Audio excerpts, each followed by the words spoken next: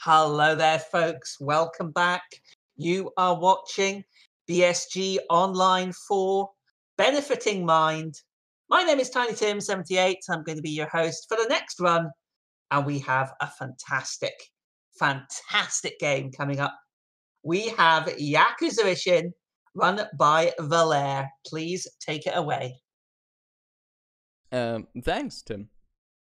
Thank you very much. I'm Velare, and I'm going to show to you today this amazing Yakuza game that maybe you might never heard of, because it never got released outside of Japan. So,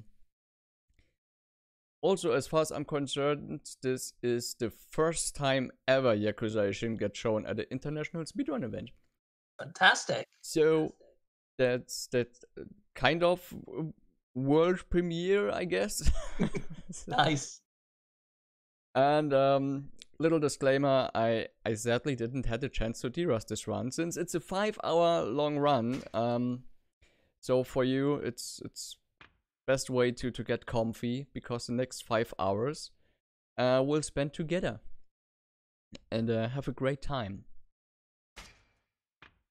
And yeah, that's also because it never had been released outside of Japan. That's why the game is Japanese only, but I try my best to explain some stuff. And yeah, as with my little knowledge that I have about the story of this game.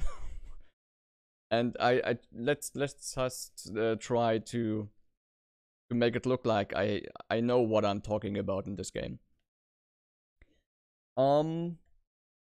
So I'm ready. So should we start? Want to just do a quick countdown and then we'll get started? All right. Just keeping the countdown simple. It's just 3, 2, 1, and go. Good luck. Thank you very much. So Yakuza Ishin, it takes place during the well, the first interesting part is it's also called the Bakumetsu era and the Edo period. So it's basically 2 time zones. Oh, not time zones. Yeah, it's the Edo period and the Bakumetsu era are basically the same, but the Bakumetsu era sounds, or is just basically for the end times, which sounds very dramatic, if I say it like that.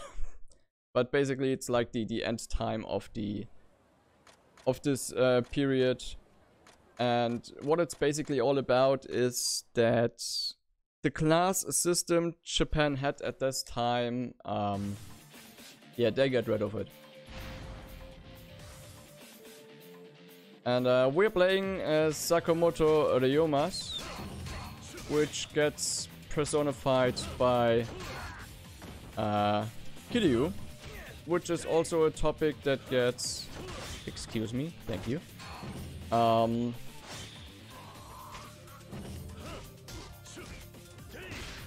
should I say it? It's basically just as simple as it can be.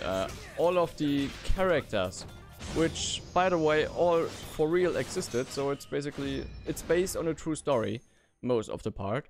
And all the important characters from that time get personified by our beloved Yakuza characters. So you're going to see, well, you just saw Majima, oh, not Majima, you just saw Kiryu, and you're going to see Majima as well, and all the other characters we know and love from the amazing Yakuza series. If you haven't played it, go play it. So, what just happened in this game? Like I said, we play Sakamoto Ryomas, and we just came back to Tosa, the place where we originally came from. We spent our time in, if I remembered correctly, in Edo, which is in our current time, Tokyo, by the way. And we came back here in this beautiful looking town, Tosa, and we just got rescued, by the way, by our father figure, which is called Toyo. might be a little bit of a confusion because of the Tojo clan and the main series Yakuza games, mainline Yakuza games, and Toyo. So Toyo and Tojo are two different things. He rescued us from prison just before we get executed, which is pretty nice of him. The reason why we landed in prison is because when we came back from, when we came back to Tosa, there was a woman and her child, and the child wasn't feeling good, and she wanted to bring him to the doctor, but those, I like to call them Yoshis, but they're called Yoshis, something like that.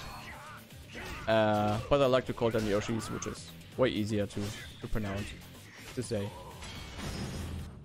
And yeah, we just beat some sense into those guys, and that's basically is all the tutorial stuff happening right now. So it's just old-fashioned Yakuza style. We play Kiryu, we come back, and just immediately at the introduction we go into prison. So everything like it always is. Question about the mechanics here. Yes, please. How does this compare then to the mainline series? Obviously you're saying we're playing effectively the same characters, but in terms of gameplay, is it very similar, identical, or are there differences?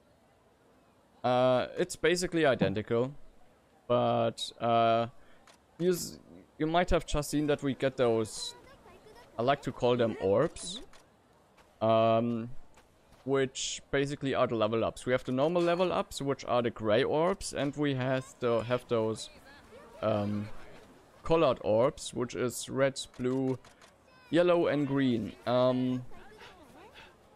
So the gray ones are the basic, the just normal, usual level ups, which we gain by leveling up our character Sakamoto. And the colored ones are level ups we get by using a specific fighting style, like which we're doing in the run is the sword only, but you also have as fighting style the pistol, which you can use, also a sword and pistol, which is an extremely fun fighting style, which we sadly didn't or won't use in this run. And the more or the often we use a specific fighting style, we also get those colored orbs. And the interesting part of those orbs is you can switch the gray orbs with the colored ones.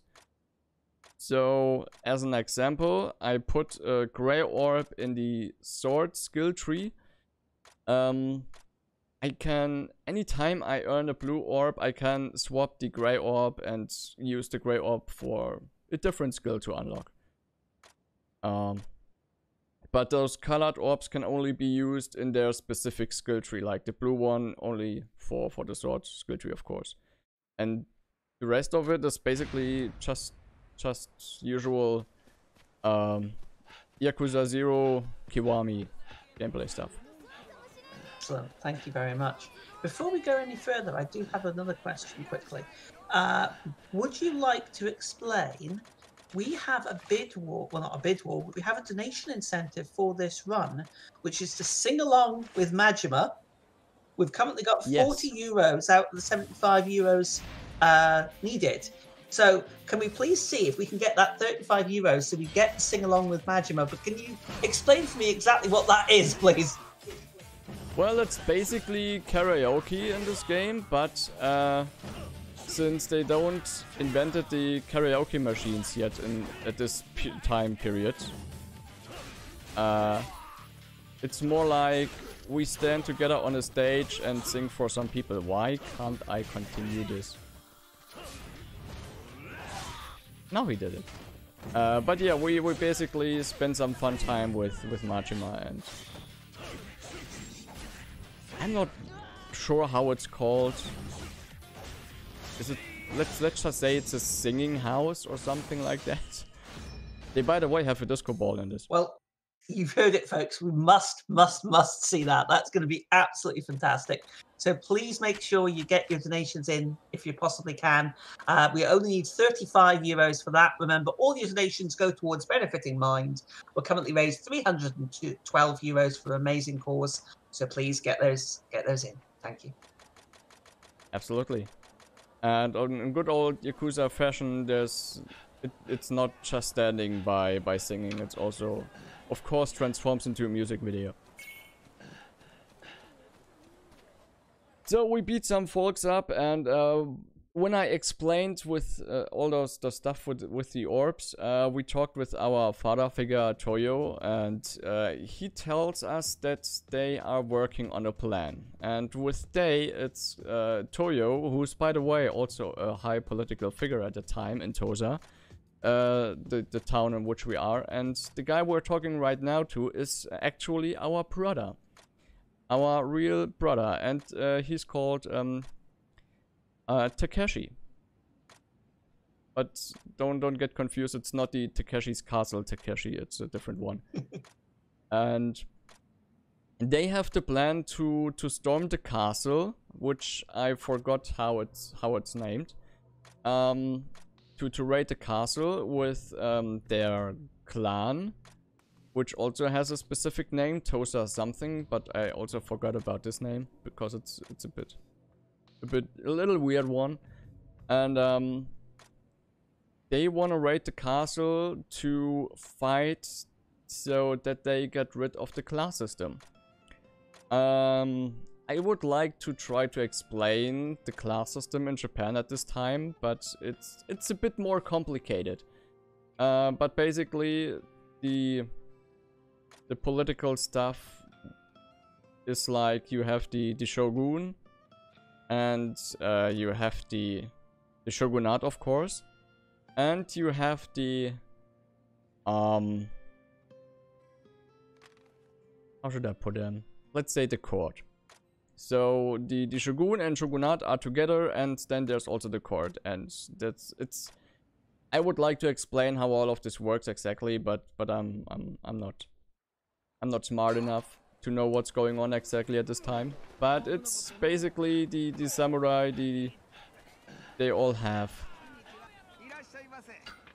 They can basically do what they want. Something like that. And they don't want it to let it continue like this, because like you see, we always get interrupted by those, like I previously said, Yoshis. And yeah, they cause a lot of trouble. So now we start a tutorial with the pistol. Ouch. And now let's switch to the extremely fun. I like to call it dancing fighting style with the sword and pistol, because Kiryu has the moves when he fights with a pistol and the sword. It's the gameplay of the fighting mechanics in this game is so much fun.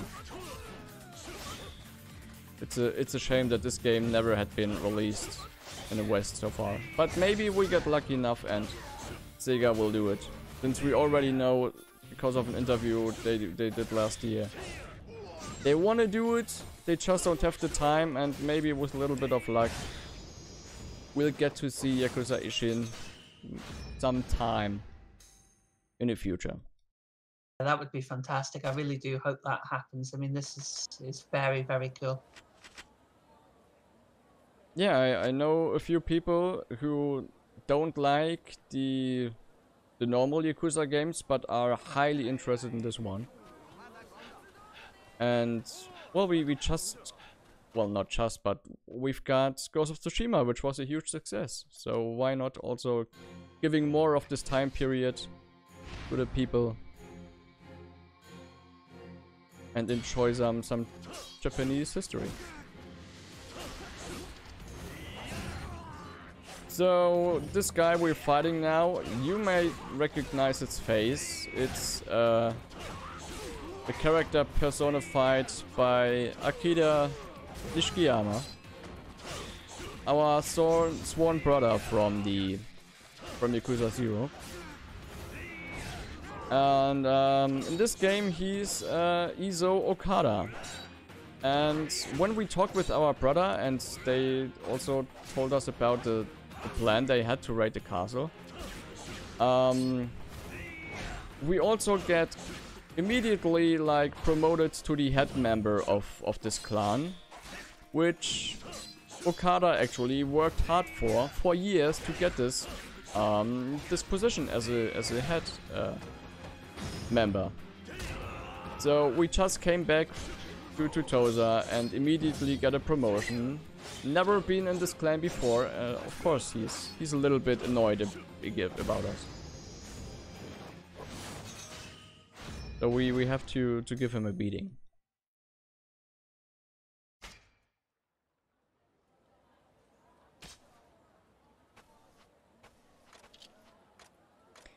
And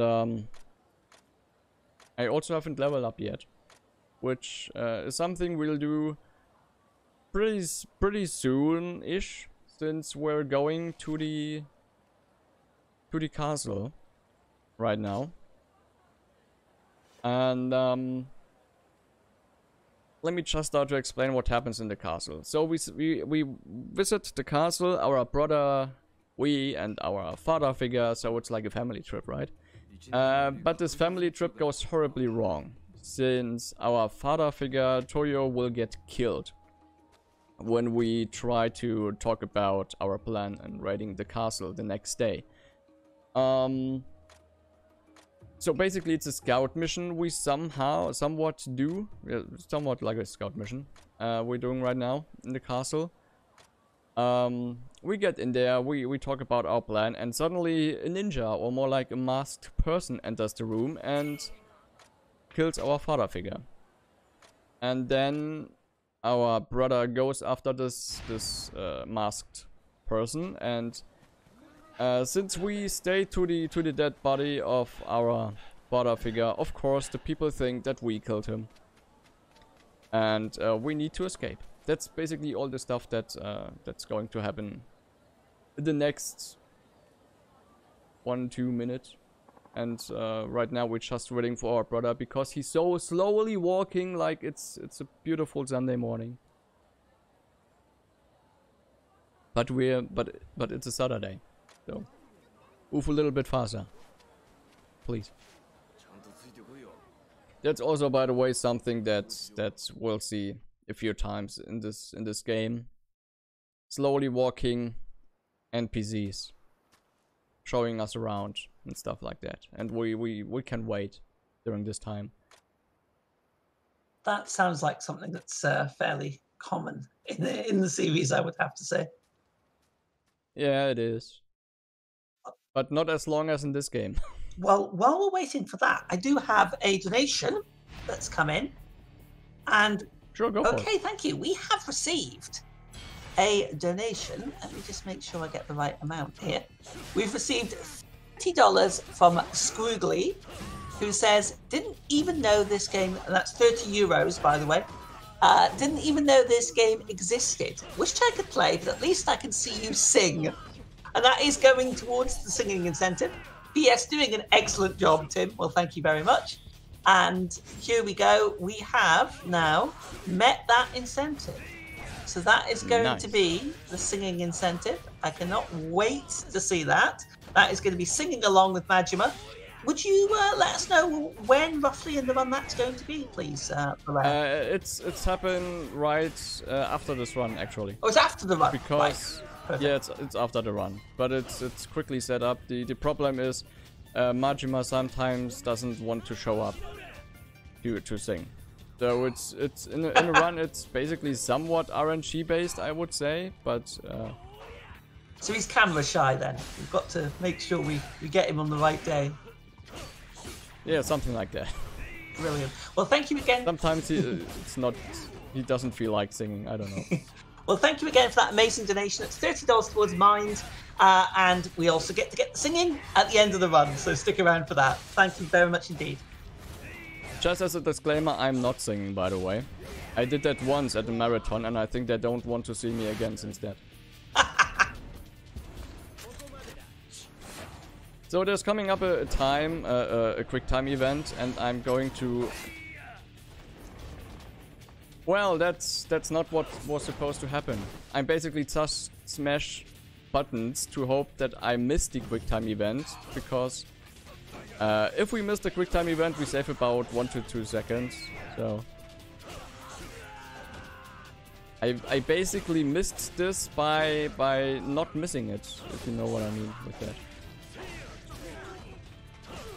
And yeah, we just try to escape the castle right now, since they all think that we killed our father figure, which is stupid. But hey, it's Yakuza.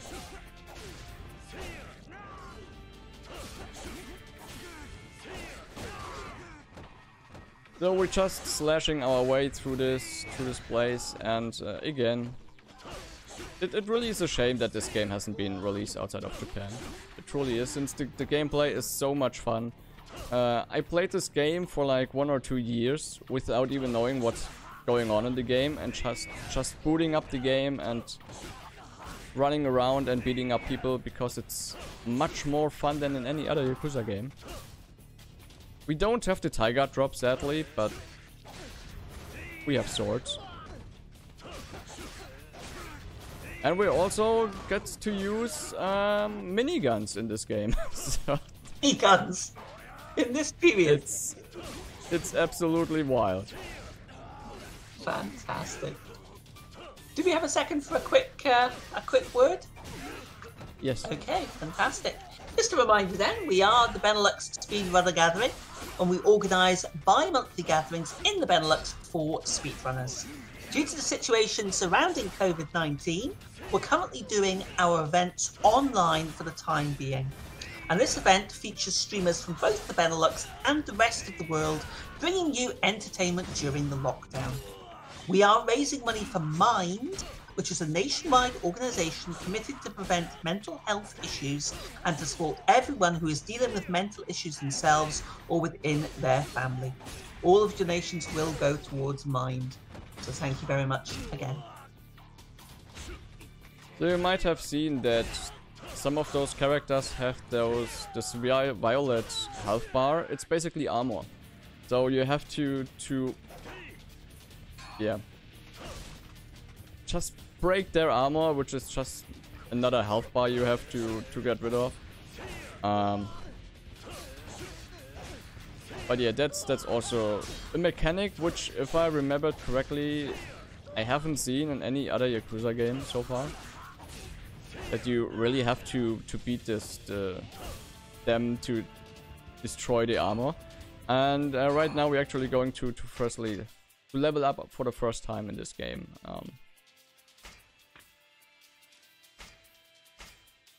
So you see right now I'm spending, we have some blue orbs in the bottom right, you can see it. We have right now 3 blue orbs and like gray orbs, a few of them, and it doesn't matter which orb we're actually using, but like I said, the gray orbs are those which you can swap by. Like, I have new blue orb and I need the gray orb to level up a different skill tree or something like that. You basically can swap the gray orb with the blue one and can invest the gray into something else, into a different skill. But you can't swap the colored skills. So once you've placed the colored one, you can't yeah, change them. And as you can see, leveling up in this game can take a little while. That's also why we don't do this that often. First boss fight, which is the assassin who killed our father figure. And he can be extremely annoying.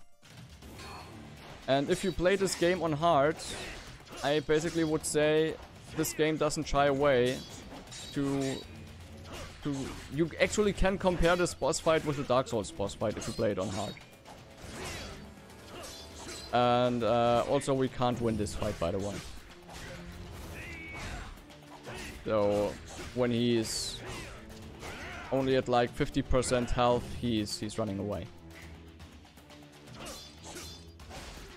And you also see those enemies quite like to block a lot of times. But for that we have this nice skill or attack in which we can let them break their guard and deal a lot of damage. Mostly. Not all the times, but mostly. There's actually one character in this game we fight later on, which I like to call Sir Block a Lot, because he likes to block a lot. Like this guy right now. Damn it.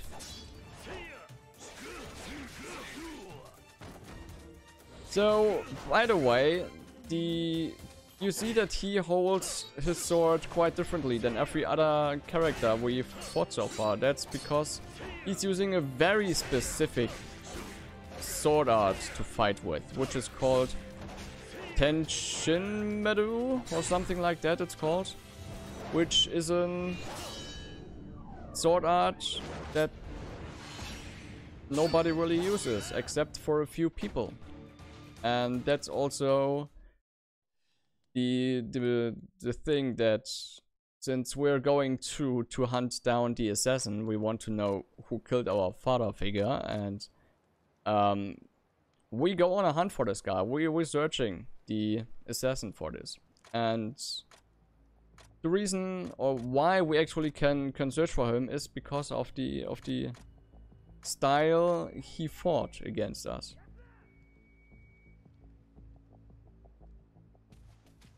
And yeah, our brother got hurt, so we escaped the castle right now, and we leave Tosa. This chapter also, by the way, is called Escaping Tosa, so makes sense, I guess. And yeah, we're leaving Tosa and heading right to Kyoto, which is the lead we've got. Also, by the way, we make a time jump of about a year, so 1 year later, and we are in this beautiful little inn, and going to search for more clues. Who was the assassin who killed Toyo?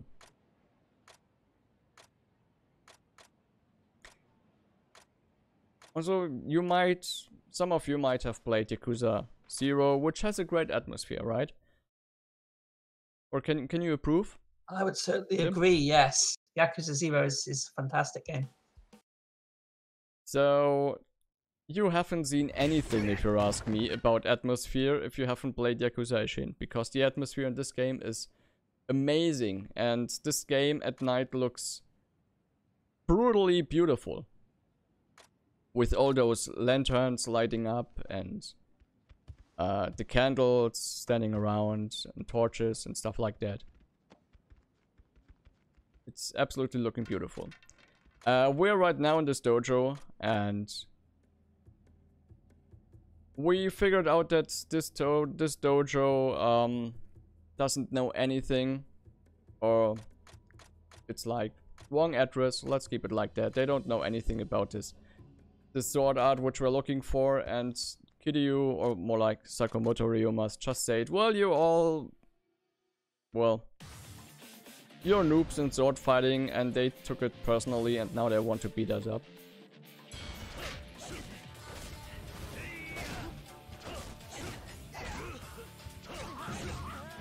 So this time, Kiryu himself was the aggressor.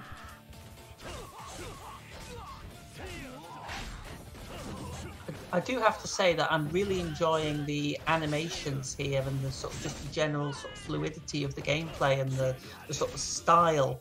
And I've done a bit of looking online, and 2014 was when this game came out, and that's amazing. It was a PS4 launch title in Japan. It looks really good. Yep. So this guy coming in right now, he's called The Crow, and he's our info broker. So we asked him, or we pay him to get informations about people using this specific sword art, and we already know that the dojo has moved from a different place to Kyoto, which we are in right now. So that's why we are in Kyoto and why we are looking for the sword arts right in this specific town, because like I said, we know they have to be here in this town, and probably also our killer which we're looking for.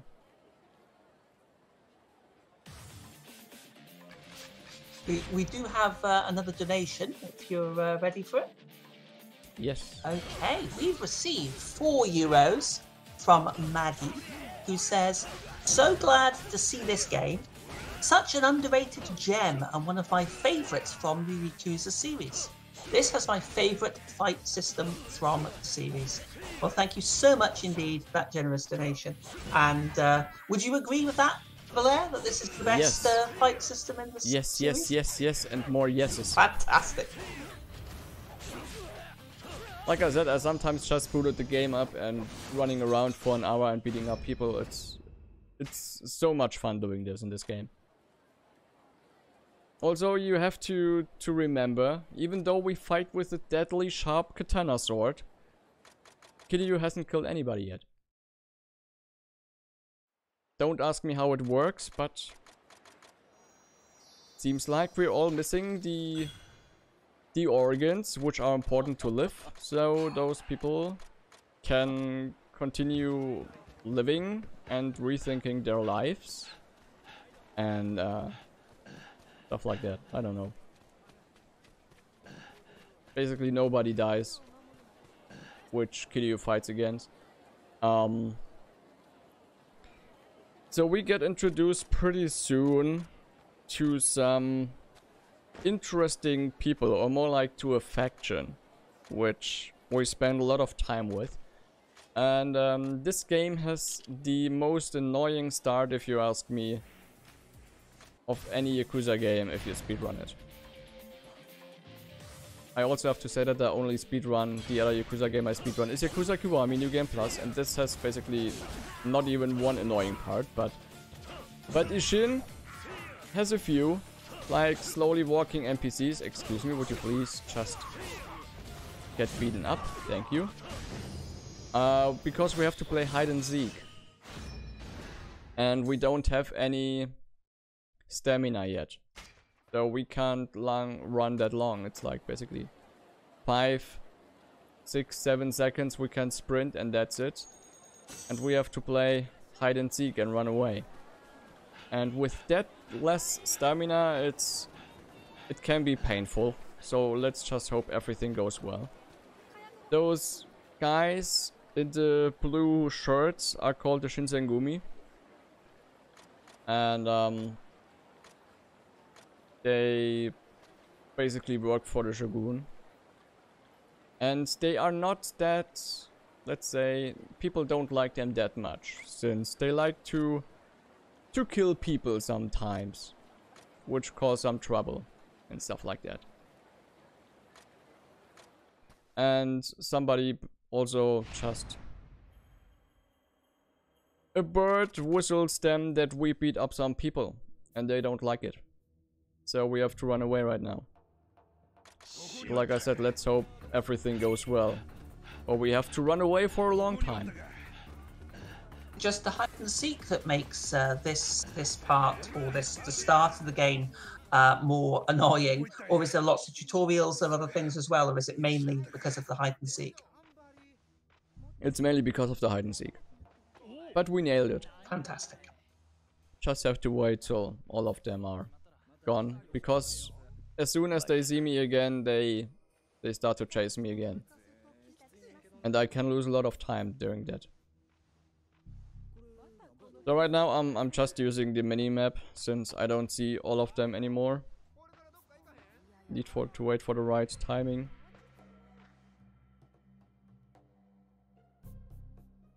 Now it's all time to go.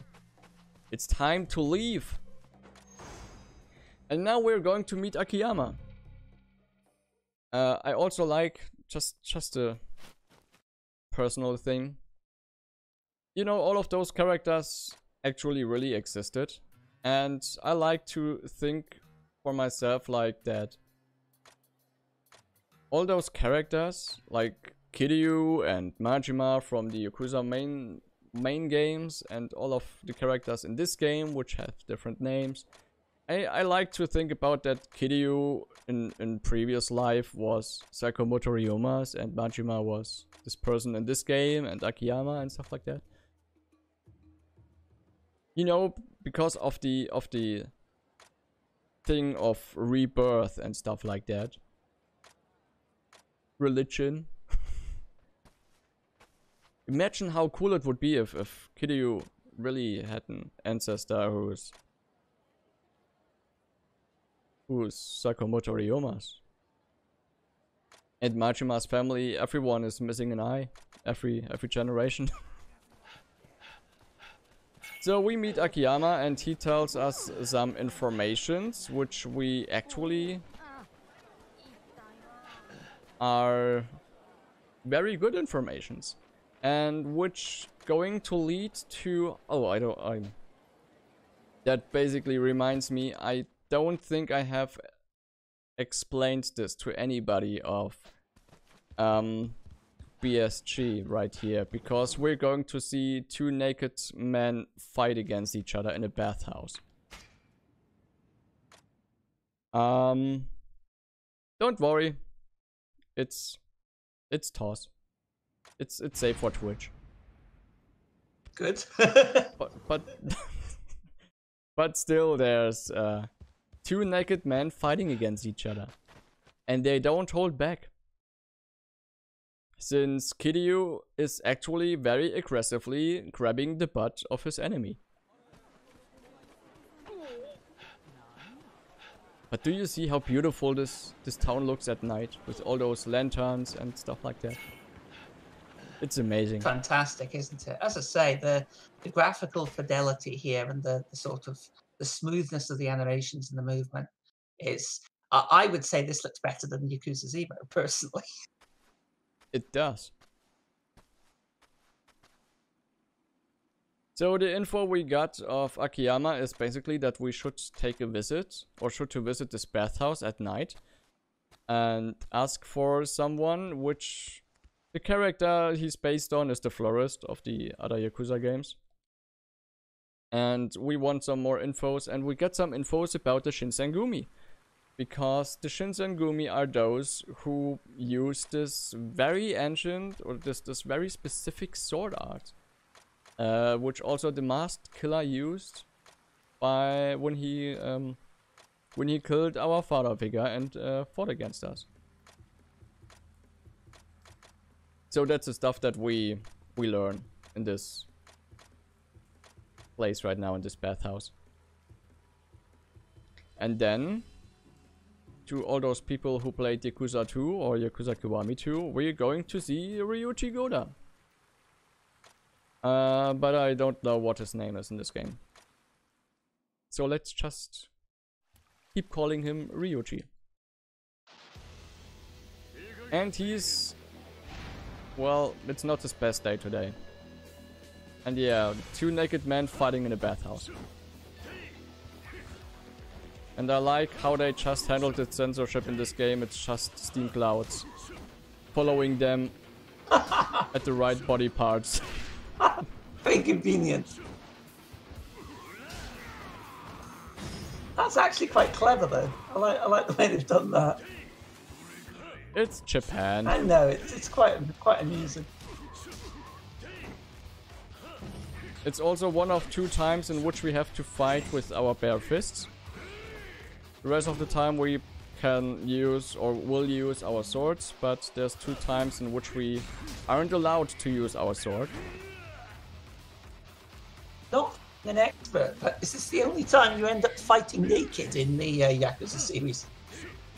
I think so, yeah. I wonder why. Oh, come on, Ryuichi. Could you please stop grabbing me? That's the problem. When he grabs you, he immediately throws you, even though the game tells you you can escape his You can escape that, but you have to react so fast to escape it. It's unreal. You have to have unreal reflexes for this. Or you have to be a pro gamer and the highest difficulty on F-Zero. It's a heck of a fight. It is. There's much more coming up in this run, which there's, by the way, the grab.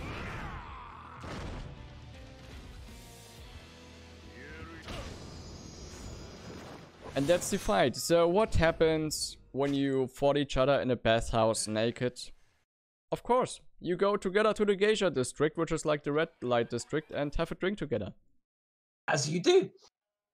Yeah. And we learned that Ryochi Goda is a captain of another clan.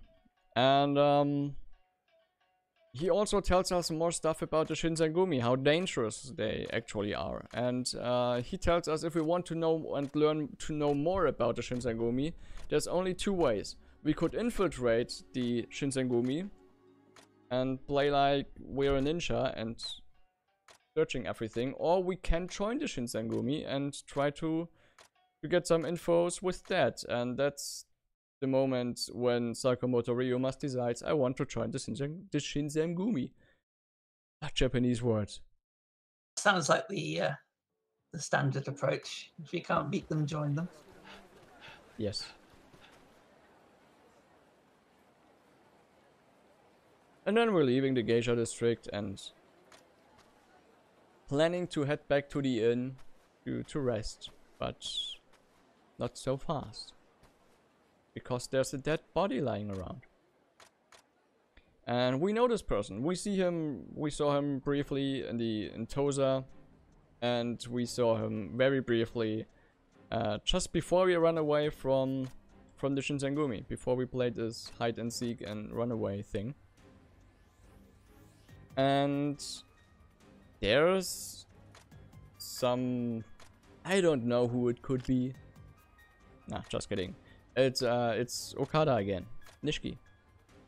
And he tells us that he doesn't want to fight us, against us here, and he invites us to a place which is also known as the Street of Bones. Sounds very dark, doesn't it? Very nice. But the thing is, the only way we can get there right now is with a boat. So we need a boatsman to bring us there. And then we actually have, maybe, if you want to say something like about this marathon or any donations or stuff like that, we have a little bit of time for that now. Fantastic. I was just about to ask. That's brilliant. Okay. Well, folks, remember you are watching BSG Online 4, Benefiting Mind. We are the Benelux Speedrunner Gathering, organising bi-monthly gatherings in the Benelux for speedrunners. Due to the situation surrounding COVID-19, we're doing our events online for the time being, and this event features streamers from both the Benelux and the rest of the world, bringing you entertainment during the lockdown. We would like to thank ESA for supporting the event and for allowing us to stream on their channel. For information about the upcoming events and any changes due to the COVID-19 outbreak, be sure to check out esamarathon.com. And if you'd like to participate in an event similar to BSG, we highly recommend checking out UKSG. UKSG is an event normally held in Glasgow, running 4 times a year, supporting Crisis. Their next online edition will be running from the 23rd until the 25th of April, and submissions close tonight at 7 PM CET. So if you'd like to submit and participate in a similar event to this, please get those submissions in as well. Thank you very much indeed. And remember to stay hydrated. Always remember to stay hydrated.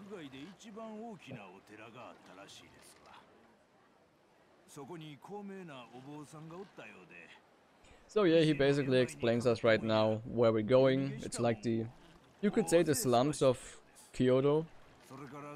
A den of gangsters and bandits, stuff like that. And it's also called the Street of Bones, where we're going right now, so yeah. The lighting and the animation and just it's what you were saying earlier about the sort of feel of it.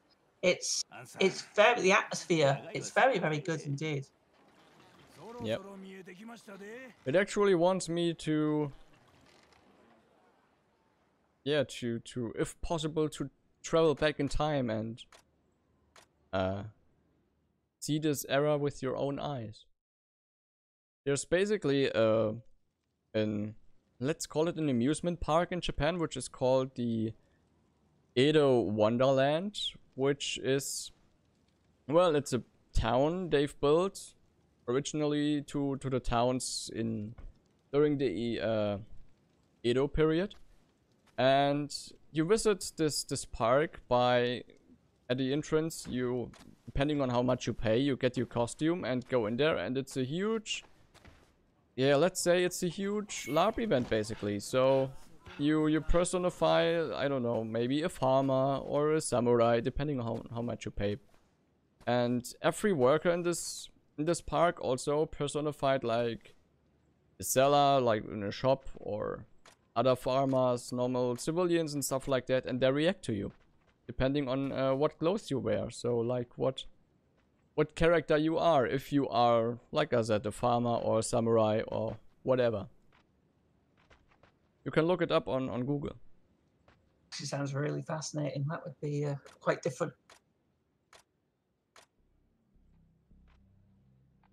So here he is again, Okada. He still doesn't like us after a year.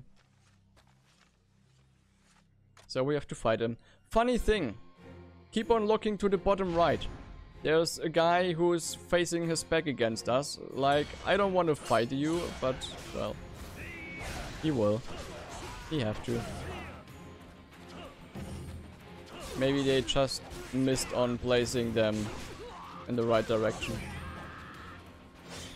It's a funny little thing. Also, I think I haven't talked about this yet. In this game we won't buy anything, at least for 2 things, which is happening very soon in the next chapter. But we won't buy any healing items, since every heal item we're going to need, we're just collecting from the ground. Like in some places we can collect some heal items, and that's basically all the health that we get for this run.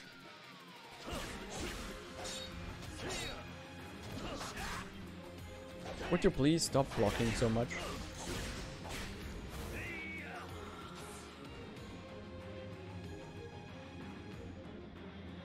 So what we're also going to learn is that our brother Takeshi is also here in Kyoto.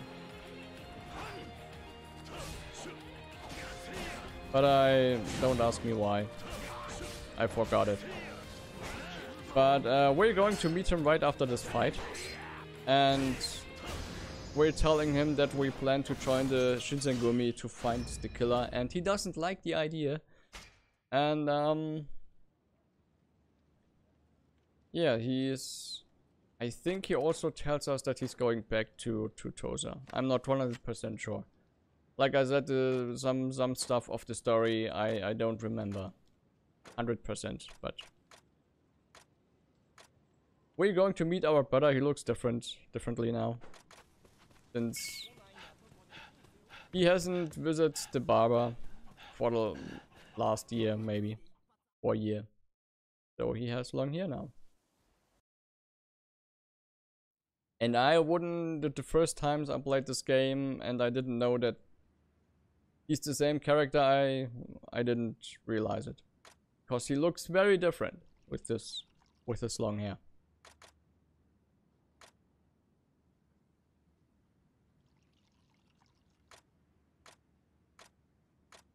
That's also the end of chapter 2. comment. Oh, by the way, our name isn't longer Sakamoto Ryomas. We use an alias right now, which is Zaito Hajime. Cool, cool. Can I just make a comment about the combats? At the end of the combat, when you finish the sort of fight, you get the sort of the scene right at the very end where it goes the sort of different. I don't know how to describe it. Almost like the watercolor style sort of ending with the sort of blood splash across it. That is so stylistic and so cool. I really enjoy that. It's like the conclusion of every battle. Yeah.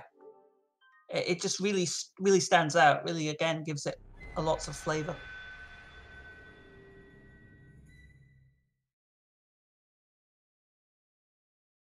So we're going right now to the headquarters of the Shinsengumi. But before we do that, we make a short stop at the blacksmith. And that's the only time we're going to buy something or upgrade anything. Since in this game you also can visit the blacksmith to upgrade your sword. Which means that you can deal more damage. Right now our sword does 90 damage and we are going to upgrade it to 120 damage. And we also can level up our sword, or even every other weapon we're going to use. We can level them also up, so we can upgrade them even more. And, which is more like an RPG mechanic if you ask me, we can combine like 2 different swords to a new sword and, you know, keep continuing this stuff and can build our ultimate sword. But we're not doing this in this run because it's so highly RNG based to get the right items for, well, this character just despawned in front of our eyes. But yeah, it's so extremely RNG if we get the right items to level up our swords or weapons and stuff like that. So it's the only time we do this right now.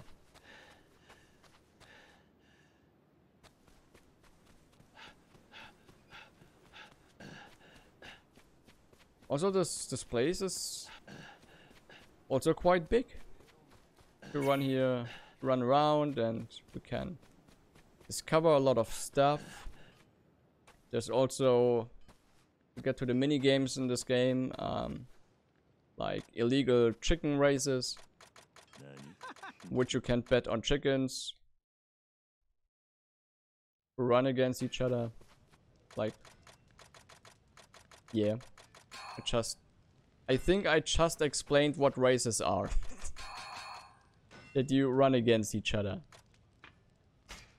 So let's buy some of this beautiful looking brown powder. And of this beautiful looking blue powder, which we're going to need to level up or upgrade our sword right now.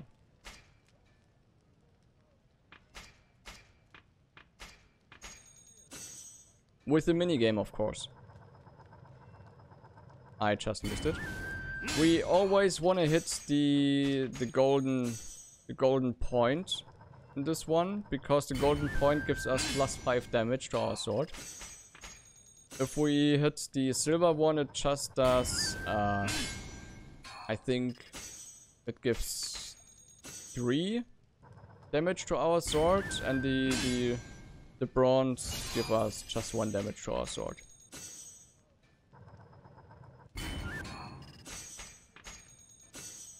And one last time. Nice. So that's the only time we upgraded our sword, and the last time.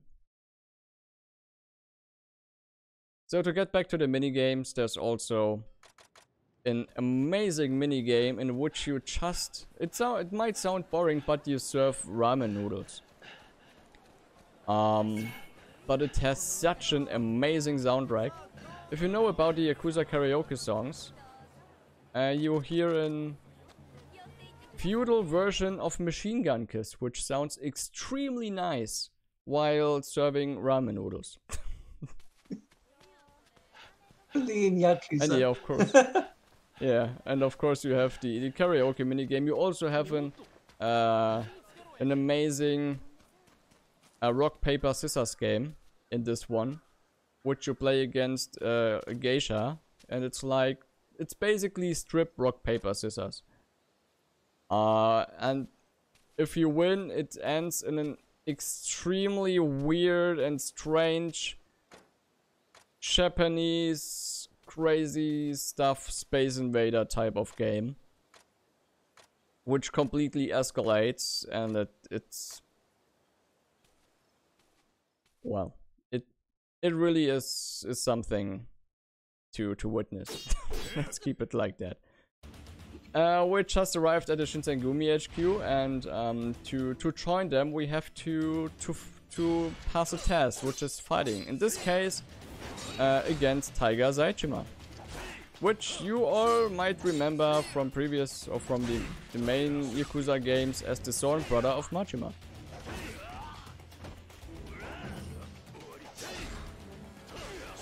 And the good thing is that he's also using this specific sword style that we're looking for. And but we will find out that he's not the killer that we're looking for.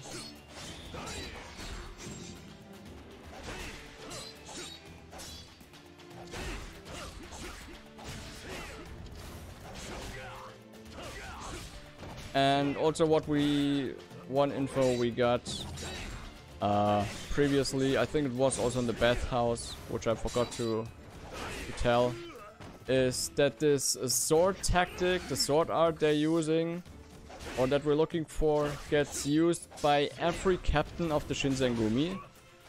And there are like, I think 9 of them. Oh god, that's the worst case right now. The batteries of my controller run low. I need to find a quiet moment to pull in the cables for that. And here's, by the way, Majima. Everybody's favorite idol, Majima.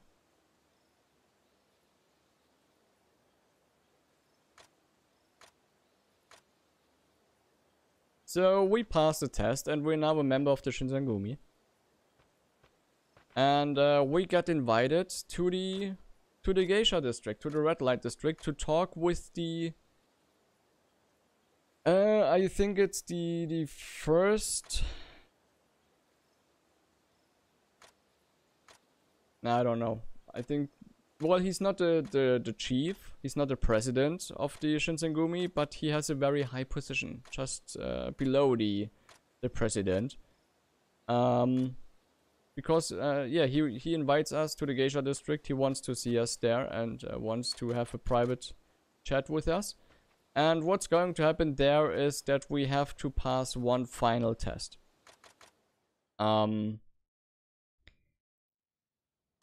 There's also the third captain of the Shinsengumi, well, the captain of the third unit of the Shinsengumi, with the president, not with the president, with the, let's call him chief. The chief operating officer, the COO of the Shinsengumi, let's keep it like that. So the captain of the third unit is with the COO of the Shinsengumi, and the captain of the third unit, well, let's say he's somewhat like a trader. And we have to do a final test, which is a fight of life and death against this captain. And he's also using, of course, this specific sword art we're looking for. And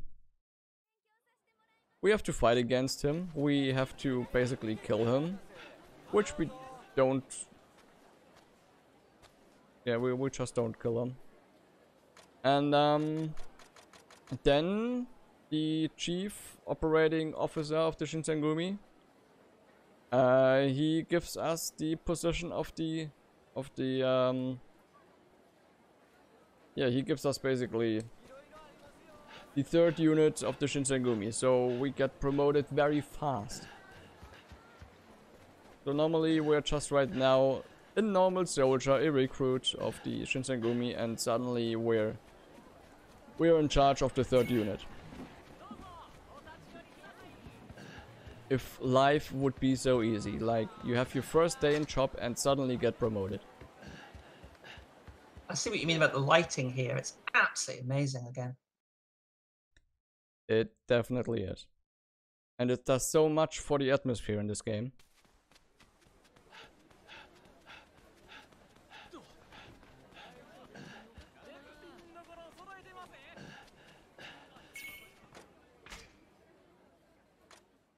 Okay, let me just fast plug in the...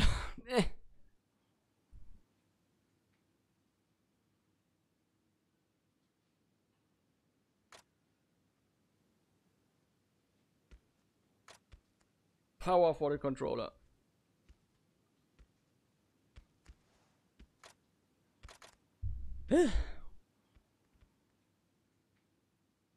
So yeah, there's the Chief Operating Officer. It's not of course it's not his actual rank, but I forgot what his rank officially is.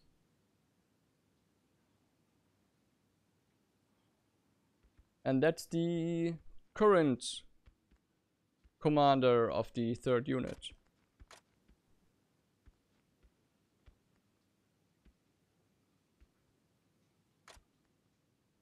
No, captain, it's captain. Not commander, captain. Captain, no captain. So this guy is basically very easy. He just has one very annoying attack. Let's hope he doesn't do this. And sometimes he also likes to block a lot. So also let's hope he doesn't do this. So we get quickly over with this fight. And then it's also the end of the 3rd chapter. Fantastic. Well, if he's going to do some plugging, do you mind if I do a little bit of plugging as well? Yes. Okay. Remember, folks, we are watching BSG Online 4, Benefiting Mind. Please make sure you get your donations in. Benefiting an absolutely amazing cause. Remember that the BSG also supports small community events as well. And you can see events like the Harvest Moon Marathon and the Colin McRae-a-thon happening live. There's a marathon of Harvest Moon? There is indeed.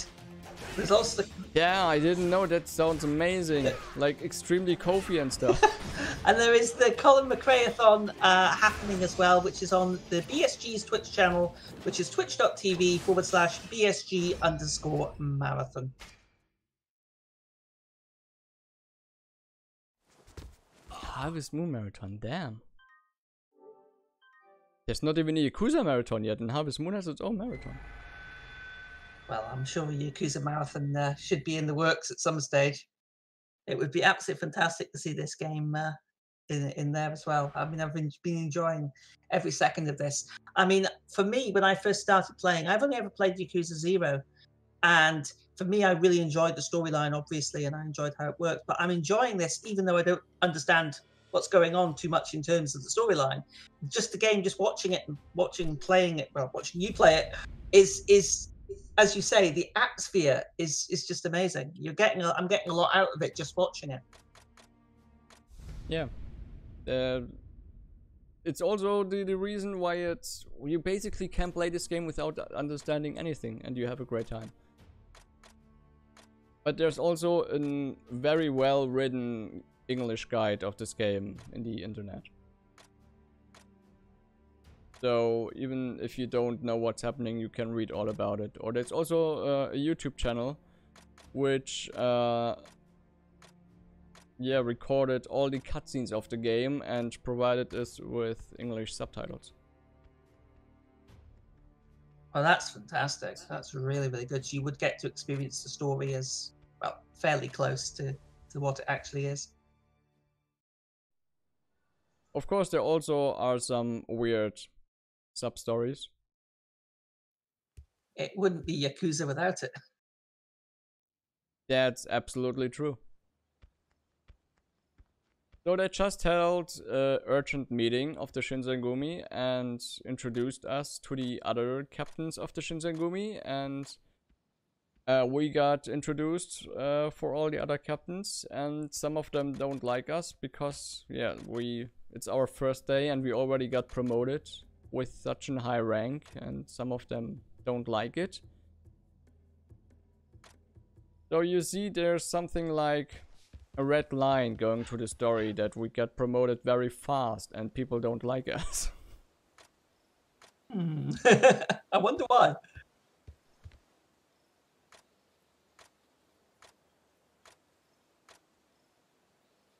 So you just mentioned Harvest Moon. What would you say if I tell you that there's a minigame which is basically Harvest Moon? It wouldn't surprise me, to be perfectly honest. Having seen some of the mini games in Yakuza 0, it doesn't actually surprise me too much. Yeah, but like for real, it actually has something like a Harvest Moon minigame in this. So we will get a farm building, a small one, which we can upgrade a little bit, like having a bigger garden and stuff, and we can grow vegetables in it. And we can use those vegetables to cook and make our own lunch boxes, something like that, which can heal us and also buff us a little bit. And stuff like that. Which we're going to activate right now, but we're never going to visit this farm again or do anything with it in the speedrun. But you also can play this game and spend hours in just working on your own farm. So one thing that I haven't talked about yet are the random encounters. Of course they are also in this run, but there's something about those random encounters which makes it difficult to deal with them, since we have till chapter 6, if I'm not wrong right now, to have some of those random encounters that could be very helpful. Or basically every random encounter we have on our way to chapter 6 can be extremely helpful, because it helps us level up faster. With that we can reach our ultimate sword skill, which we unlock at the end of the skill tree. Fast enough so it can get extremely handy to use later, and which also leads it to save us a lot of time. But on the same side note, the more random encounters we have right now, we can't say how many random encounters we get at the whole of this run. So of course we could play poker with it and say I try to get every random encounter I can right now till chapter 6, so we can level up very fast. But with the risk that there also will be a lot of random encounters at the second half of the run, which we actually don't even want. So every random encounter till chapter 6 is good. Every random encounter after chapter 6 is bad.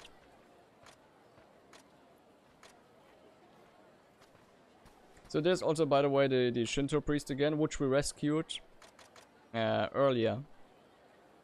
But he's not important for the story.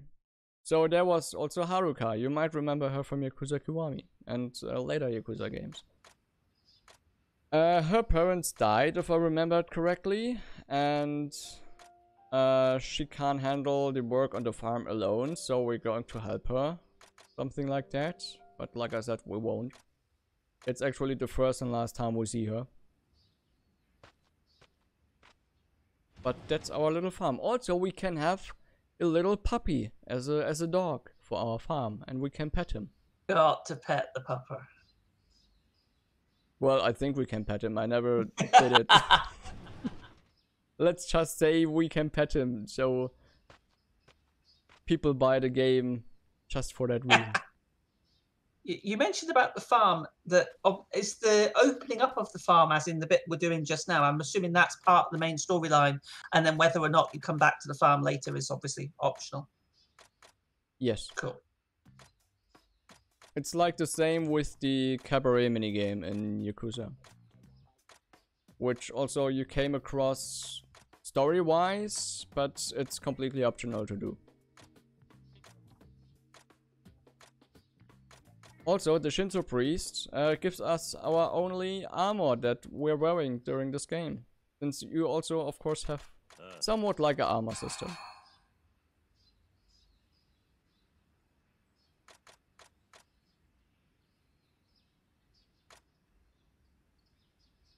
Which we just go to equip, so we don't forget it. Because that happened a lot of time to me. That I just forgot to equip the armor. So we have to discover the farm right now. We see, oh look, there's a little cute looking shrine. And she tells us, yes, it's a cute little shrine. And then we see, oh look, there's gardening tools. And she says, yes, there are gardening tools. And then we get in the house. And we run there and say, look, there's a cooking station. And she says, yes, that's a station to cook. And stuff like that. So we just discovered all of this. Look, there's a storage room. Yes, it's a room to storage stuff. And now we're leaving. Because we're bored of this place already.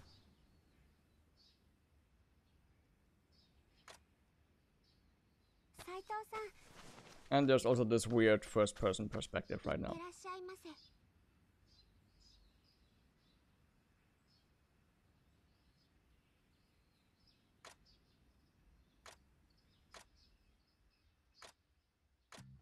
So don't ask me what they're talking right now because I don't know. It's also not relevant for the story, so... let's just say they talk about the weather.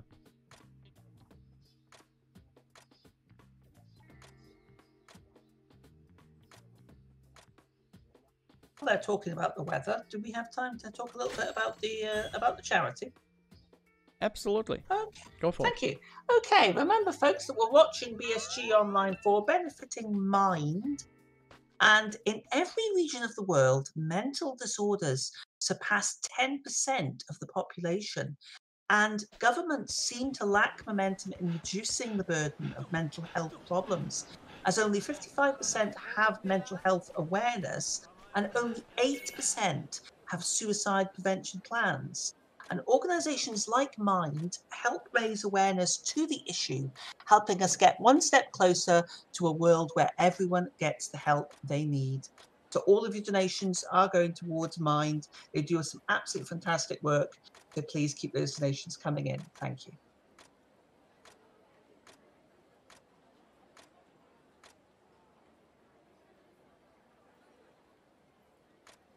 I wanted to say something, but I forgot what I wanted to say.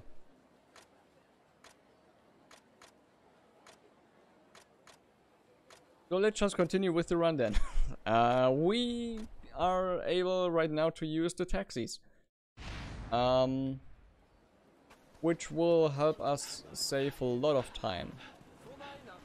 And there's also one part in the future of this run in which we normally have to walk a very specific path and have to talk with a lot of people. And also have to fight against a lot of people, but we can skip all of that later by just using the taxi. And I'm not sure if they did it intentionally or if it's something they forgot thinking about when they made this game.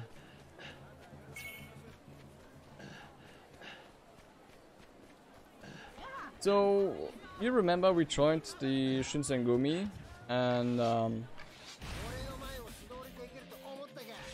right now we got back to the inn, and one of the woman working at the inn doesn't like that we're right now at Shinsengumi because, like I said, they have a very infamous. They not liked that much by most of the people.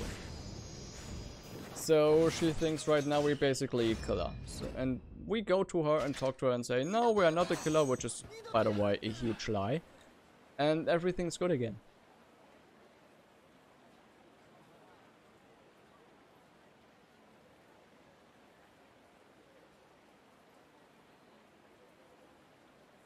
We also have to think about that Sakamoto Ryomas, or like he's called right now, Saito Hajime, that he's like, I would say 40 years. And she's, if I remembered correctly, 19 or 20. And she has a crush on us. So a bit young, I would say. So she shouldn't think about stuff like this.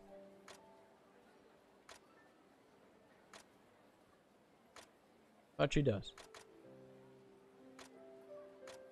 And so we just lie to her.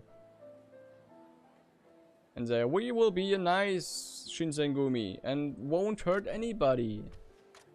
And stuff like that. But like I said, it's a huge lie.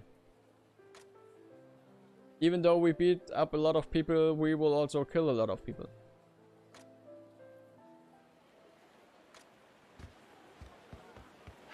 Full sunset effects there again.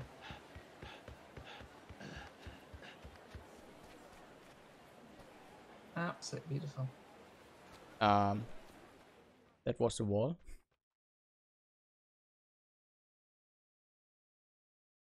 So perhaps a stupid question for you, Velare. Is this your favourite Yes. game in the Yakuza series? It absolutely is. Excellent. But if it's about the main serious games, I actually would say it's Yakuza 0 for me. And very good choice. That's the only game I've actually played, but yeah, I would agree. Since Yakuza 0 does an amazing job introducing you to the Majima character and his past and stuff like that, and it's so damn good written that even I by myself, I'm normally a frozen stone rock if it comes to emotions, but Yakuza 0 and the story of Majima really made me cry like a little baby.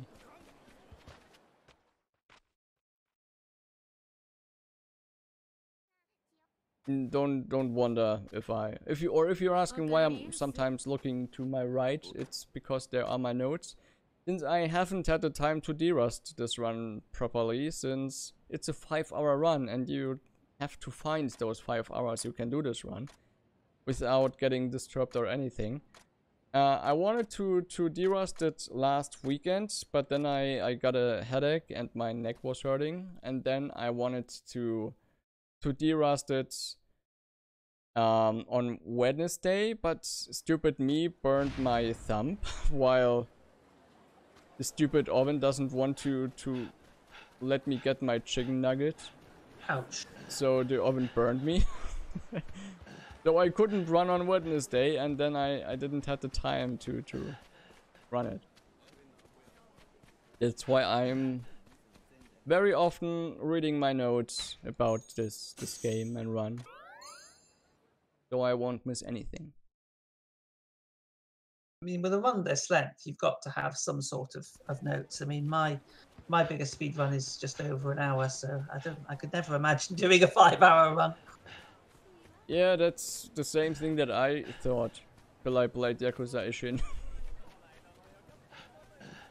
If you're interested in the notes, by the way, or anybody thinks about picking up this game and try running it by yourself or whatever, on speedrun.com, on the Yakuza Ishin leaderboard, which is basically filled by 2 people, I put on the speedrun guide in German as well as in English. There you go, folks. You can speedrun this game yourself. Yes. So, when we got back to the inn, we got told that somebody is waiting for us at the temple. So that's why we are running to the temple right now, to the woods, and yeah, to the temple. And then a lot of story happens again, since we're meeting with, you might know him from other Yakuza games, of course, it's Date. I forgot what his name is in this game. But he has basically the same role. He is, or more like was, an officer for Tojo. Toyo, not Tojo. And he wants to talk with us. And he also, even though he was an officer, and he was the one who said that we might have killed our father figure when the accident happened, the assassination. He tells us right now that he doesn't believe that we killed our father figure because it wouldn't make any sense, since we wouldn't get anything out of it. Instead, he thinks that our brother has something to do with it. Or more like the organization, the clan, the Tosa clan, has something to do with it. And then we talk with him about the Shinsengumi and that we are joining or joined them and we're looking for the killer and stuff like that. And then they both say, let's work together, and yeah. They start to work together right now. And speak of the devil, there are some Tosa clan people who wanna see us dead. And it's, by the way, since it has been a while since we leveled up the last time. So let's do this again.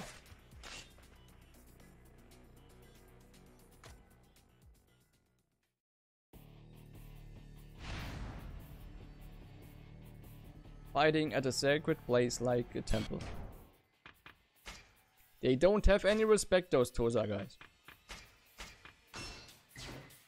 I see we have a lot of level ups. That's very nice to see. It's absolutely beautiful.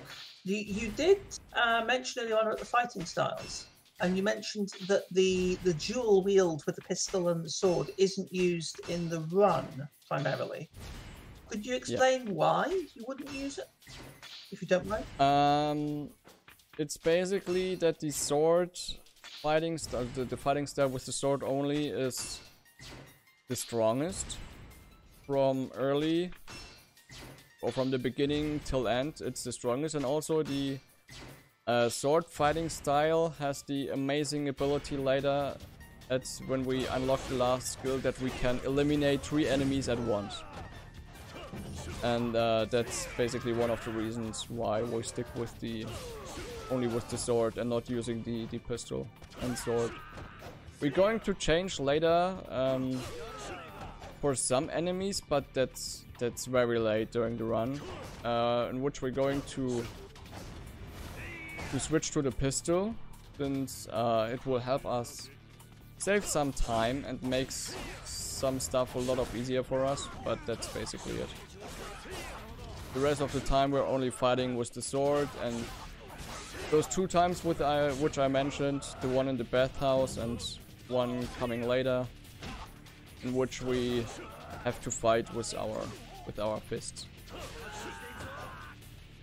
Oh. Which also, by the way, are the most spectacular fights which we have, are the fists only fights. We have the naked man fighting in a bathhouse, which by itself is spectacular. And then we're going to have an extremely,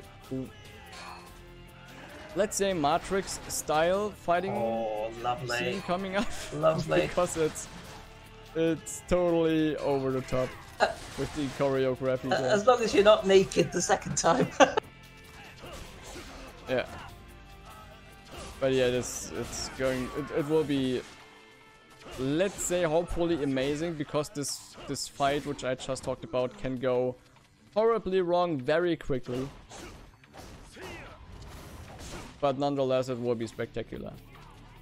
By the way, the chapter is also called in which it happens a spectacular fight, if you translate it. So the devs know what they are doing, or knew what they were doing.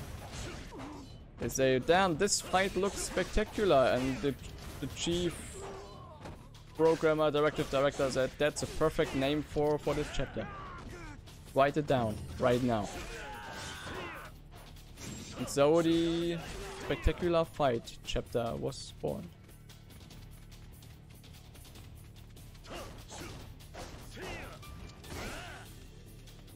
Also barricades, which we have to slash open with our swords. There's much more weirder things that will follow later the run, which we have to open with our swords. Which basically reminds me of Age of Empires, actually. Ouch.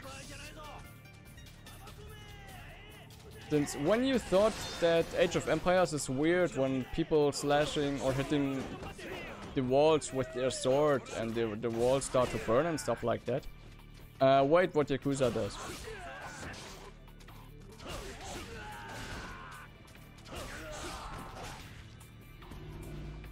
So, boss guy is coming. He also has, as you can see, so many armor wearing with its face mask that we... Excuse me, can you please focus on me? So I can get rid of that armor. Big hammer. Yeah. I wouldn't like to have my head between this hammer and the ground or something like that.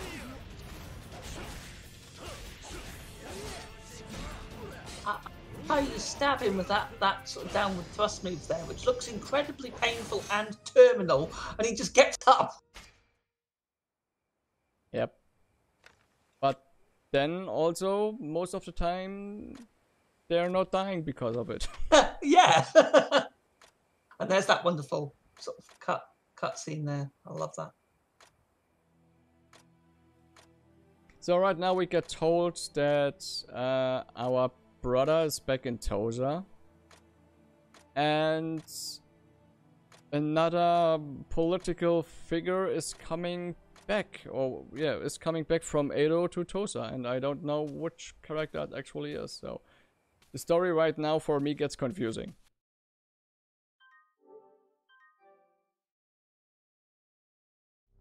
That, by the way, was a gold split. Oh, congrats. By like 140 milliseconds.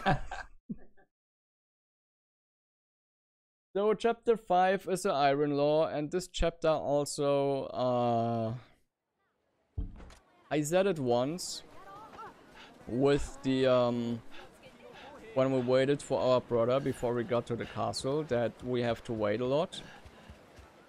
And this keeps on happening right now. But I'm prepared for this. So we'll have something to do for that. I know he's got his blue jacket on now. Finally. Yeah, doesn't it and it looks good on him.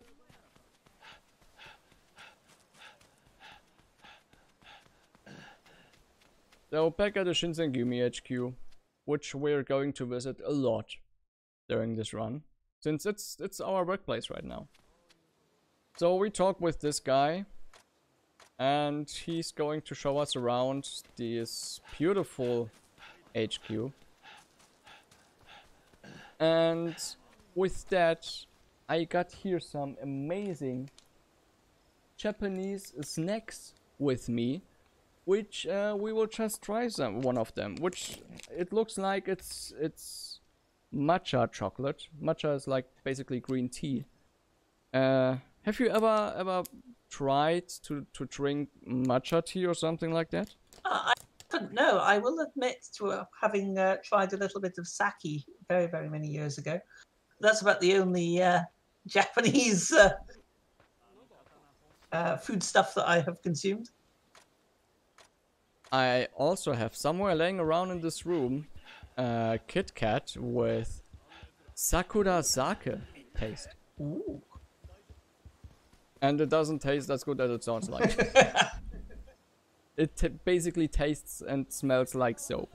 But lovely. to get to the matcha chocolate right there, it's a beautiful. I don't know if you can see it, but it's a beautiful panda face, and there's also a cookie behind it. So Sounds fantastic. Oh, I love. Oh, that's cute. I like that. That's really cool. And it tastes I was good. going to say, as long as it doesn't taste like bamboo, you're fine.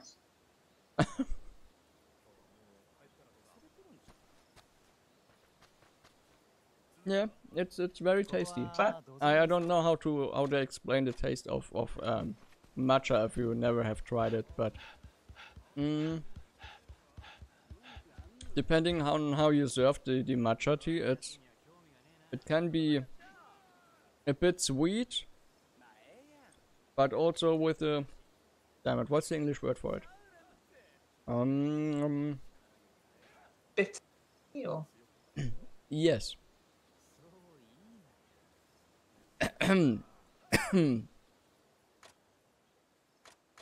Yeah, it's sweet, but with also a bitter note with it. very interesting. I can't say I'm a particularly well informed about Japanese teas, but well, as long as the chocolate was good.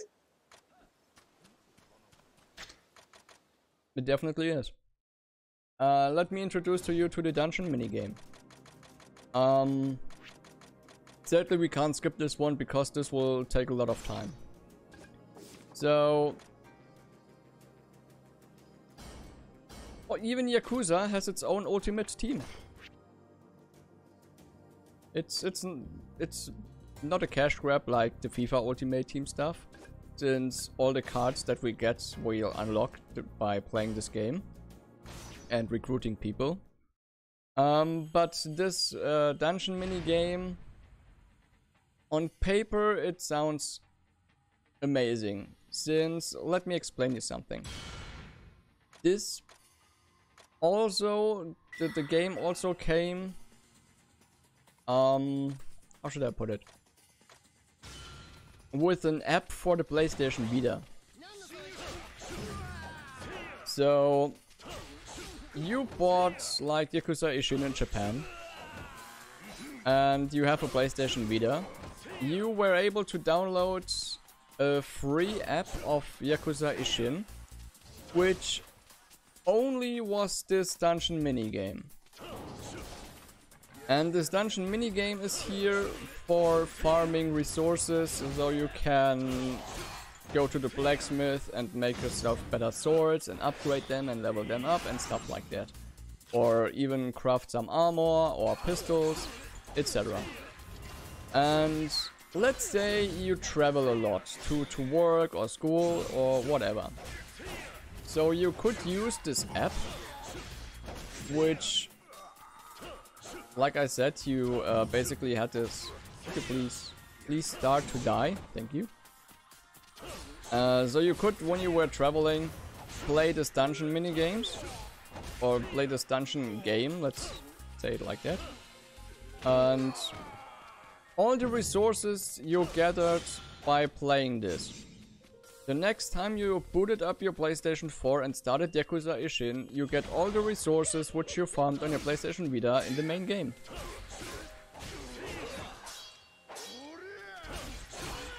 So you didn't have to spend farming all of the stuff at home, bored, sitting around. And it allowed you to, when you were traveling, to farm all the stuff that you might have needed when you had nothing to do while traveling. And when you were back home and started playing Yakuza Ishin again, all the stuff you farmed got put in your inventory, and you could do with it whatever you want.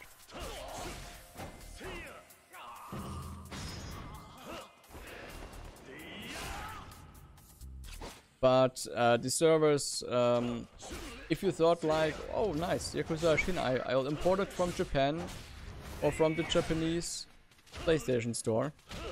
The service isn't available anymore for the game to download this dungeon mini game version on your PlayStation Vita and do this, what I just said.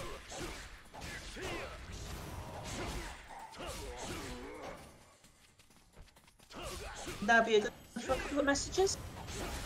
Yeah. Okay, fantastic.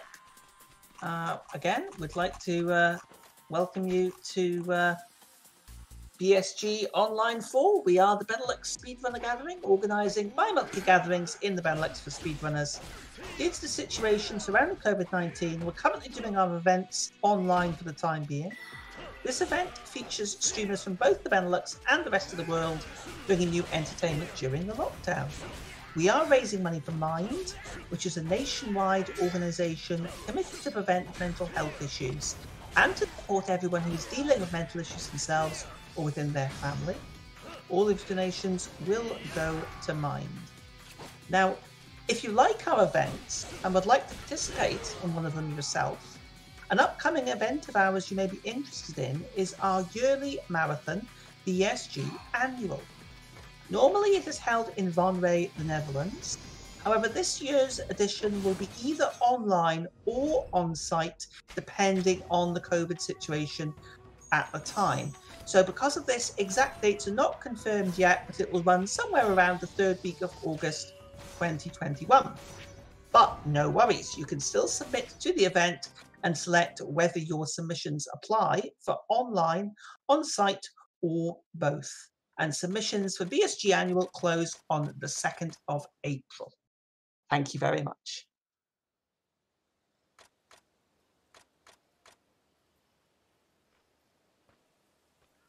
Anything more, maybe? I've got more if you want more. Yeah, go for it. Okay. We have time. Oh, fantastic. Okay.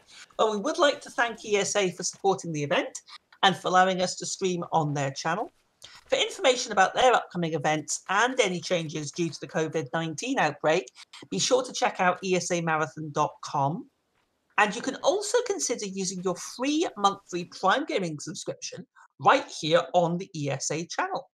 You will get access to all of the ESA emotes as well as several BSG emotes, and you get to support both the events. We would also like to remind you that aside from BSG events and their own marathons, ESA hosts many other events across Europe, including the British UKSG, Hackathon, and more. So be sure to drop a follow to see whenever something is live. Thank you very much. We still have more time. We still have more time. Wow, fantastic. Yeah. I'm enjoying this. Okay. We would also like you to stay up. If you'd like to stay updated with our events, you can follow us on Twitter and Instagram under the handle BSG Marathon. Get a behind-the-scenes look at the events and stay up to date with the latest news on our marathons, events, and more. We're also in the process of uploading all of our VODs to our YouTube channel, which can be found at youtube.com/BSG Marathon. Please be sure to check it out and also subscribe to find one new video per day in your feed. So you'll always have some fantastic speedrunning action to look out for. Absolutely.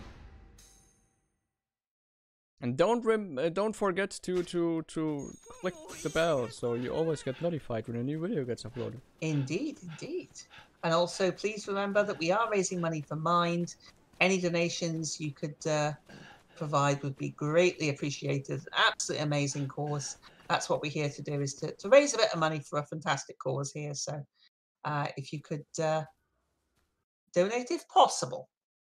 We totally understand that the current situation is very difficult for everybody, but bearing in mind that even though it's very difficult for ourselves, it's incredibly difficult for people with mental difficulties or mental illnesses, and even more so than usual. So again, every little bit of contribution of donation does help. Thank you very much. Also, and always remember, even though if you can't donate anything, it also helps if you spread the word about this marathon event. Exactly. Like sharing it on Twitter and social media and stuff like that. Spread the word that this amazing speedrun marathon is happening. Yes, with that point, the marathon is still running for the rest of the weekend. We've got some absolute fantastic runs coming up. So please be sure to keep watching.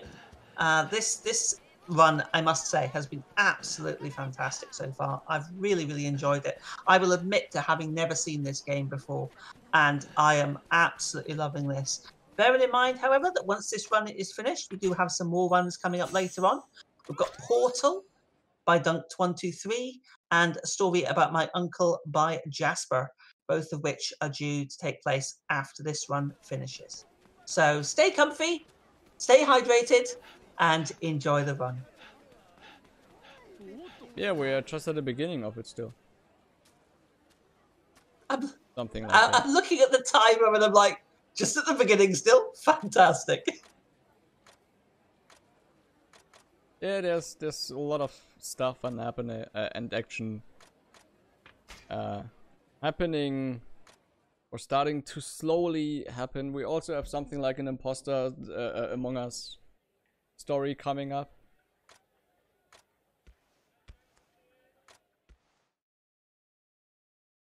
Well, second here to talk about some upcoming bid wars then.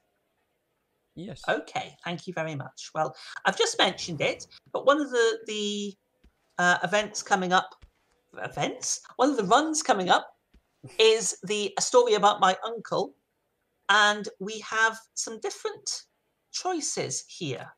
We've got two incentives for this. We've got a bid war for the beam color choice, and we've also got, and I'm sorry, we must have this. We've got to have this, folks.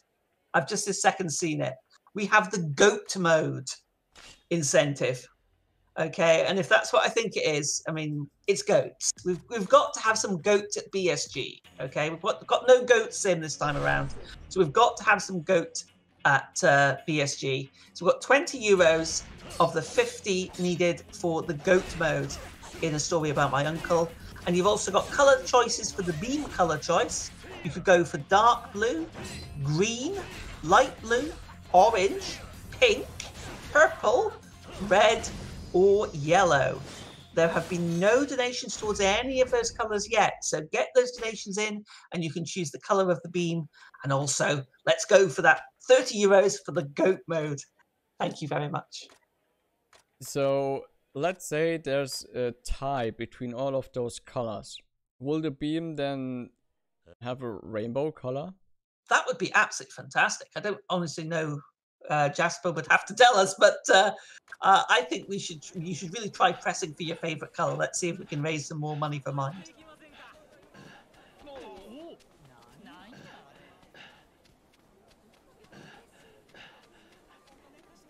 So a lot of stuff happening which isn't actually really story relevant, so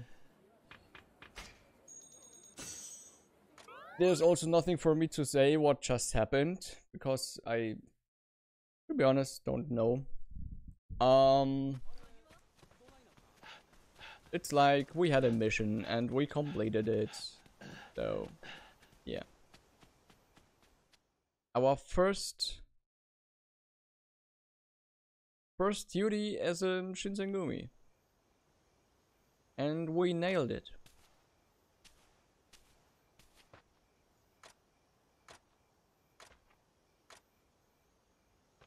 I still want to point out, even though we did it quite a lot by now, but the nights in this game look amazing. Yeah. It really wants you to live in this era and spend the night in it. A beautiful summer night. It is. As I say, the style is absolutely fantastic. I have a question for you. Compared to the other games in the series, I mean, as I said, I don't really have a huge experience with the series. I've only played one game. And obviously the speed run, we're looking at about 5 hours for this. How does this game compare in terms of length with the other games in the series? I would say it's basically like the same. Like most of the other games, around 30, 40, 50 hours. Fantastic. Depending on what you're going to do. So if you do a mix of everything, I think it could be like 40, 50 hours, something like that. If you go to complete the game, I think it could be more like go to 80s up to 100 hours. And if you just only do story, I would say maybe the good old 15 to 20. It never ceases to amaze me how in-depth these games are, how much content they have. I mean, they really, really are. And again, the more I've been watching this run and just seeing the beautiful sort of graphics and the lighting, it really, really does. We mentioned it earlier on in the run, but it really, really does make me want to see an English translation for this, because I really think it would be quite something. And that screen there, by the way, the upgrade screen, definitely reminds me of the Final Fantasy 12 sphere grid. Well, I basically would say it looks more like the skill tree of Yakuza 0, but okay. Which also had those round skill tree thing. By the way, what happened? We captured somebody and we found out, or well, not we, but Shinsengumi. I think they captured somebody, or they found out that Okada Iso, well, Akira Nishikiyama, hides in a gambling hall, and yeah, we're right at a gambling hall, so we're going to have a boss fight coming up next. But first we have to deal with those two poor souls, since they get... yeah. It's gonna hurtful for them. That's also why I leveled up again. And also to count how many level ups I need to get the last skill that I actually want. And I think that we won't get it till the end of the next chapter, which is that part which I said. If we could get the ultimate skill of this skill tree till this point, it would be amazing, but we won't get it, I think. We didn't have had enough random encounters. Is that... so... Sorry to interrupt. Is that the Spectacular Fights chapter you were talking about? No, it's... Is that later on, is it? Yeah, it will take a little while till we get there. If I remembered correctly, it will be around at 2.5 or 3 hours in the run.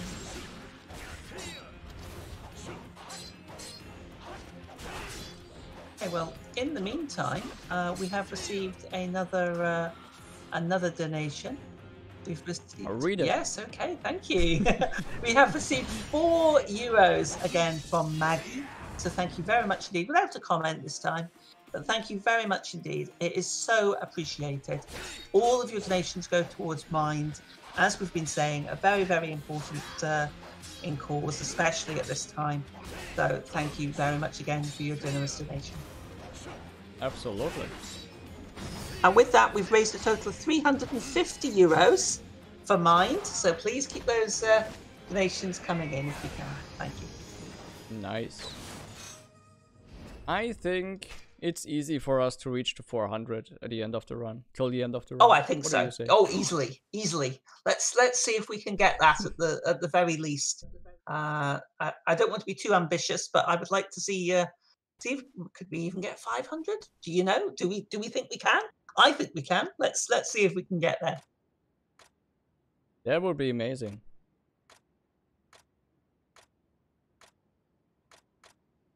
So we fought against Okada right now, and we beat him. And we want to capture him alive. And we did that. So when we beat him, the police arrived and they got him. And yeah, throw them into prison. And we're talking right here with Kashiwagi. I don't remember how its name was in this game. You also remember him from Yakuza 0.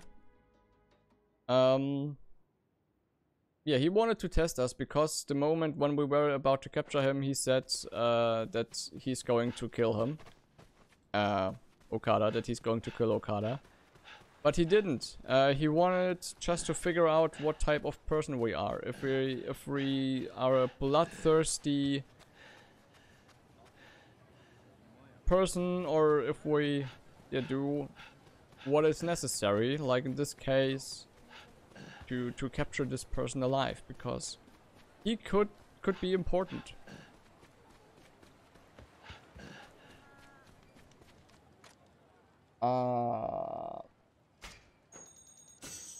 I always have to take a look on my notes which place I have to travel with the taxi.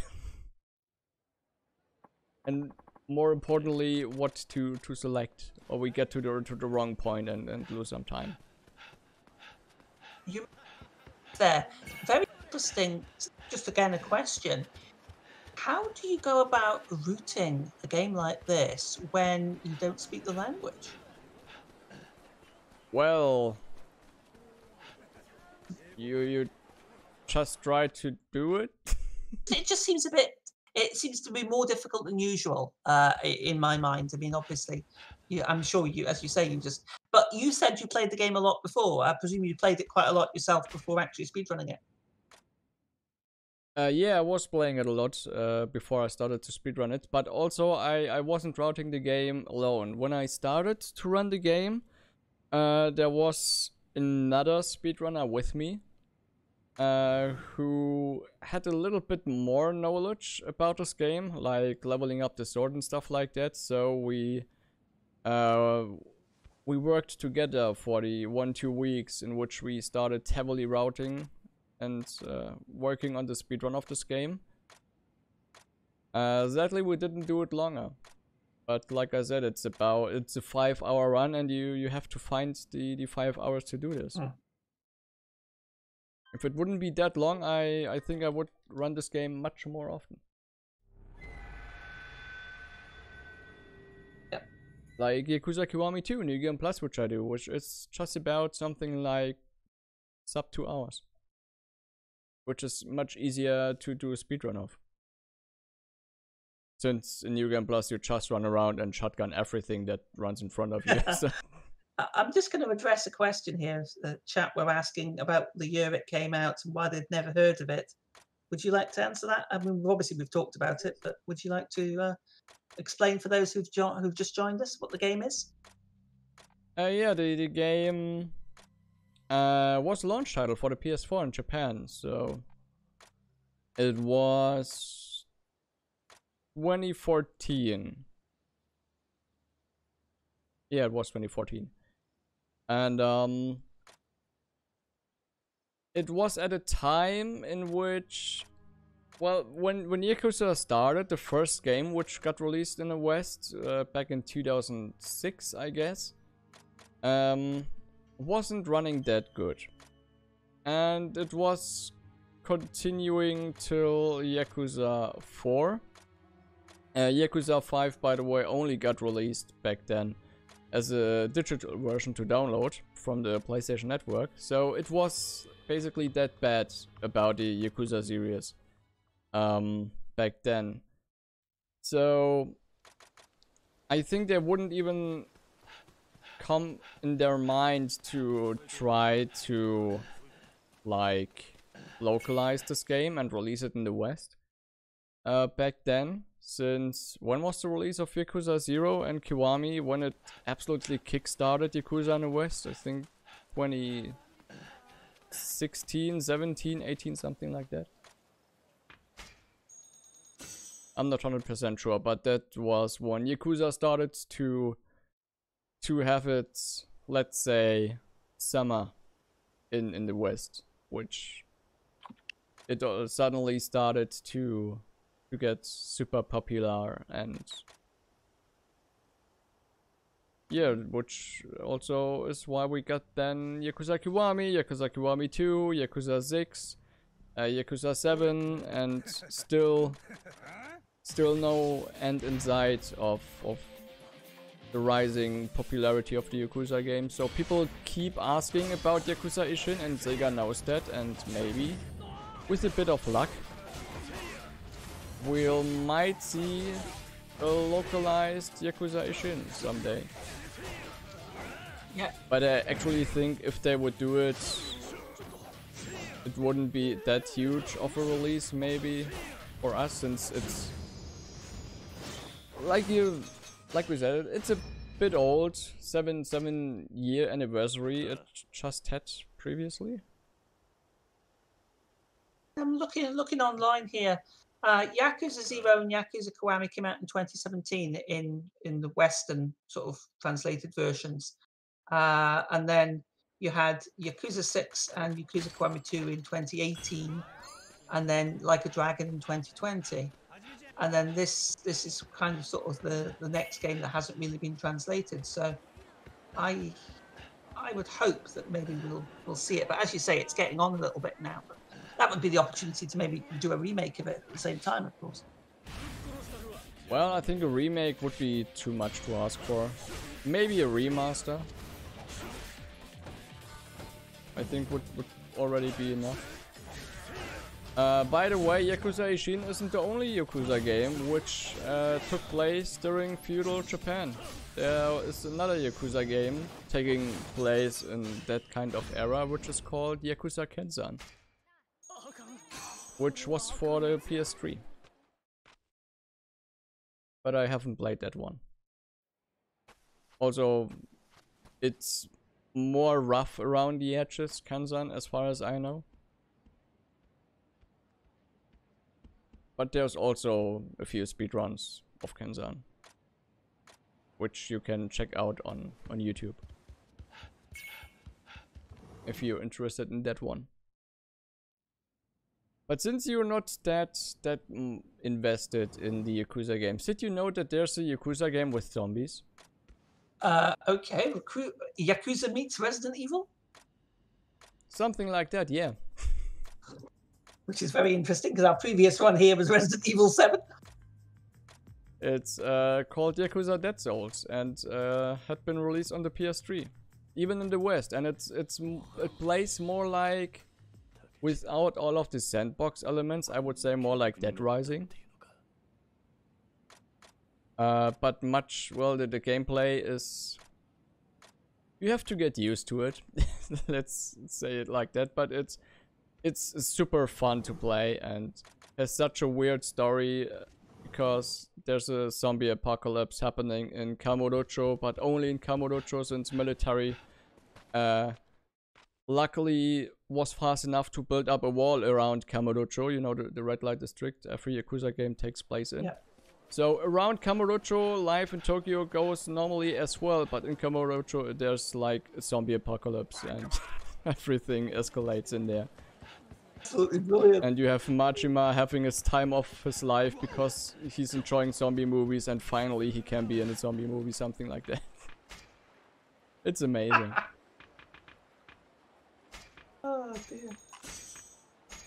That sounds quite good. I take it's fairly, what's the word? Relatively scaled down, a bit smaller than the sort of main titles. It's more, as it's just sort of like a sort of comedy spin-off, really, is it? Yeah, it is. Still sounds it has like this one amazing moment in Yakuza Dead Souls, which isn't, by the way, story spoiler, so I can't. Well, it is, but it's old and nobody plays Yakuza Dead Souls if they know what they playing and what the gameplay basically is. But Majima gets bitten by a zombie and he doesn't feel good, so he visits the sauna and the sauna gets blown up. And the military gets to the sauna and thinks like, well, what's happening? And Majima standing in the blown up sauna, and he doesn't look that healthy, like red eyes and stuff like that. But he's not a zombie. And then he remembers when he got bitten, the zombie who bit him was a grandma zombie with her third teeth, something like that. So he wasn't get infected because of that. And the reason why he had all his red eyes, etc., is because he has, it's pollen season and he has allergies. Love it. Absolutely love it. It really is amazing. Ryoji Goda, by the way, has a minigun arm in this game and stuff like that. So it really is something to witness and to play if you're bored at Halloween or something like that. You can get it on the PlayStation on the store for the PlayStation 3. But like I said, the gameplay is a bit rough around the edges. So what we just witnessed was somebody from the Shinsengumi killing our info broker. And now things get interesting because that one person who killed the shadow broker, the info broker, shadow broker, and suddenly we're in Mass Effect. Who killed the info broker? He knew that the info broker has some secrets about Kiryu, well, Sakamoto Ryomas. And the info broker also had some secrets about the one Shinsengumi who killed him in front of our eyes. So we know in this Shinsengumi organization, which are like, if I remember it correctly right now, I hope I am correct, there's right now 10 captains left. I think, or it's like 8 or 7. But this guy and ourselves, you could basically say it's an Among Us game, since we both are the imposters. And so we're going to have a mission pretty soon. And after that mission, we hold an emergency meeting and have to vote someone else. It's basically what happens. Among Us, like Yakuza edition. Yeah, it's... Yakuza did it first. It's not The Simpsons this time.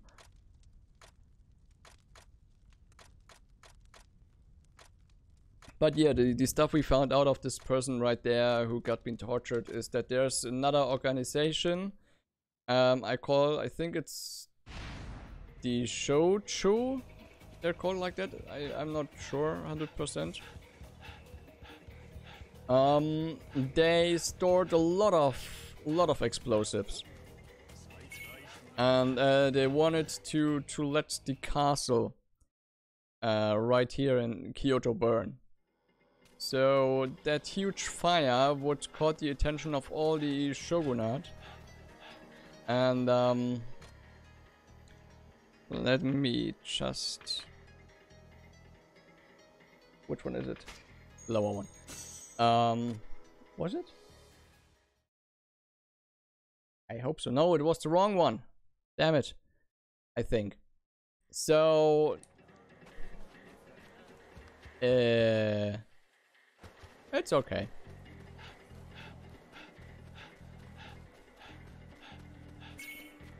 We got lucky this time. So what basically happened is that, you know, they had all those explosives and they wanted to burn the castle, so that fire would caught the attention of the shogunate as well as the Shinsengumi. So every samurai would get there to of course defend the castle, and the plan was for the other organization to kill all of them and then to capture the emperor. And we found out that they hide in this place, which we're going to raid right now. And that would actually be the point in which I would say would be amazing if we would have 4 level ups, so we could slice ourselves very quickly through this next fighting scene.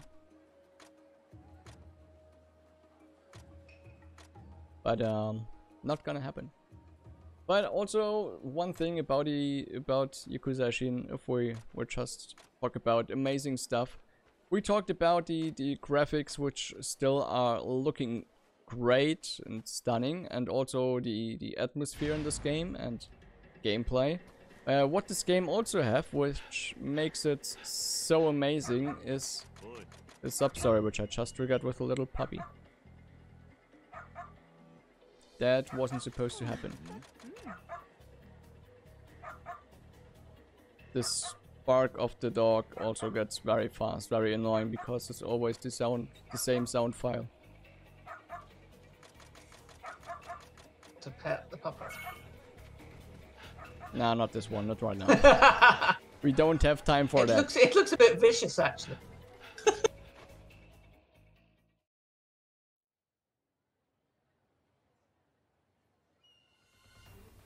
What was I about to say? Yeah, the soundtrack of this game, also, if you ask me, is one of the greatest soundtracks of all the Yakuza games.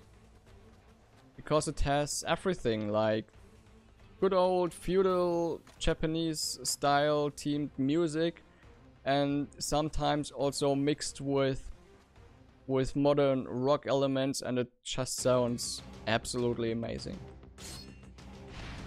And if you're able to do some Google research later on, if you're interested in the soundtrack, I think there's also some, you can find some Reddit posts. The whole soundtrack of Yakuza Ishin is also available on Spotify. Very nice. So I was going to ask about the music. Unfortunately, due to the way that we've got this set up, I'm not actually hearing the game sound. But I was going to ask about the soundtrack, because that's one of the things I quite enjoyed about what little I've played of Yakuza 0 is, again, the soundtrack is an integral part of the atmosphere and how it sort of helps with the storyline and just the general sort of feel of the game. And I'm assuming this is very similar. It absolutely is. It has really absolutely amazing pieces of the soundtrack. Some even having a little bit of a Spanish theme, like with those clapping things and stuff, and guitar and stuff like that, but also the with feudal Japanese instruments, I would say, call them just like that. And also, like I said, rock elements. There's everything in it, and it fits so well together, which I didn't thought till I played the game that it's even possible. A bookcase at you, because that was a good dodge. So that's what it looked like anyway. Ouch. So this guy looks way more dangerous than he actually is. Ooh.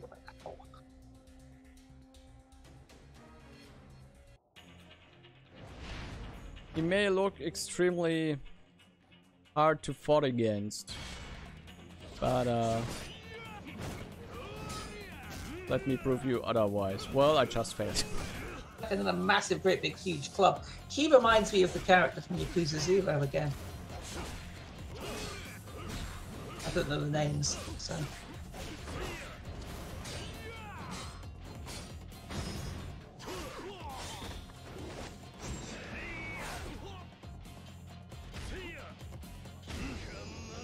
By the way, for those who might not have recognized it or seen it like that, I'm playing it on easy, but let me tell you, this game on hard is on a whole other level. And then when you beat it, you actually unlock the legend difficulty, and then it's getting much harder, and some of the bosses, like the first one you fought against, in the castle in the first chapter, is... You actually can compare maybe a few bosses to the difficulty level of some Dark Souls, Soulsborne, Neo bosses, because they're extremely difficult.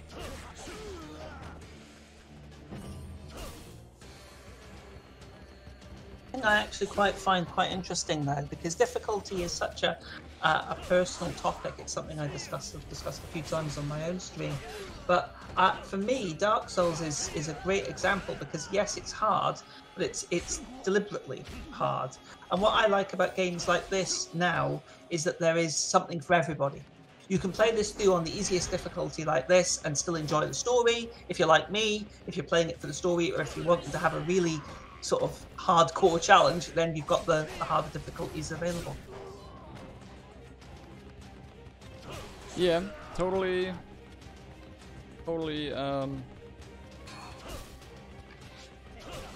words I forgot. But I approve. But on a personal note, I also, the time when I played Neo 2, it showed me that I discovered for myself the challenge again in video games. So I started to play the Yakuza games when I finished Yakuza 0 and Kiwami to play, which I firstly played on normal. Since then I'm playing every Yakuza game on hard, because normal is getting too easy for me. What have I missed? Oh yeah, I've missed to talk with this one person. Now let me just check something to level up. Do we have 4? We have exactly 4 level ups, which is perfect. So we won't have to level up anymore again in this run. Excellent. Then we're unlocking, like I like to call it, the ultimate skill. There's still some skills which skills, which we can't learn because we have to do training school stuff. But that's the amazing skill which I just did, like 3 kills at one for like one little move, and this is going to save so much time in upcoming group fights. It makes a lot of stuff easier for us. Was that you using it there? Can you shout out when you actually use it? Yeah, it's the one when. Yeah, next time I can do it again. Yeah, sorry, no, it's just I wasn't sure exactly which one it was. Yeah. So we have to fight against Akiyama right now. And you see all of this room is so bloody and so many dead bodies and stuff like that. You would say this is like a fight for life and death. But this what we're doing right now against Akiyama is actually a show fight. Since he wants to work with us together and he has some useful informations about us, for us, but also about us. He knows that we are not Saito Hajimes and that our real name is Sakamoto Ryomas. And like I said, he wants to help us.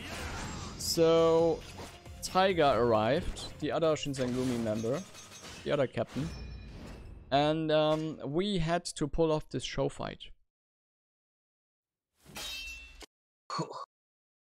And then we have to let him run away. And then the emergency meeting happens, and they're like, there's one imposter amongst us, and then they vote someone, but not us, so everything's cool. We are still in the game, boys. They still haven't figured out that we're an imposter. But they killed the other one, who killed the info broker guy. And this cutscene also is very interesting, because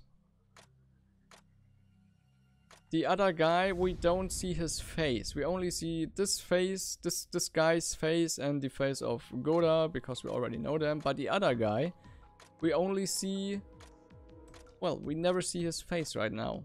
And the other guy gets introduced as Sakamoto Ryomas. And as we know, that's basically, we are normally Sakamoto Ryomas. So there's now someone who is impersonating us. And now the plot thickens.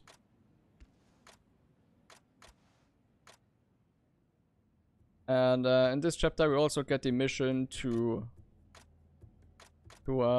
get informations about Sakamoto Ryomas. So Sakamoto Ryomas needs to find some informations about Sakamoto Ryomas. That could get interesting. Time for a quick word? Yeah, sure. Go for it. Yeah, just okay, so again, welcome folks. I hope everybody is enjoying the watching BSG Online 4, Benefiting Mind. We are the Benelux Speedrunner Gathering, organising bi-monthly gatherings in the Benelux for speedrunners. Due to the situation surrounding COVID-19, we're currently doing our events online for the time being. This event features streamers from both the Benelux and the rest of the world, bringing you entertainment during the lockdown. And we are raising money for Mind, which is a nationwide organisation committed to prevent mental health issues and to support everyone who's dealing with mental issues themselves or within their family. All of your donations will go to Mind. We've currently raised €350. Remember, we still have an upcoming donation incentive for the goat vote for a story about my uncle. We've got €20 out of the 50 needed. Let's see if we can get those goats. Thank you very much.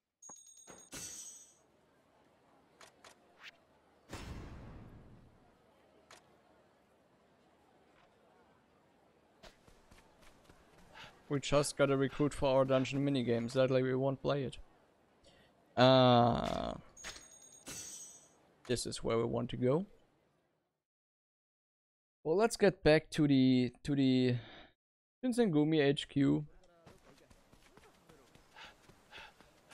And talking with a lot of people till we get our mission to get infos about Sakamoto Ryomas.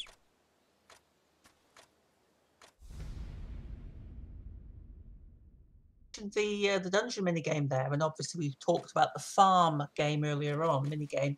What in total, how many minigames, or what were the major minigames in this title, in this particular game, apart from those Well, ones? the big ones I would say are the dungeon minigame and the farming Harvest Moon thing. Then of course you have the, like I already said, this strip rock paper scissors game. You have the karaoke like game, you have this mini game in which you serve ramen, you have the chicken race.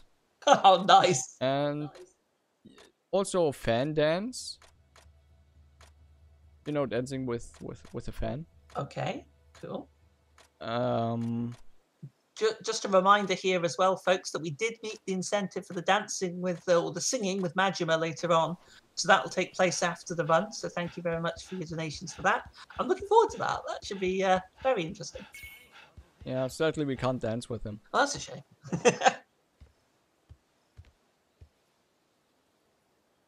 What we get to hear is angel-like voice.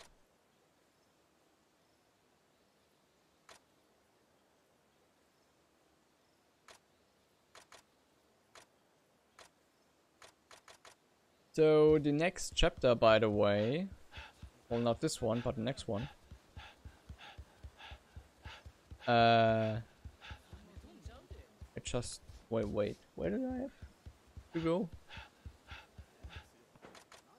That was the right direction. The next chapter is normally my toilet break chapter, because we have a cutscene in the next chapter which I can't skip.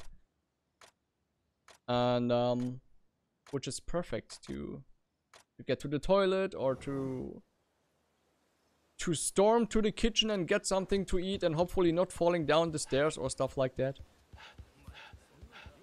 The game has some of those moments. Sorry to interrupt. Is there a reason why that particular cutscene then is not skippable? Not really. Not sure. It also has some story stuff, which is quite of important, but with that said, there's also a lot of story stuff which they're able to skip, like everything else. And while I just saw Majima sitting there and playing Mahjong, of course you can also play Mahjong in this game.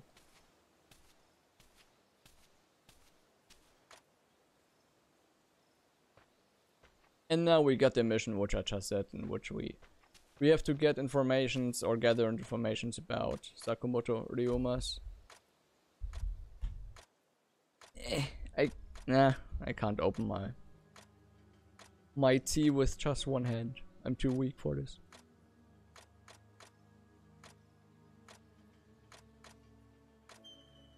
Remember to stay hydrated. Yes, everybody. especially in the long run. Absolutely.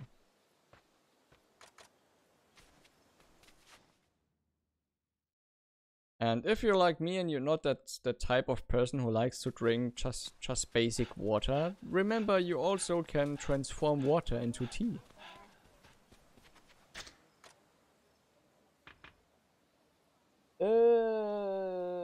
Where have I to go? I think it's the inn. Let's hope it's the inn. And then, if I remembered correctly, yes, we trigger a new sub-story, which is still way faster than not to do so.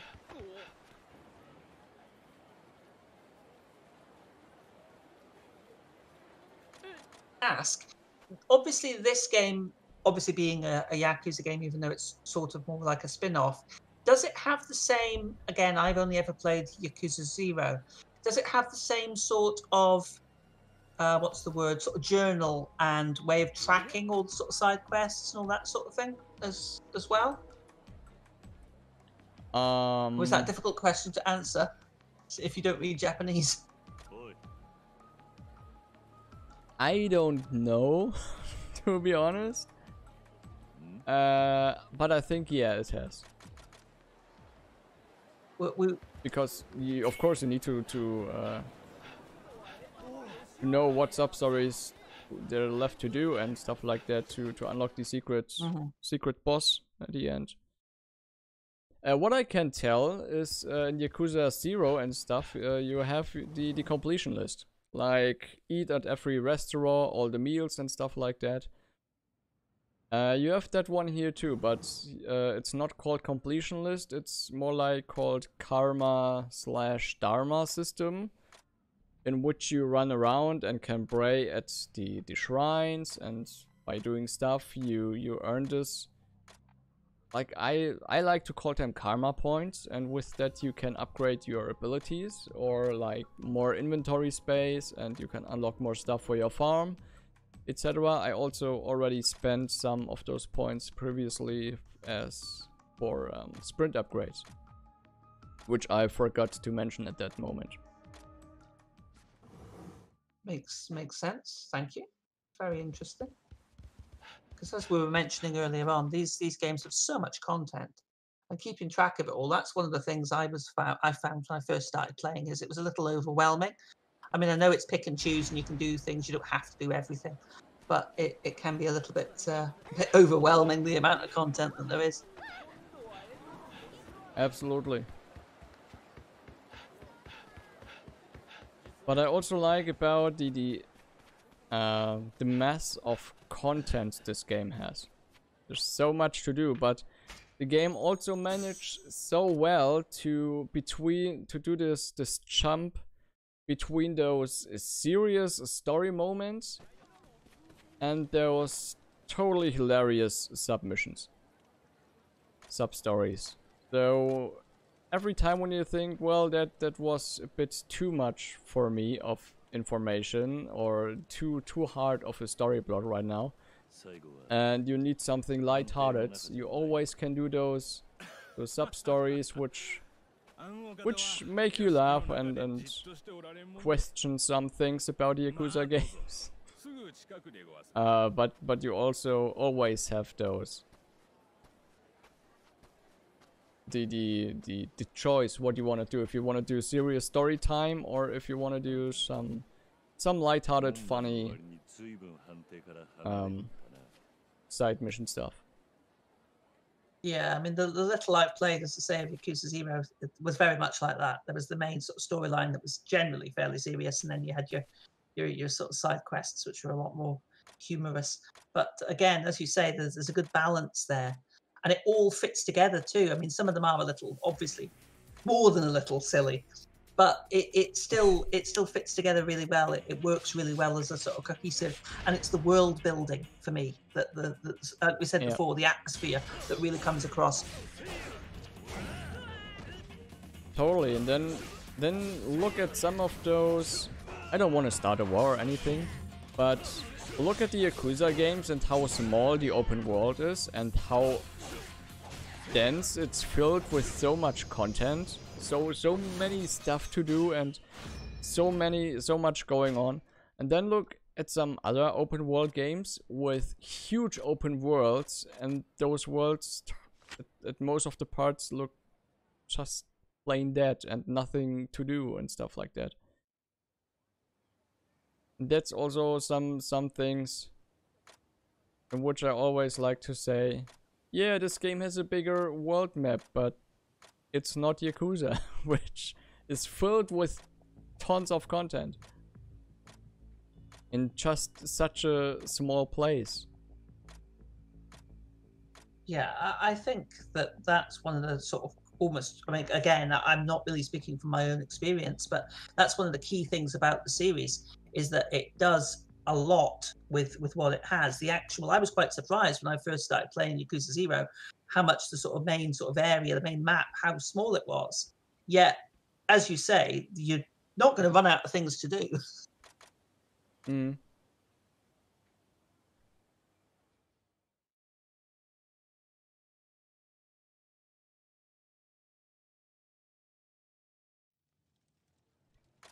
So we're asking about infos about Sakamoto Ryomas. Nothing much more going on here. This guy who looks like a homeless is actually also a member of the Shinsengumi, just undercover. And he tells us that we are invited by the president of the Shinsengumi to meet him. And now things are getting interesting. So we are meeting the president of the Shinsengumi.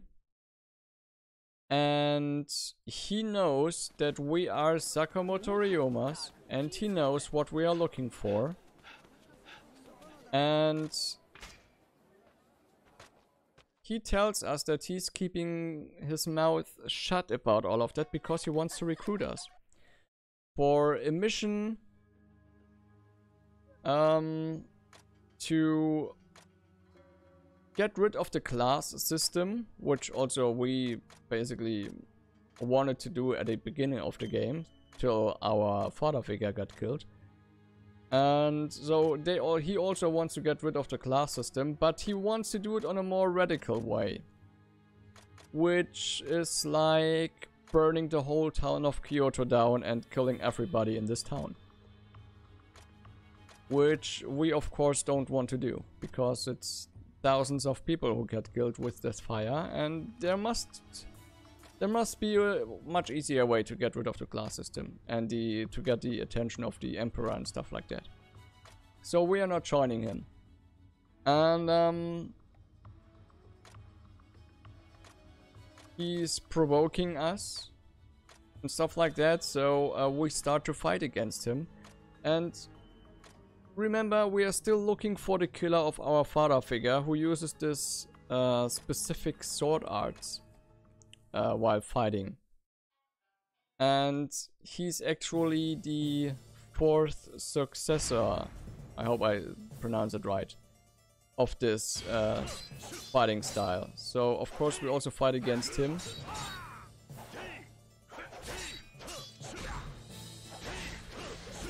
So it's like a boss fight. And what happens right after this fight is we let him alive. Because we're not killing anybody. It sounds weird, I know, but it's Kiryu. Don't forget that. There's a closet, or there's like a room next to this room, of course. And Kashiwagi hides in there, so he heard everything. As well as one specific character called... in this game, his name is Okida. Not Okada, it's Okida, if I remember it correctly. But in the normal Yakuza games, he's Goro Majima. So he also hears everything. So there's basically like 3 people knowing our secret right now. Something like that. And then there is the next chapter, the Mad Dog Barks, which isn't me, by the way. It's Majima who barks. And we get some Majima action to see right now. Or in this chapter. We get to see some Majima action in this chapter. I think Majima's fantastic. He's the best. I know there are some people who think he's annoying, and I can see why, but they're still wrong. Majima is the greatest.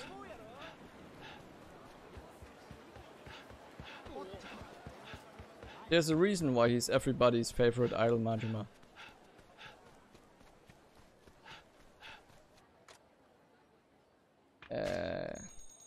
Let's get back to the Shinsengumi HQ.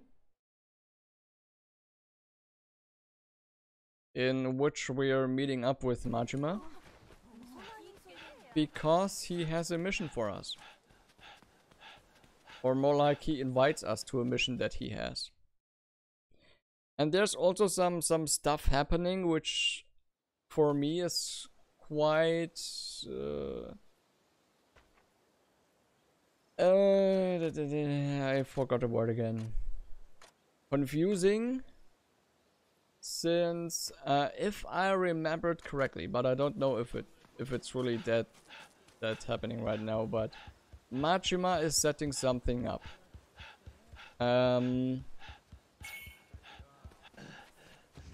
There's another faction in Kyoto, in this town, which is the Ishin Shinji, if I remembered correctly. And we're going to raid this place and talking with their clan leader.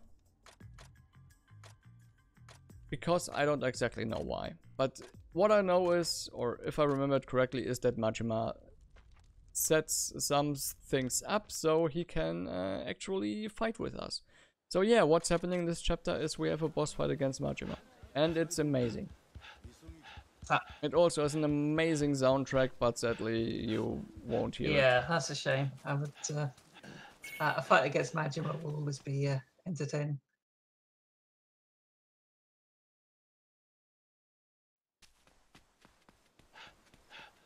Like I say, I don't know a huge amount about the series, so I don't really know. The only thing, or the very little I've seen of Majima is the first part of his story in Yakuza 0, but... he has like the best introduction ever of all characters. The way he gets introduced to the player with this 10-minute long cutscene.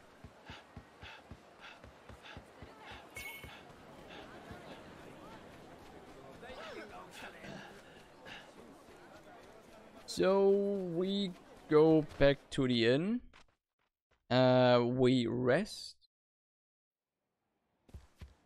till noon, I think it was.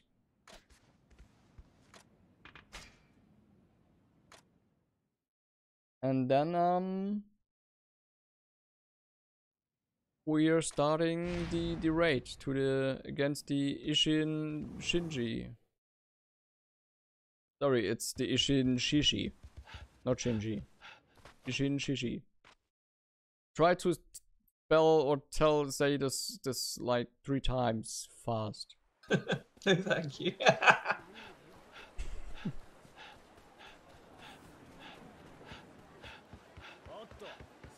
So let's meet up with Majima.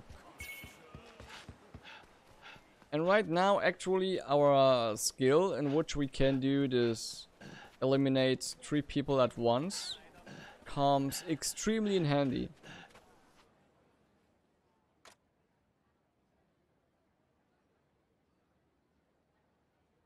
So this is like the latest point in which we want to have, or which we want to be completely leveled up with the useful sword skills. Damn it.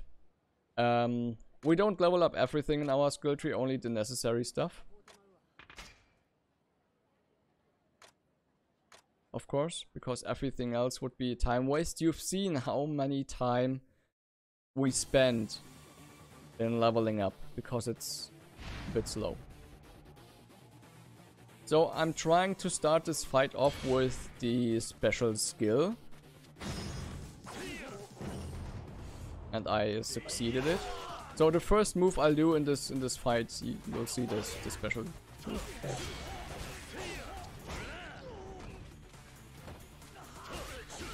Yeah, there it is, yeah. That's fantastic.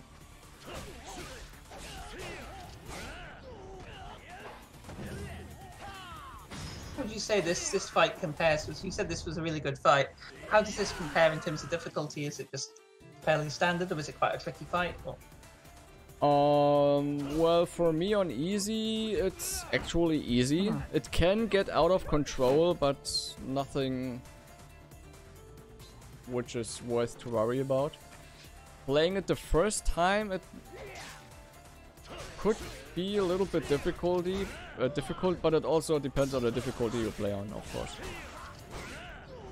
But Majima can be extremely painful to the player. Let's say it like that. It can cause a lot of trouble.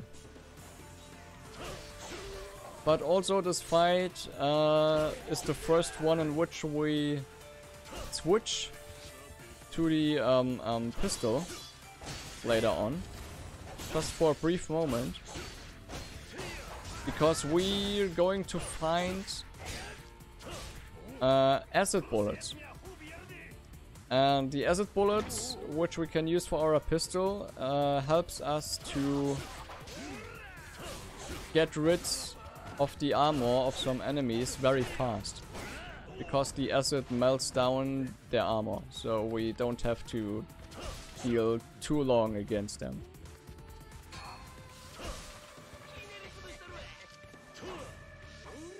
Come on. So we will see this newly learned skill a lot. Since it, yeah, like I said, it kills 3 enemies at once, so why shouldn't we do it? And it saves us a lot of time dealing with those groups. Right, gotta love that action economy.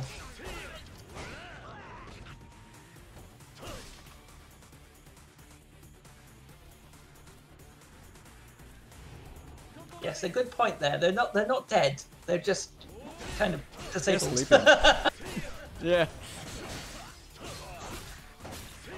It's like the same in I don't want to quote anything about any other Yakuza game, so I'll keep my mouth shut. It's an interesting weapon he's got. But let's just say every time Kiryu uses a gun, or if you think you use a gun in the Yakuza games, he's shooting with beanbags.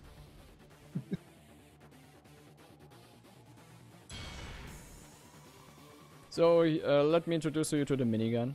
Let me introduce you to the minigun. That's what I wanted to say.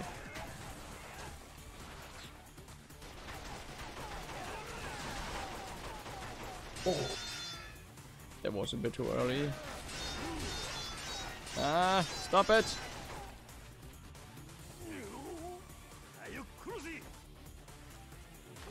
So this guy you might recognize if you played Yakuza Kiwami 2.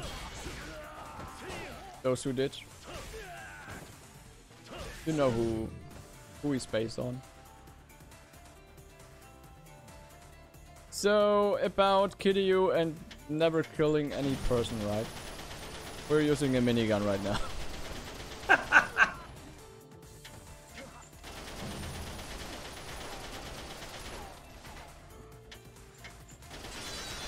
The ancient feudal Japanese minigun.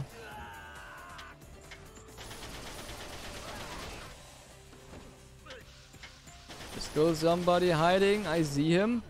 Nice. It's not the last time we did that, by the way. So right there we found the acid bullets, so let's equip them. Let's switch to the pistol only. Because coming right now are 2 samurais. And they have shiny armor, as you can see. And this shiny armor is pretty strong. So we just shoot it away from them. And you can see those acid bullets do a great job in doing that.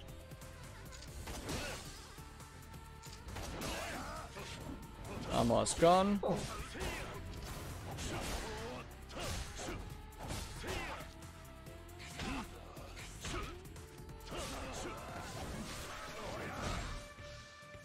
So also a little nice Easter egg, if you ever played Yakuza 2 or Yakuza Kiwami 2, you might know about 2 specific tigers. Those 2 tigers are there as statues in the background. Oh, lovely. That's really... It's that sort of little nod to the continuity that really helps, again, with the atmosphere.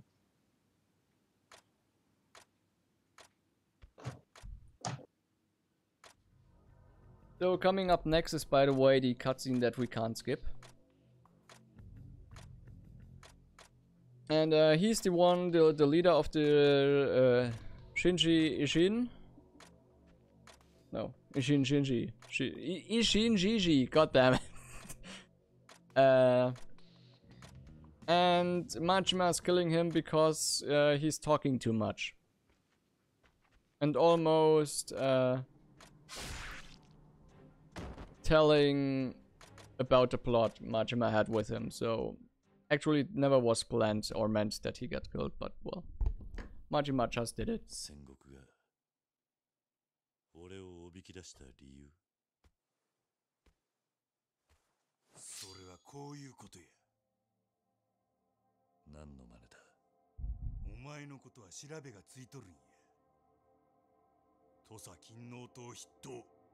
Like I said, this cutscene can't be skipped.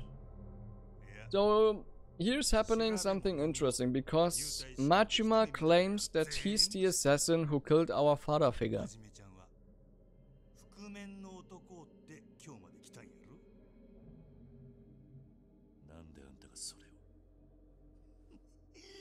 So seems like we found our assassin, right?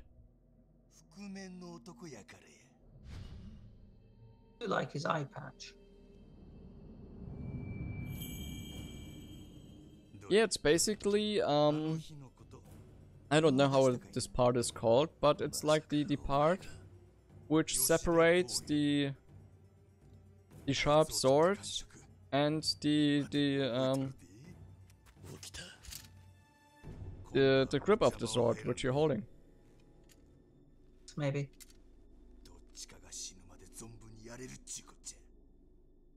Yeah, kind of looks like it.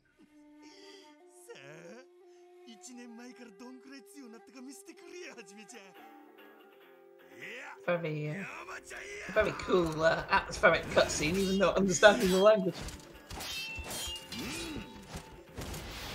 I like Majima's little top knot as well.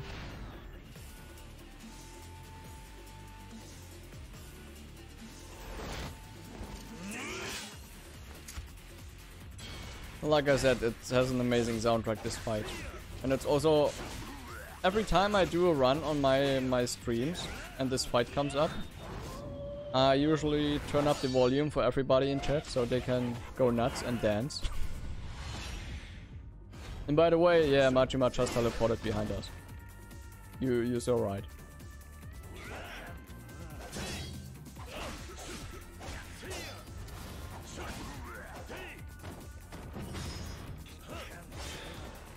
So you might right now think Majima looks extremely easy, and not gonna lie, I'm surprised as well, because normally he's much more aggressive.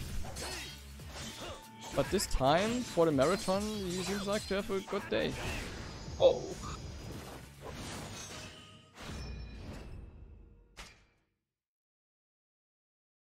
So everybody in chat, type, thank you Majima, that he was so helpful right now. And now he reveals that he's actually not the one who killed our father figure. He just wants to fight against us. Good fight. Like, you know, Majima stuff.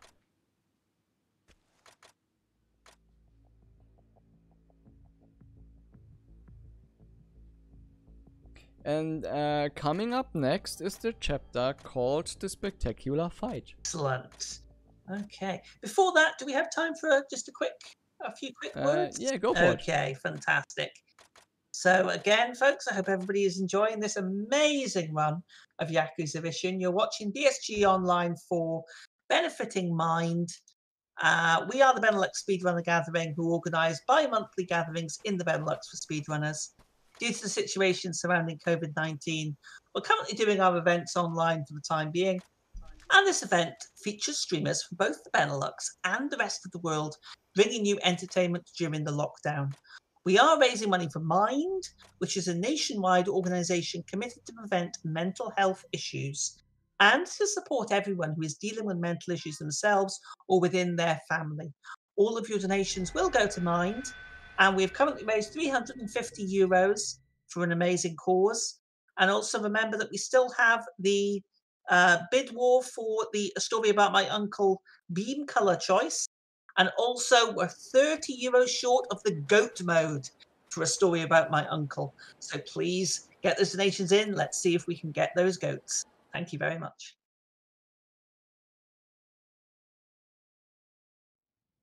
So what just happened at the end of the last chapter is we received a letter which tells us that our brother Takeshi is dead, that he died. So rest in peace for our brother, for Takeshi. And what's happening next is we go on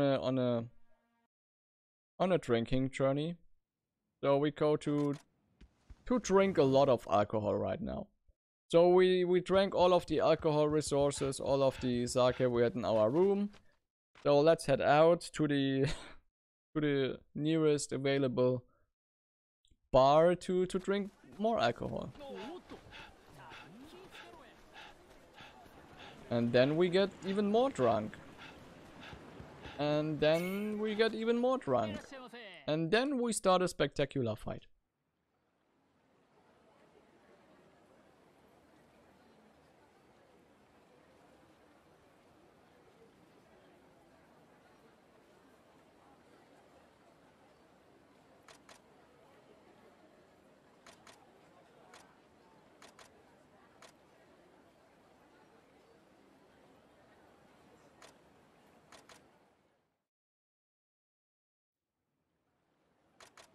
So yeah, we drank enough. We didn't like the company we had here, so we go to the next bar.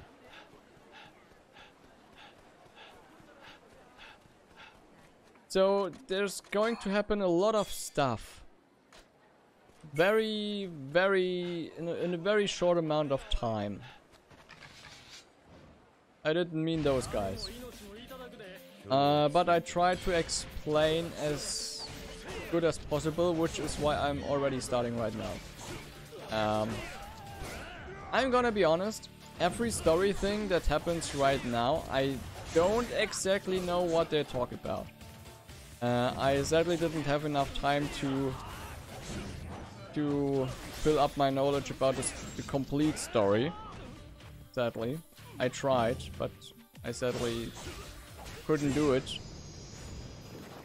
Because there's so many stuff going on, and they're talking so many words and things, and only a part of them sometimes are relevant for the story. But we are drunken right now. We go to this bar to drink even more, and we get accompanied by Akiyama. And yeah, let's, like I said, I don't know what's actually causing all of the trouble coming up next, and which starts the spectacular fight.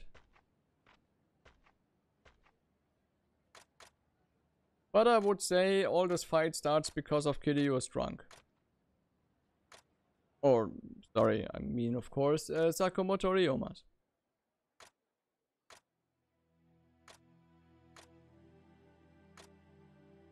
So first, of course, skipping some stuff. I really would love to explain what they're talking about and what's exactly going on, but this is sadly, like I said, the part in which my knowledge about the story starts to drop. But I still do know the most important story moments happening. So the spectacular fight starts right now. It's a tag team, 2 against 1. No, yeah, it's a handicap, more handicap. And the first thing we want to do in this fight, we wanted to get rid of Akiyama as soon as possible, because he can get a huge, or he can be a huge problem, since he has extremely fast kicks even Chun-Li can't dream about. It's absolutely insane. Also, this one has a great soundtrack, of course. I mean, it's Yakuza. Ah, come on. That doesn't go as well as planned. Amazing quick time event coming up right now. Don't want to miss this. Because don't ask me what's happening in this quick time event, but it doesn't make any physical sense. How they are flying and changing direction in mid-air and stuff like that. It's completely weird. It's what you said before, it's the Matrix. Yeah, absolutely. So only Goda left. He likes to block a lot of stuff and grab us and stuff like that. So let's try to get rid of him. And what happens when drunk people beat up each other in an alley? Of course, they go drinking together. But before that happens, we gain a new member in our group. Because currently we are 3 people. It's us, Sakamoto Ryomas, it's Goda right here, and it's Akiyama. But don't ask me why, but suddenly a little dog appeared and he then keeps on following us for the rest of the chapter and drinking with us. Like I said, don't ask me why. Same guy that you had the naked fight in the bathhouse with earlier on. Yeah, thought it was. But we just saw the dog for a short brief moment, and yeah, like I said, he's following us right now. He's also a Yakuza now, you could say. So with the dog, with Akiyama, and with Goda, we go on a drinking journey.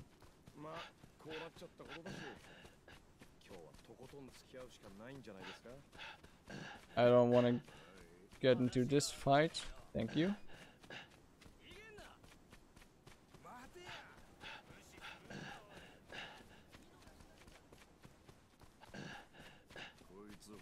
But even though it looked like that we're...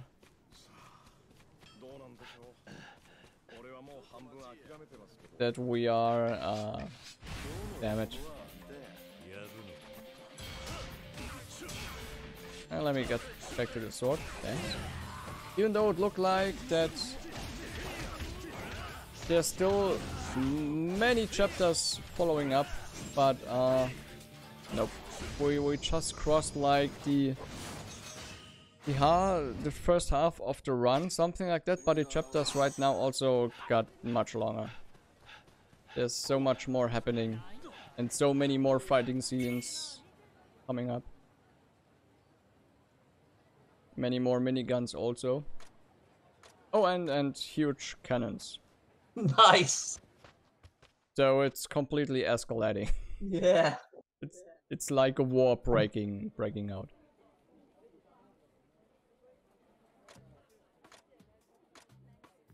So is there anything to read a donation or talk about the event or something like that? Of course, yeah. More than happy to do that. Please make sure you get your donations in, folks. Remember, we are benefiting Mind. They are an absolutely fantastic charity. Now, I'm going to get a little serious here. Worldwide, suicide ranks as the 3rd leading cause of death in youths between 15 and 19 years of age. And it's the 2nd leading cause of death for girls of this age group. So early recognition of mental health disorders is essential to reducing suicide rates, improve treatability, and reduce the severity of severe illnesses, including depression, psychosis, eating and substance abuse disorders.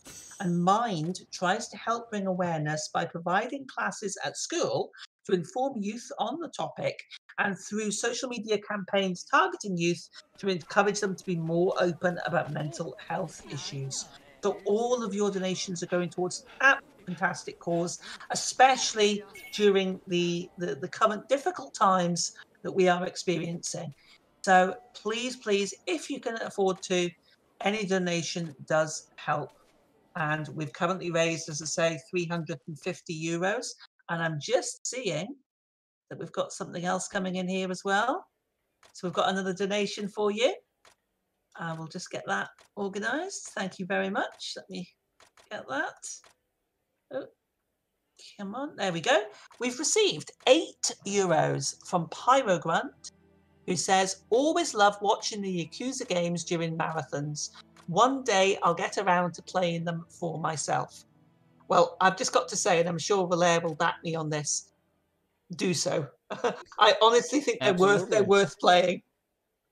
Absolutely, and don't forget, if you have a, let's say, fairly good computer, almost every Yakuza game is currently in the Xbox Game Pass.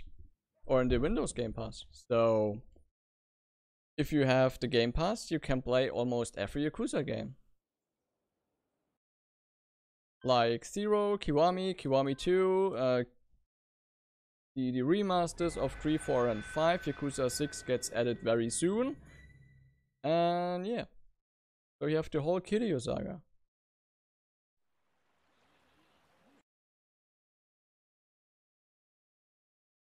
And they are fairly often on sale on the PlayStation Network and yeah. So there's no way around the Yakuza.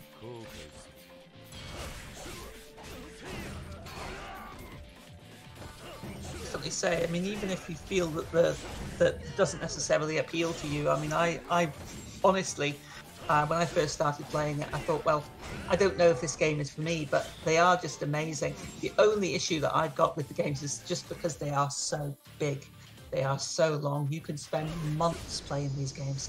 But I suppose that's part of the fun. Absolutely. And you can make your own pace. Like, do you want to play only the story, or do you want to also do the side missions, or do you want to complete it? So there's, depending on how much time you have and how many stuff you want to do, there's a lot to do for you, or not, depending on it. And yeah, like I said, it's for PC on Game Pass. It's also on Steam available. PlayStation, it's very often on sale, the Yakuza games, and yeah, Xbox is like the same with the Game Pass. So if you have the Game Pass and you don't know if the Yakuza games are for you, it's perfect. You can try them out basically for free. And because there's often coming the question where to start with the Yakuza games, if Yakuza 0 or Kiwami, I would recommend to start with Yakuza 0. That's where I started. I'm still working my way through the first few chapters of Yakuza 0, and I eventually intend to get to the other games, but I think Yakuza 0 is a really good starting point. Absolutely, like it's the prequel of the Yakuza games. You get introduced to every important character, and it has such an amazing story. I think the weakest part in Yakuza 0 is the Kiryu story, but it's also quite good. But Yakuza 0 manages the story so amazingly well, and it's even Yakuza 0 even has story plot twists by just having a specific camera angle, and they do it so amazingly well. The whole story. It's totally worth to check out. So back at the Shinsengumi HQ, Kashiwagi is dead. So let's think about it again. We have Taiga Saejima, Shinsengumi, who knows this very specific sword art style, and we know that he's not the assassin. Same goes for Goro Majima. We know that... Well, we don't know about Kashiwagi if he was the assassin. But we already can say that a few of them can't be the assassins. The third captain is dead, so he also can't be it, since basically we killed him, you could say. There's not that many people left. And this is basically also the chapter in which we skip a lot of content. So normally we would have to walk a very specific way in which a lot of stuff happens. Because right now we get to see how the Shinsengumi actually operate. I don't want to say words like that because we are Twitch safe and stuff like that, but let's say they are douchebags. And we teach them a lesson right now. And there's normally a lot of more stuff like this happening right now. So we need to get to a specific place at the river. And our whole way normally would be like, we see how the Shinsengumi operate, some of them, and how they treat some of the civilians there, and then we have to fight them, and we talk with them, and a lot of stuff. So there's a lot of talking, fighting, etc. going on. Instead of doing that, we take a turn into this area right now, in which we start a sub-story. But all the dialogue happening right now is still faster than dealing with all the other stuff, which we normally would have to. And we go this way to get to the taxi and fast travel to the place we want to go to.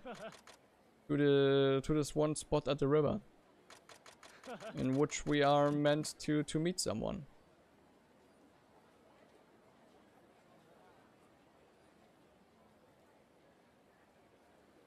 Also, weirdly long cutscene with Kiryu looking back.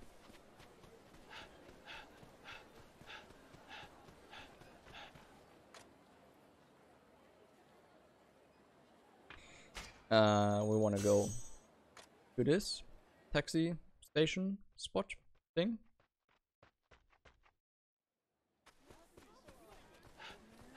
And basically the amount of fights we skipped are, if I remembered correctly, like I think 3 fights, which combines to talking 3 times with each of them and beating them up, and also running all the way to this river.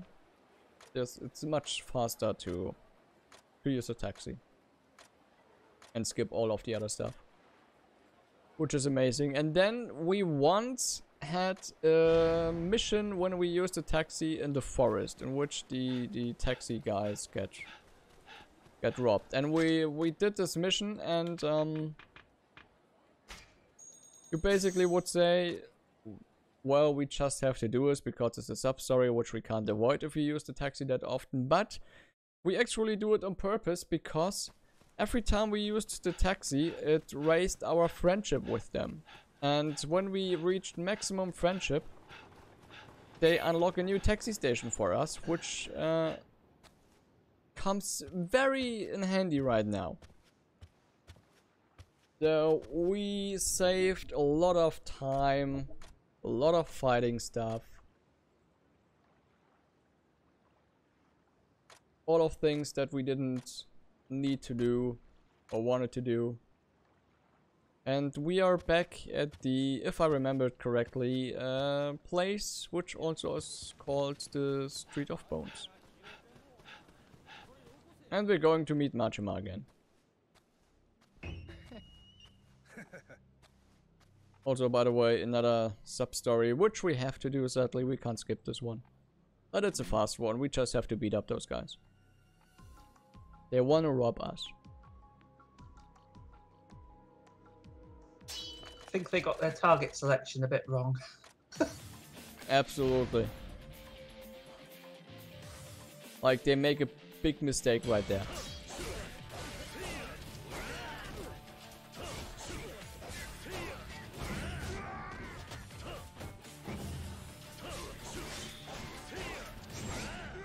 This place also, by the way, for casual players can be very interesting because it also can introduce you to the bounty hunter part of this game, because you can actually do bounty hunting missions in which you have to fight and find stronger enemies running around, and they can be quite a challenge.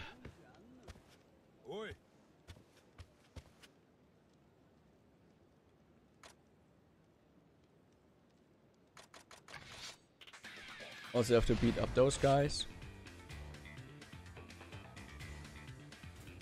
Oh, this reminds me of, in terms of the amount of content, we talked about it earlier on, how dense this game is, and obviously this is a single player game, but it very much reminds me of an MMO in terms of the amount of storyline and the amount of things, the amount of side quests and the amount of things you can sort of take it at your own speed and do things what you want to do, all the side games and everything.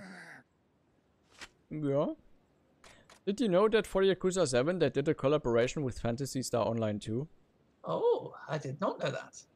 With outfits in which you could run around as the main character of Yakuza 7, Ichiban Kasuga. And also there's, which maybe also most of the people don't know, there's also a game called Yakuza Online.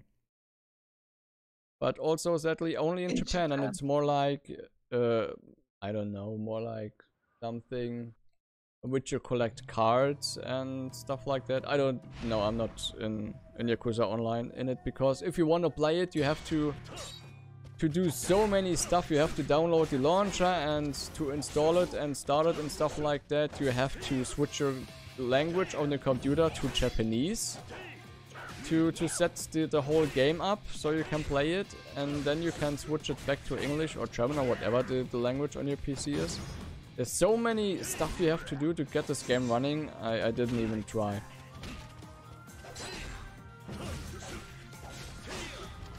Yeah, no, I can understand that would be quite a... you'd have to be quite dedicated to go that length for it, I think. Yeah, I do a lot for Yakuza, but that was a bit too much for me.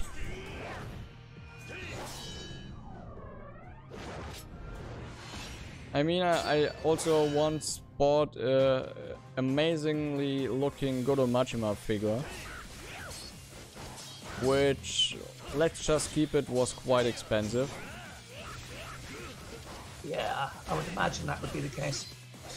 Since it was an extremely limited edition and you can't get them anymore. So I had to pay a lot a few years back.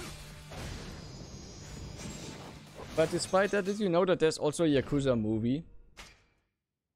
I didn't know, but that doesn't really surprise me. But again, I can almost certainly say I imagine it's only in Japanese. Yeah, but not really, no. Oh, okay. It even has a German... a dub, a German...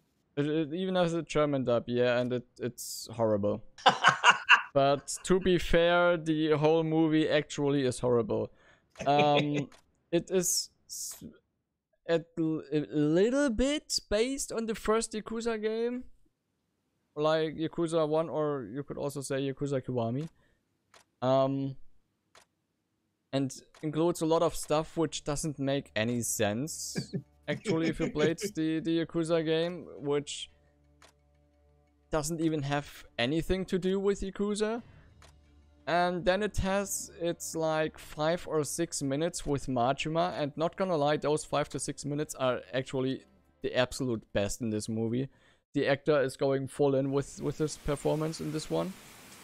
And it is so much fun watching the movie, or at least there once was on YouTube a Majima cut available with only the Majima scenes. And it is so much fun to watch it. Just as a little side note, the whole Yakuza movie is actually available for free on YouTube to watch. Fantastic. But by the sound of it, though, unfortunately, it very much suffers from your standard game to movie syndrome. Yeah, but they actually, as far as I remember it correctly, I think it was last year, in which they announced that they do a new Yakuza movie. This time with the director involved, the game director, the writer, Mr. Nagoshi, who gave us the amazingly Yakuza series, being involved in this movie. So I think that could actually then be a good movie. That should be half decent, I would hope. By the way, sorry if we get a little bit off topic, but like I said previously, I don't exactly know what's happening, all the stuff that's happening right now. Oh no, wait, I think I know it. But I'm not 100% sure about this. So we talked with Majima and the president of the Shinsengumi right now. And if I remembered correctly, we got informations about how we could get rid of the class system. And I think it is what's happening. So right now we get back to the inn, but something happened at the inn.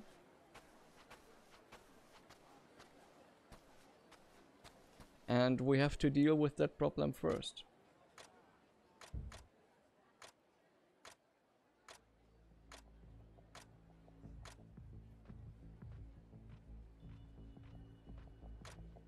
Because there's somebody broke into the inn and took hostages.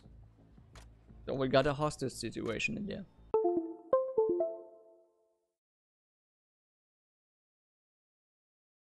I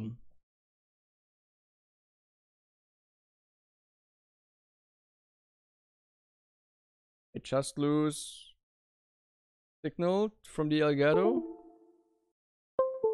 Could it please come back?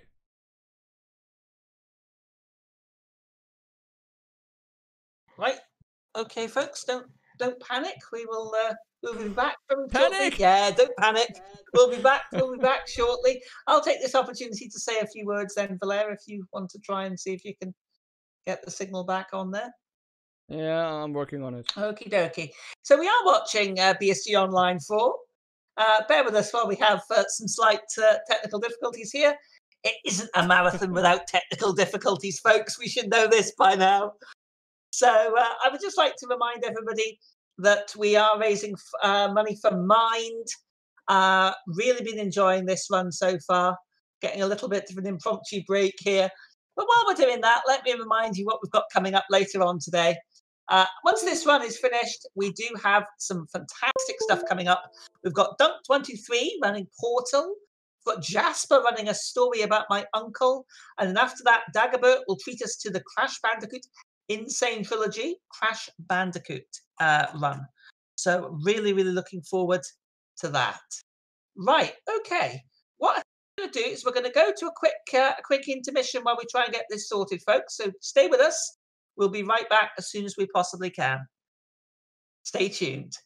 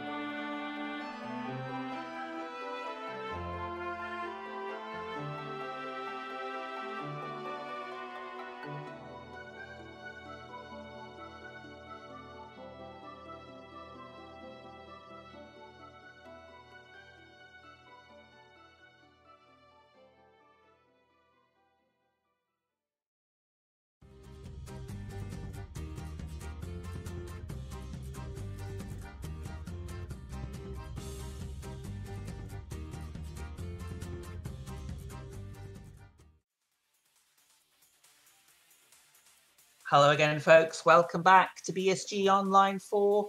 We're benefiting Mind. We're in the middle of the Yakuza Ishin run. We've managed to resolve the little technical difficulties we had there. So we're going to get restarted. I'll just give a countdown for the timer, Velare, if that's okay. And then we'll get started. So we're going to restart in 3, 2, 1, go. All right. Okay. Thank you very much indeed.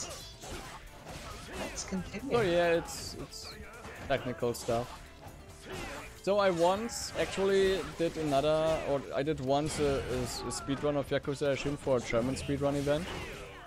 And there also had been some technical difficulties, but there it was more like that my internet just died. Well, at least it wasn't that. There hadn't been any clean Yakuza Ishin speedrun at a marathon yet.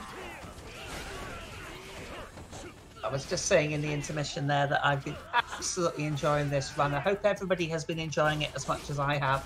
It has been absolutely fantastic, and I'm certainly on the bandwagon for a petition to get this game released to a Western localization, because I think it would be absolutely brilliant. Yeah, hopefully the growing attention to this game, even with the speedrun marathon, can help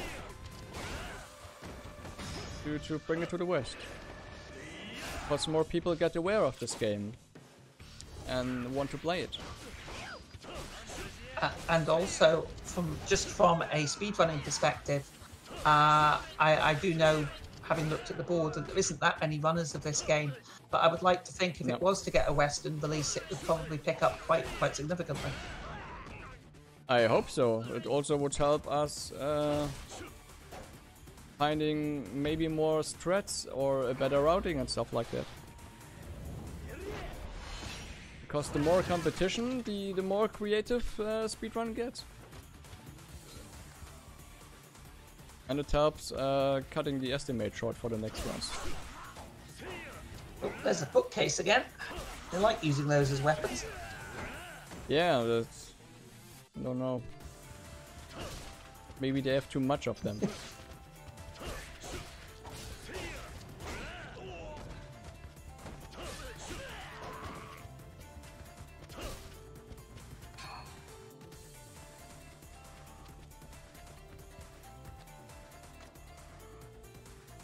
Reunited with Majima again.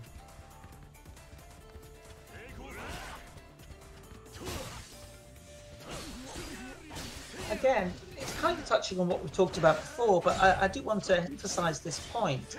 The variety of the environments in this game does surprise me, because right at the very beginning of the game there, it was a sort of rural sort of area, and you had the farm and that as well. But the variance in the environments is what struck me, and they're all so good and so different. Absolutely. They really...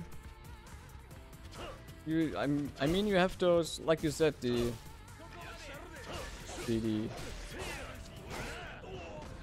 town, the little towns you have right here, feudal Kyoto, and then you also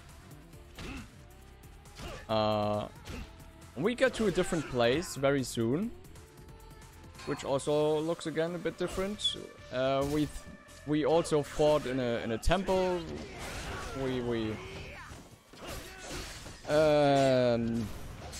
We also did... I'm getting hungry. I realize right now. But there's so many different places, and all of them totally look different. So you really get a feeling that you on like in a big town, or in more like a small village, or inside a castle, or right now you actually know, or it actually really feels like that you're inside an inn. So they really nailed all the environments, combined with the very good looking lightning engine in this for all the atmosphere and stuff like that. Yeah, it's what we were saying earlier about the world building. Again, it all contributes, every little part of the game, and that's another thing that I admire about these games, is that they're very cohesive, is the word I would use, as in they're all very tightly tied together. The music, the storyline, the graphics, the environments, the lighting effects, that even the things like the blood splashes and whatever, they're all so well, they work together so well.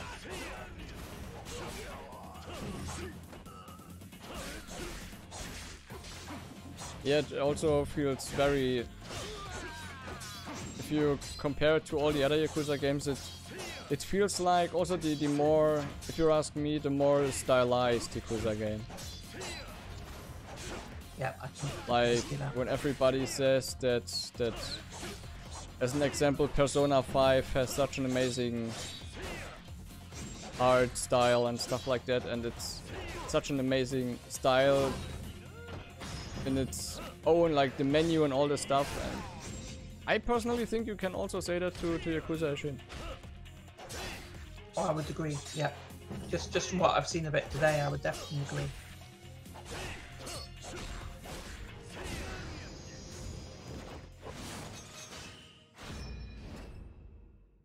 And in a lot of ways, again, I find it really interesting that they've taken the sort of almost quotes standard Yakuza model and transported it or transferred it to a different time period.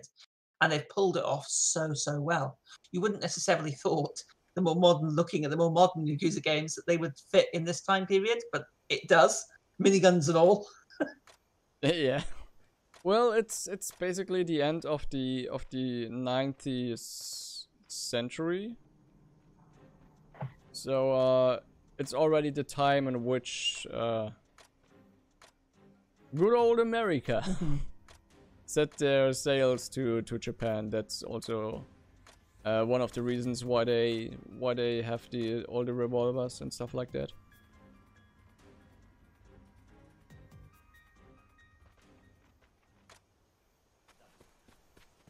So it's also, if you think about it, at the end of, like, let's say, yeah, the end of the 19th century, I hope I pronounce it correctly, how feudal Japan still was at this time, when the American and Spanish ships set sail to Japan and bringing their guns with them. And if you look at the same period to Europe, or even to America, when they already got the first automobiles and stuff like that, and Japan still, as you can see, with all the lanterns and stuff like that, and how fast they evolved. Definitely.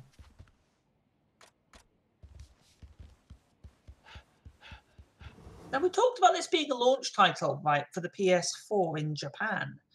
But again, I'm kind of repeating myself, but the graphics and the engine, the game engine, holds up incredibly well. I mean, it really, really does. It's the same engine they made Yakuza 0 with, and Yakuza Kiwami.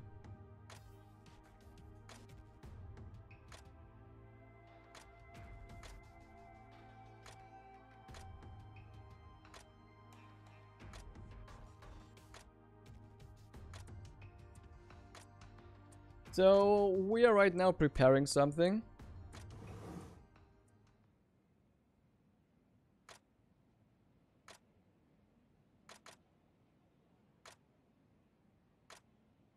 Doing that, can I maybe have a few words?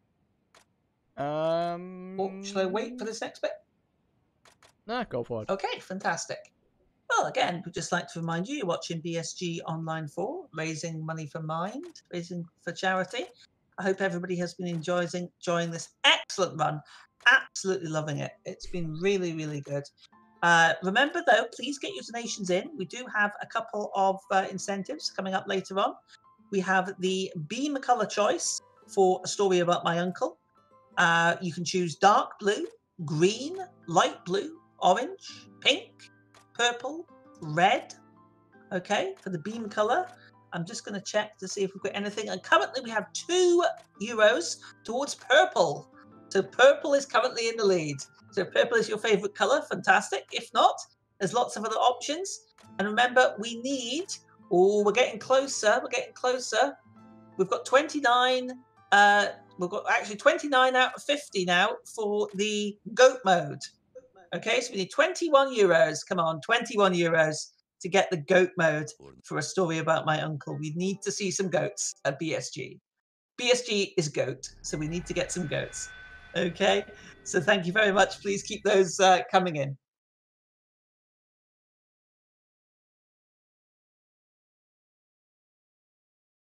So, Chapter 11, The Big Gamble. First of all, there's a lot of talking happening right now with the president of the Shinsengumi. What we're going to do next is we're grabbing ourselves a Majima and a letter, and with that we set sails and travel to, if I remember it correctly, to Edo. To be more specific, to Edo Castle. If I remember it correctly, by the way, like I said, because we want to visit the Emperor. But we also know that visiting the Emperor isn't that easy. So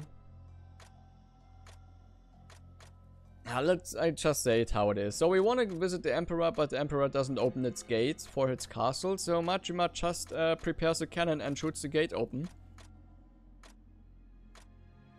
And then we have to fight our way through the castle to get to the Emperor. Problem is, the castle is filled with enemies, filled with cannons and miniguns. Or is it miniguns? No, not miniguns. I take that back. But it's filled with cannons. And there's a lot happening in there, but I'll get to that when we arrive in the castle. Also, by the way, castle has an amazing music soundtrack playing when we are in it, but sadly not possible to hear for you guys.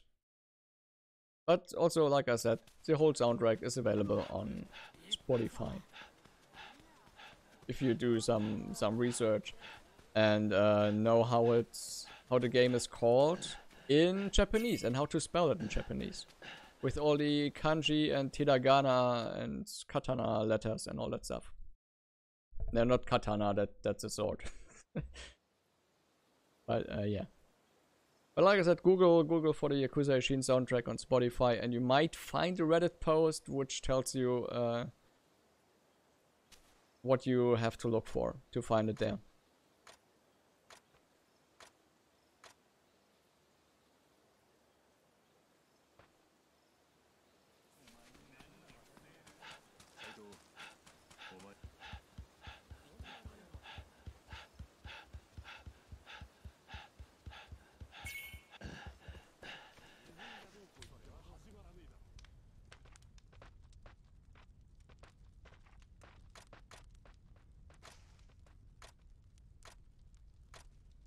So we're going to prepare everything. I think Majima is waiting for us the next morning.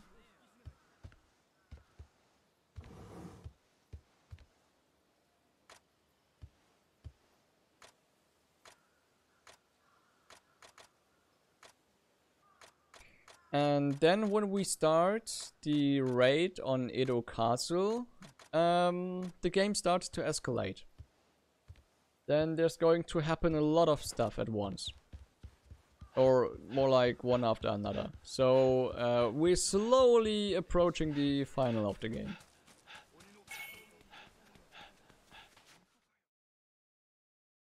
Again, this castle environment is stunning.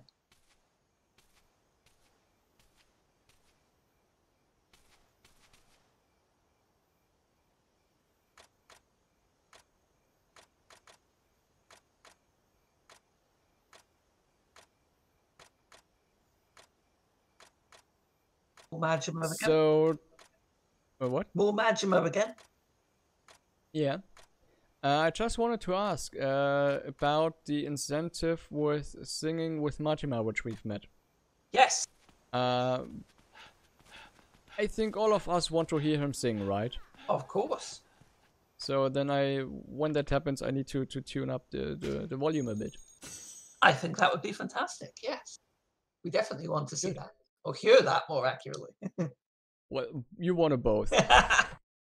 In this case, you want it both. But we're doing that at the end of the run, correct? I thought you. Yeah, that's at the end. Perfect. So stay tuned for that, folks. You've made that very generously made that incentive. So we will look forward to seeing that at the end.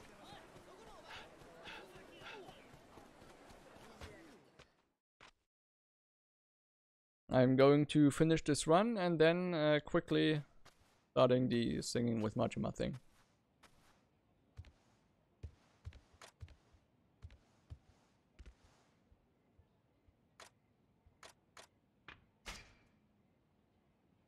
I just messed that one up.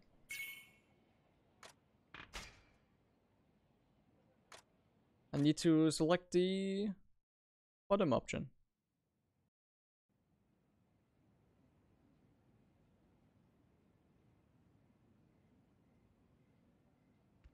So there we are, laying in our room, of course, drinking more sake and waiting for the day to end. Because our boat will set sail tomorrow.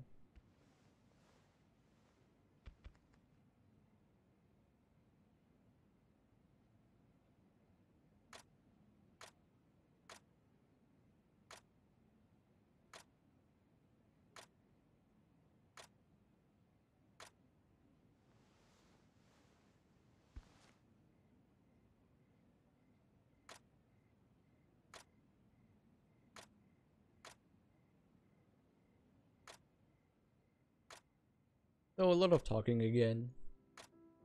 Yes. Which is happening a lot of this game. I actually would like to. I need to time it at least once when I have the. When I don't have anything to do for a weekend or something like that. To time how long the talking in this game actually is, which you can't skip. So how short the run would be if you could skip all of this stuff.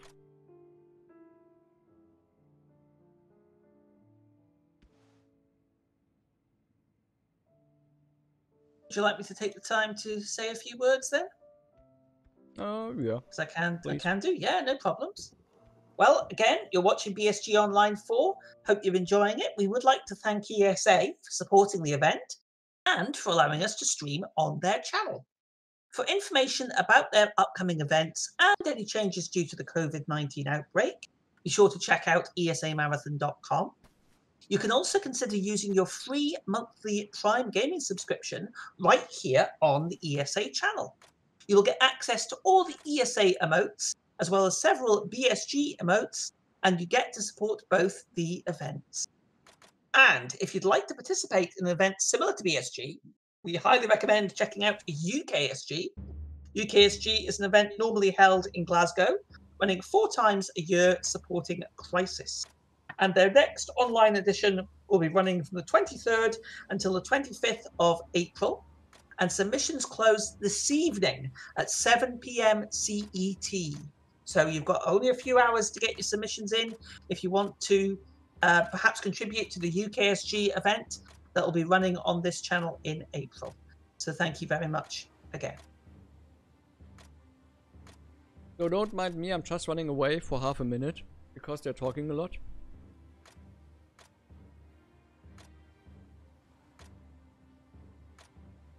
But I'll be back very soon, so you can talk more about the marathon and stuff. Of course I can. Yeah, I was just going to say there's lots of talking in this game, so I will do some talking of my own. So I hope everybody is enjoying the run here. It's absolutely fantastic. I really do hope you have enjoyed this very unusual game. Well, unusual is the wrong word, but obviously remember this game did not get a Western, or hasn't had yet a Western release. And I really do feel we're missing out here. This is an absolutely fantastic game. Really, really enjoyed all aspects of it. So what I'd also like to say is we'd like to remind you that aside from BSG events and their own marathons, ESA does host many other events across Europe, including the British UKSG, which I've just mentioned, Hackathon and more. So be sure to drop them a follow to see whenever something is live. And you can also stay updated on our events by following us on Twitter and Instagram under the handle BSG Marathon. Get a behind-the-scenes look at the events and stay up to date with the latest news on all of our marathons, events, and more. We are also in the process of uploading all of our VODs to our YouTube channel at youtube.com/BSG Marathon. Be sure to check it out and subscribe to find one new video per day in your feed. And there are some fantastic runs that BSG have done even recently. So please keep tuned, stay tuned, and welcome back, Velare. And we will continue just doing some cutscenes here, I think.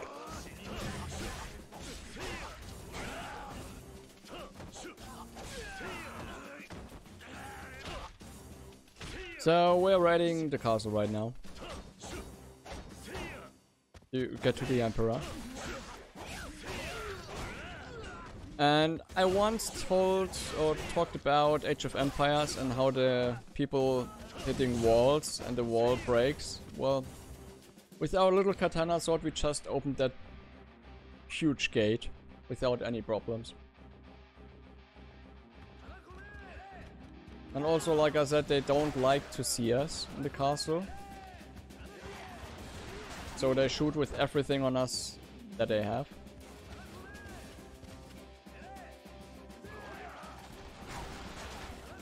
Like cannons and guns, stuff like that.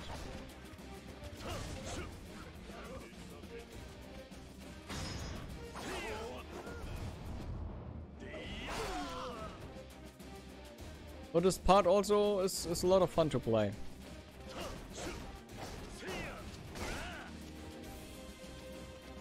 Also, one huge reason for that, of course, is the soundtrack. That special move, the three-way kill, never gets old. Never. And yeah, I talked about the cannons. Which we're going to use for our own, by the way. Nice cannons.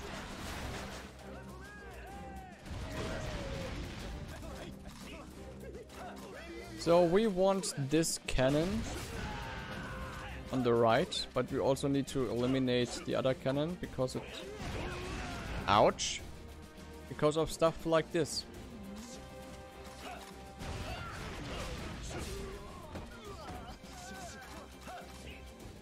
Oh, a close range shot from a cannon there.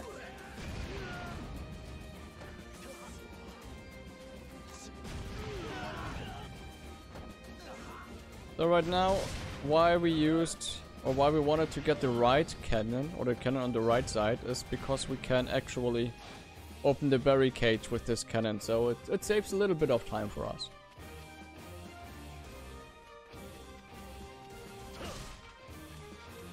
Got access to a cannon, why use a sword?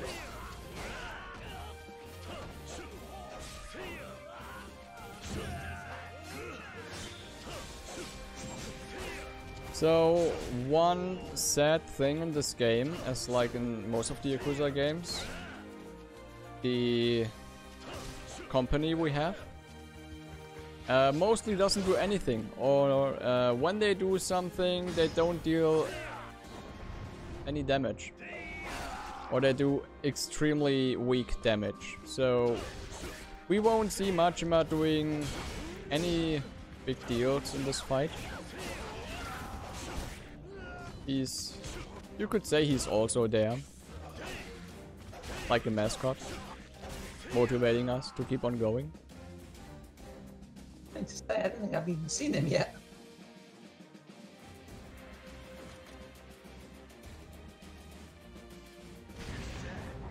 Let's see if I can place all the shots correctly. Well, most of them. Missed this one. Nah, there's more than one guy. Come on, stand still. I completely missed him.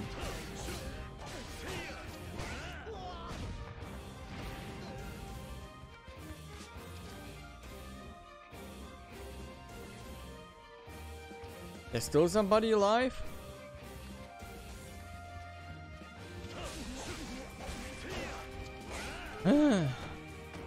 Well, it's safe to say that that never happened before. Got to have one of those moments. Absolutely.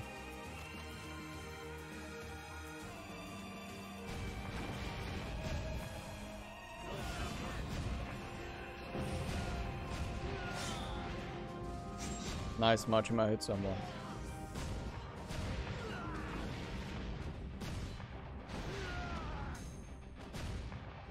We also kill a lot of people in here.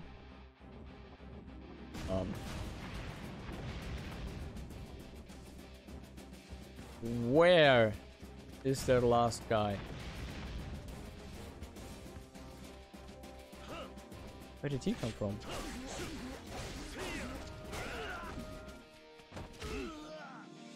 I really never had something like that happen. That's a new and weird one.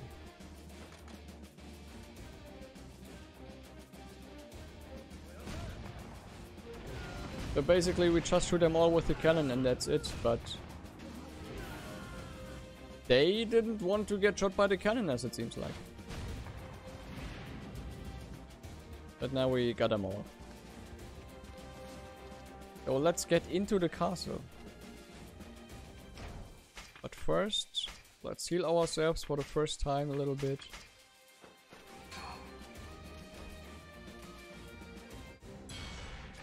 So the castle is an interesting building with all of those traps.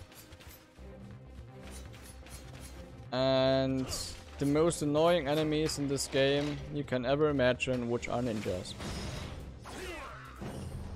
They are running and jumping around and they are so damn fast and, yeah, like I said, annoying. They... Doing ninjing. They're doing a lot of ninja stuff. I don't like them for that.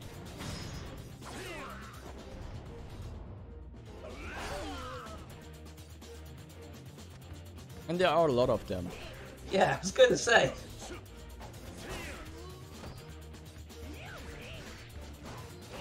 The old faithful three-way move does the job, I remember. Ouch. That was painful.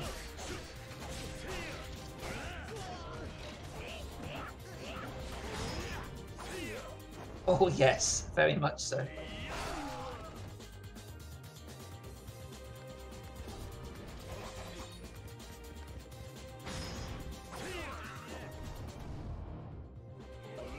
One thing why I'm always running in circles instead of doing the next triple kill move, just calling it like that right now. You have a cooldown. After every heat move you do, you have a small cooldown of like 1, 2, like 3 seconds, something like that. So I'm just killing some time with that.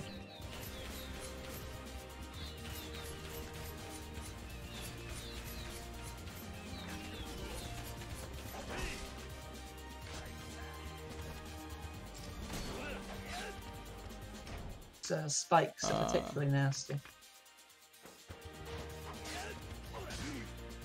Could you please stop hitting me?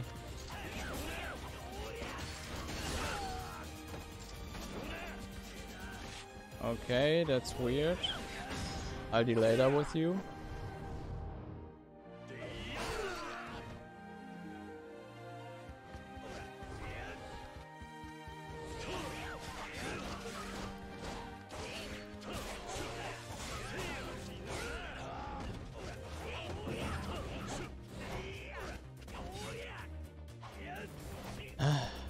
I hate those ninjas. Yeah, definitely a handful. again, I actually have to say I'm really enjoying the animations on the ninjas where they cartwheel around. So let me take a look quickly. Here we have the acid bullets. Now they're working. Seems like I came across a weird bug in which the acid bullets didn't like to do their job when I first shot at him a few times.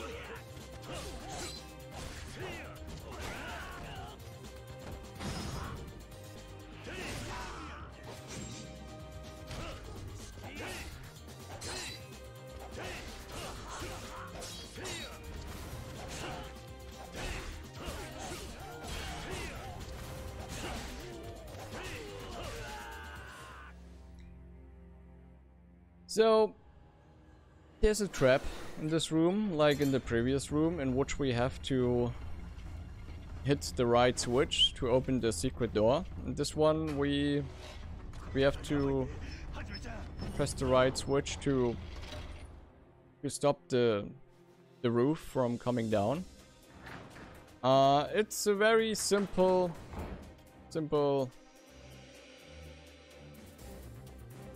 riddle.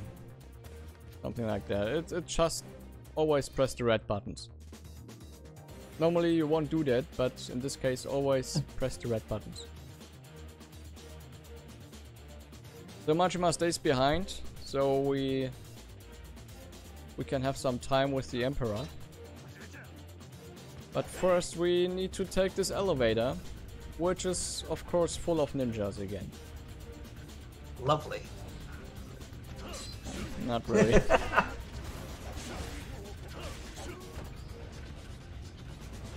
I'm loving the moving, all the sort of cogwheels and the collapsing, the crushing ceiling, and this elevators here. Again, absolutely brilliant. And the ninjas are cool too, I suppose, when you're not fighting them.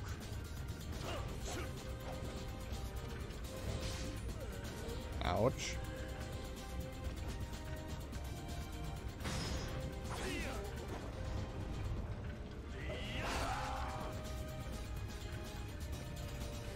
Last one. Please let me kill you. Thank you. So let's get to the boss.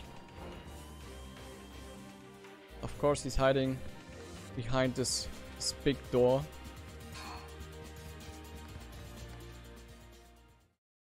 So introducing to you the Emperor. In this case, he's modeled on Daigo Dojima from Yakuza Kiwami 2. And this guy has some extremely annoying moves. Also the scenery of this boss fight is just amazing. Look at this room with all the pillars and all the ninjas kneeling there and fighting against the Emperor is so much fun. Also the soundtrack is amazing in this fight.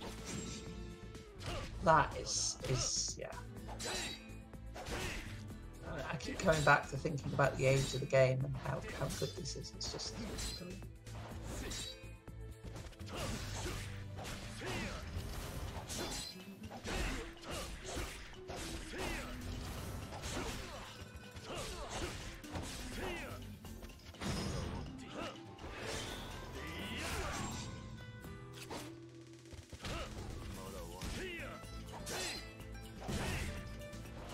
Also a fight in which I like to concentrate a little bit.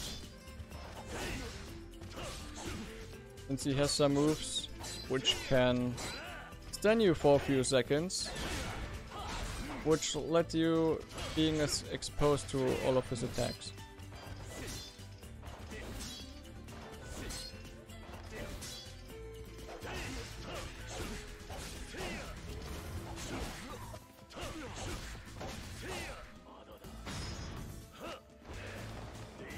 And that was the fight against the Emperor. Of course we don't kill him. We actually end this fight by hitting him in the face. And then deliver this letter to him, in which we ask him to lay down his position as shogun, and also ending the reign of the shogun, so that the shogunate and shogun is gone, and the how did we call them? The judge, not a judge. But yeah, so that's no longer a king is reigning there, and the class system gets removed and stuff like that. So we basically demand to him that he removes the class system and steps back as shogun and stuff like that. And while we're doing this, Kyoto gets a lighter place. It gets, yeah, it's burning a little bit, the whole town, and we get to see this. So we came back and the whole town is burning.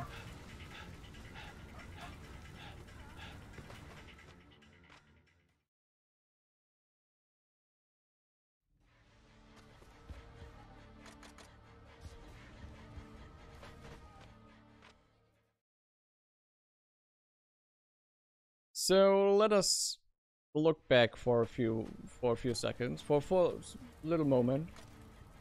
When we first met the president of the Shinsengumi, he told us that the only real way to this, by the way, looks also stunning. That's the way to get rid of the class system and stuff like that is also by burning the whole town. Seems like that they are still going for it. That they thought we can't get near the Emperor, but we proved them wrong.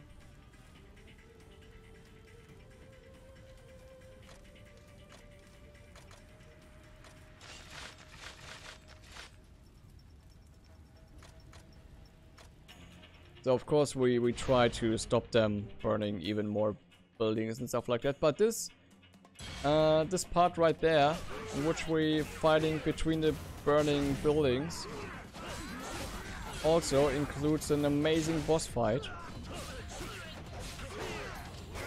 Also with a great atmosphere and scenery and stuff like that. Just when you thought the scenery and the boss fight we had against the Emperor can't get any better and or more epic or stuff like that, you're wrong. Because there's coming something much more epic looking.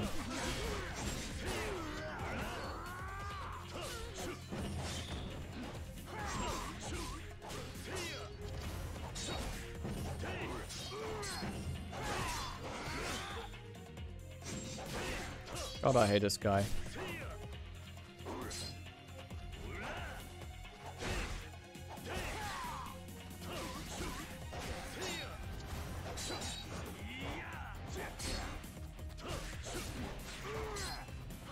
Damn it! He's really tough today.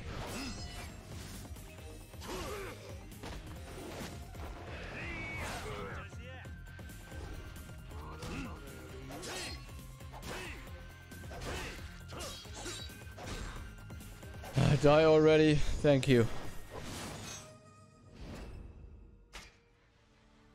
It was a very annoying fight.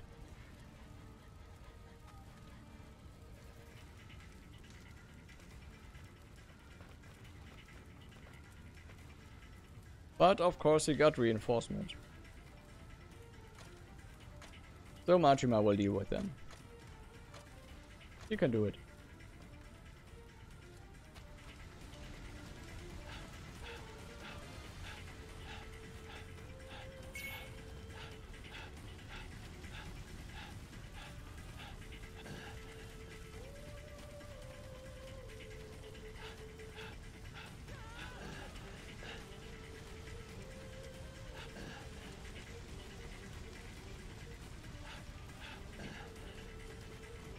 Let's go to the next boss fight, or something like mid-boss fight, I like to call them.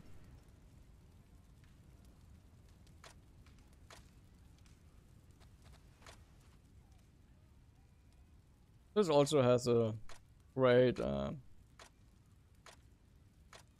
choreography, like nice fighting.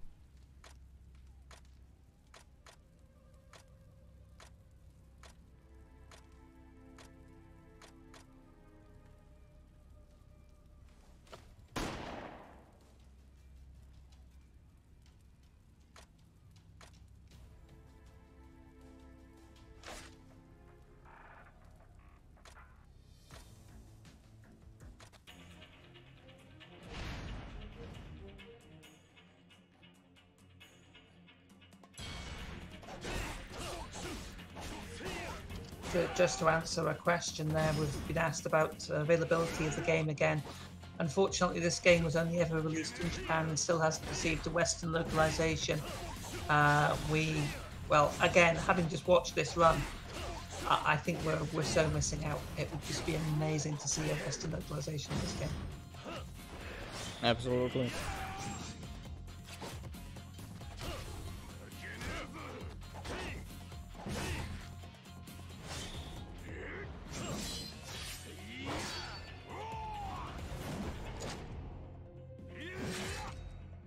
I would also just like to remind everyone that you're watching BSG Online 4, Benefiting Mind. Please get those donations in. We've still got some bid wars and incentives coming up for later runs. The run after this is going to be Portal. So hope you're enjoying this run and stay tuned.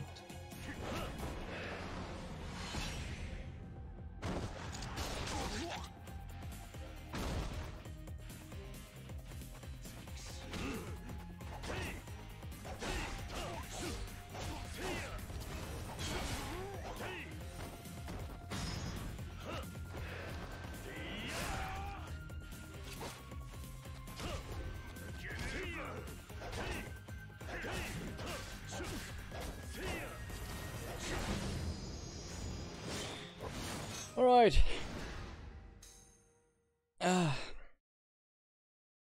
So this guy also can be a bit tough sometimes. Blocking a lot or being super aggressive.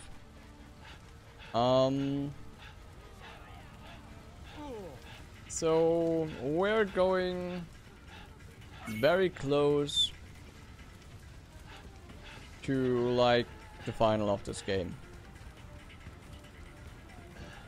And if you look at the time, yes, the final is really that long. It's like almost an hour.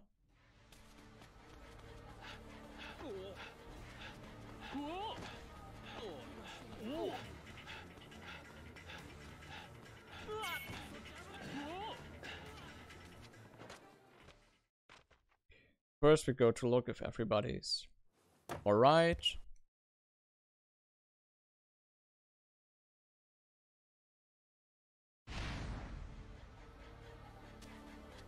And then we go to the final boss of this chapter. And this boss is, like I said, amazing scenery, amazing atmosphere, also great soundtrack, but also a great boss fight.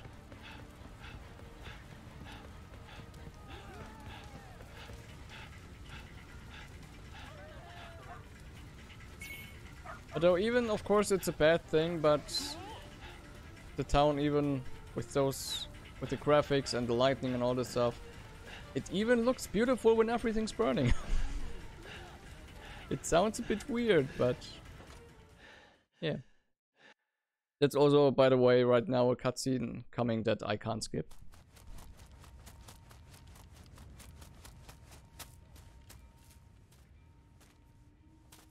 And look who it is. It's Okida again. Out of prison.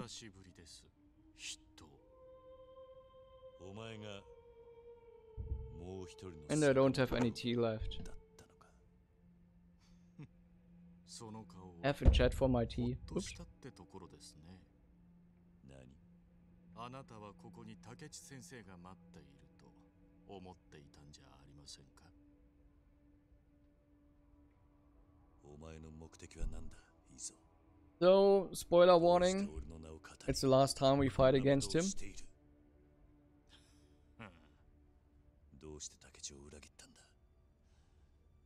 竹地とお前の間には深い絆があったんじゃないのか。裏切った。私が。ああ、そうだ。 It's also sadly a part which I don't know what they're talking about and what's actually going on. 竹地は切腹させられた。だがあの時、新選組に捕まることも、その後のこともすべて。最初からお前は見越した上で動いていたんじゃないのか。それじゃああなたは、私が竹地さんを山内陽道に売り、こんな計画を仕掛けたと。そう思ってるということですか。ああ。本当に何が言いたい。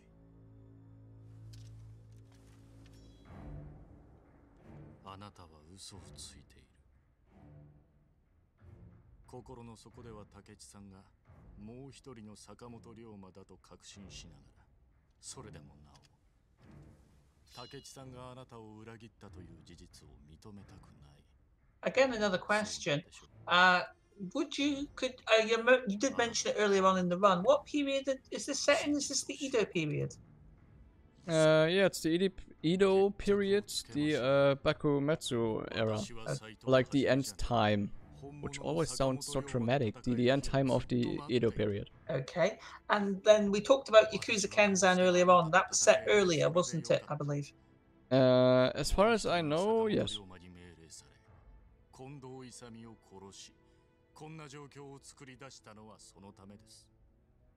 I mean, what we've seen in this run, the sort of style of this game, and in some ways, this is probably going to come across bad.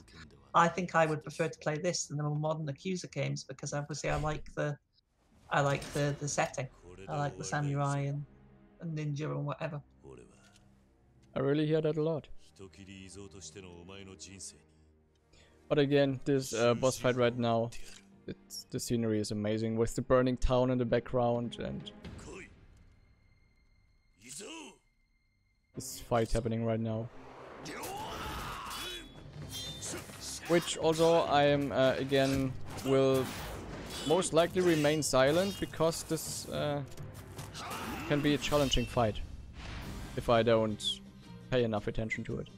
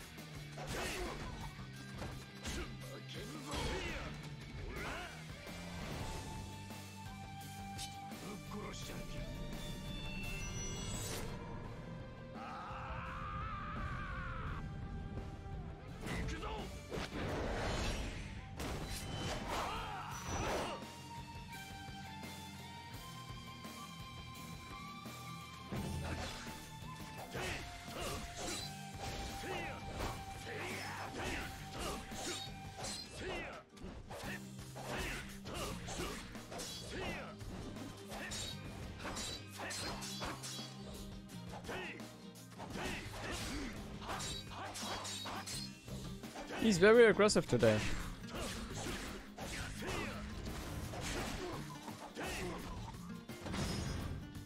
That's it. That's it with this fight.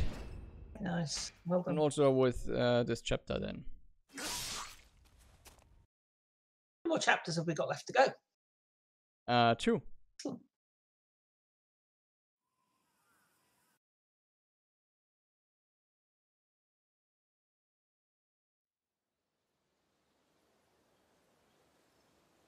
So we're back at the Shinsengumi HQ. And as you can see, we put down our uniform. Like we're stepping back from the Shinsengumi. We don't want to do this anymore. But then there's 3 people. Majima, Daijima, and I forgot this other guy's name.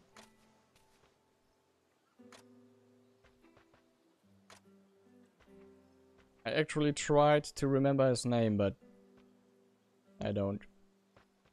So those 3 are basically the last one of the Shinsengumi left, you could say. Since the other ones are dead or switched sides and are traitors right now.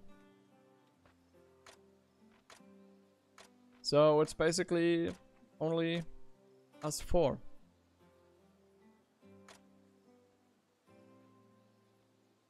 And we're planning on getting. So what's happened, by the way, is that the class system has been removed. The Shogun has stepped back. And that's also something what caused the chaos. A little bit, also a little bit. And us 4 sitting there and those 3 standing there. Are the rest of are those who which can't talk anymore. Are those who are left of the Shinsengumi, the captains, but yeah, the other 3 are going to betray us. And one of those 3 people will be an extremely painful boss fight, which is the worst boss fight in any Yakuza game out there. It's the worst boss fight in every possible meaning. And you'll go to see why. It really is a nightmare, this boss, in this chapter. But it's also a fairly short chapter.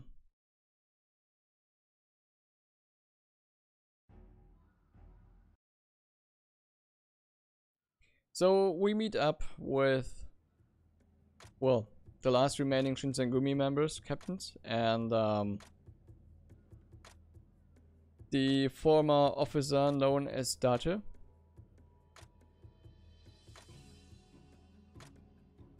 To find out some informations about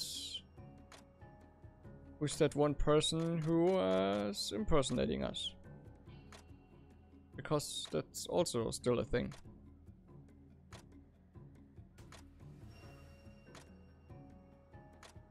So if you want to play a little game, let's say something like that, open Google and Google for Sakamoto Ryomas. And open the Google picture search. And there's a picture of the real Sakamoto Ryomas. Keep that picture in mind.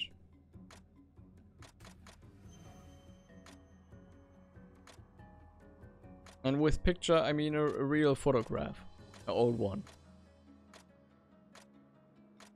A really, really old photograph. Of the real Sakamoto Ryomas.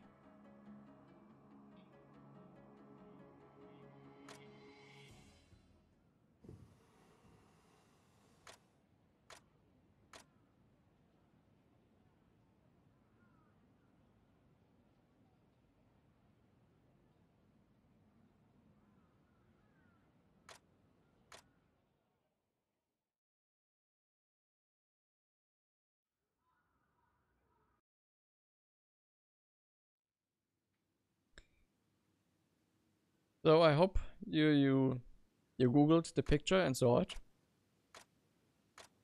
Because you're going to see the picture in this game right now too, but a little bit photoshopped. Just a tiny little bit. They basically swapped the face. And that's it. They just put a different face on it. Which that fits the character model. Oh wow. That is the same picture.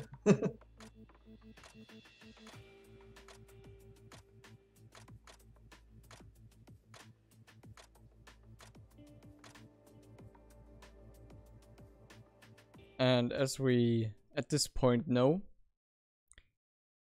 the other Sakamoto Ryomas is our brother,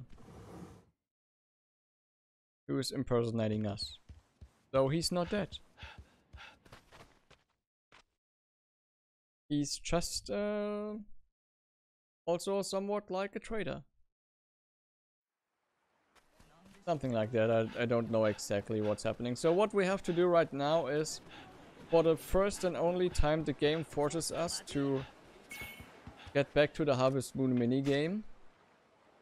So of course we do that. We go back to the Harvest Moon minigame and plant some vegetables. Oh no, we just leave again. So why the game does that is because, yeah, they want to make it believable that we have a time skip happening right now.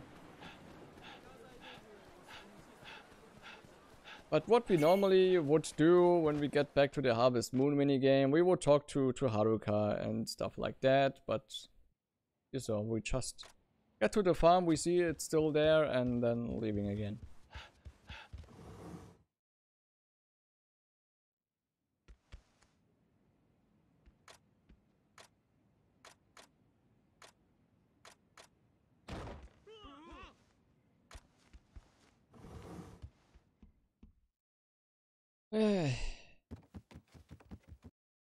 Okay.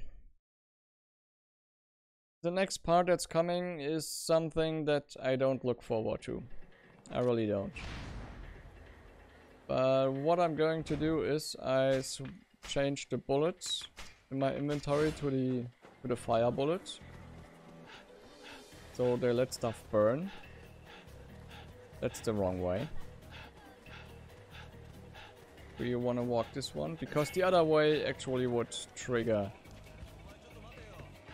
the sub-story, which we can't skip the dialogues of.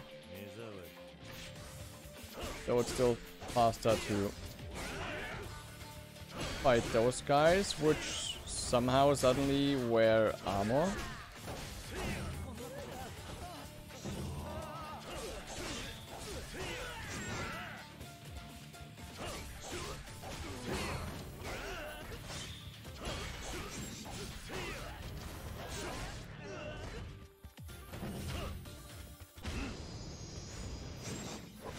Still faster than if we would have the sub-story dialogue.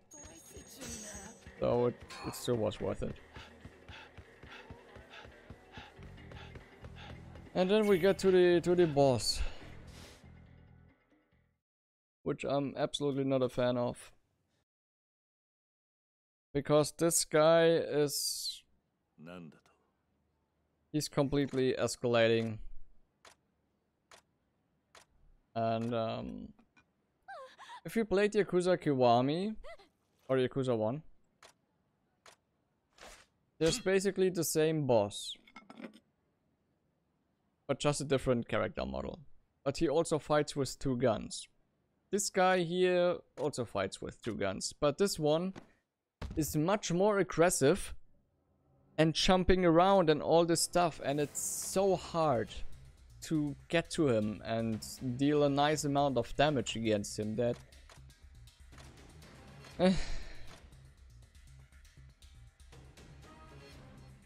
just let's hope for RNG to be not that bad in this fight right now, because this can be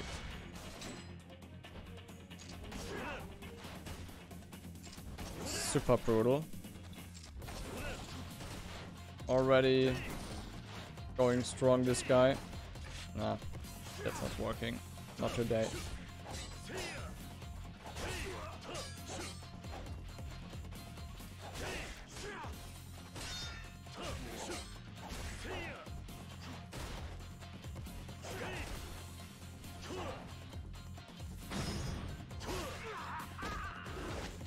So, since my first plan didn't work out, I'm going with the second one, which is spamming heat move after heat move. So like basically special attack after special attack as soon as I get to him, that is.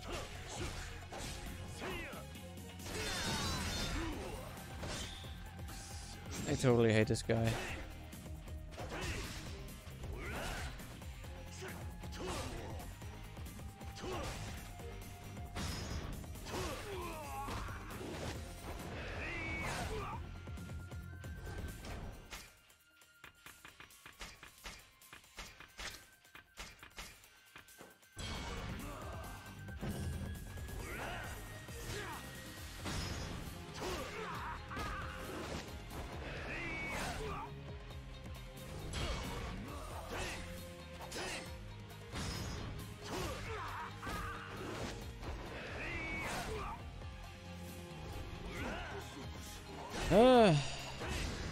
Finally, he's finished.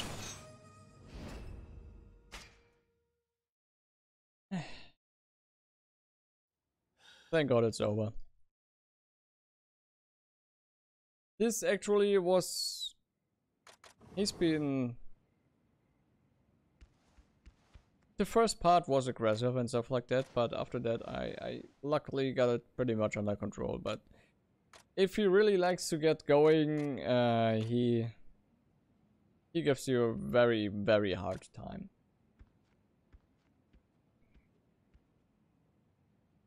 So with that, have to take a look. The fourth option.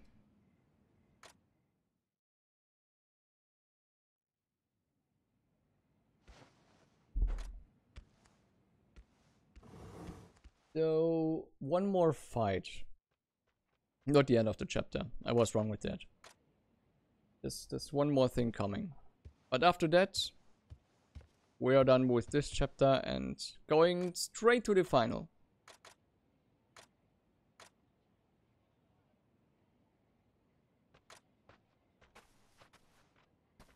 Second for a few words And then, while we're finishing this up. yeah, go for it. Okie dokie. So, welcome again, folks. Hope you're enjoying watching BSG Online 4. We are benefiting Mine. So please remember that all your donations do go towards an absolutely amazing cause. We are raising money for Mind, which is a nationwide organisation committed to prevent mental health issues and to support everyone who is dealing with mental issues themselves or within their family. So please see if you can get your donations in. We still have those bids coming up for the next couple of runs. We've got Portal coming up next, and then after that we've got a story about my uncle. The beam colour choice is still $2 towards purple and nothing towards any of the others. And we are still just a little bit short of the goats. We need another 21 euros to hit the goat mode for a story about my uncle as well. So if you can, please get your donations in. Thank you very much.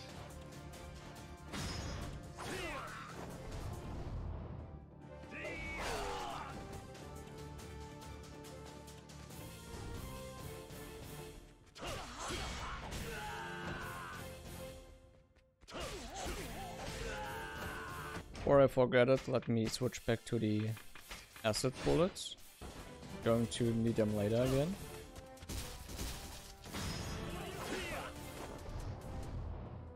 So this room can be an absolute hell without the triple kill move, because you see how many people there are.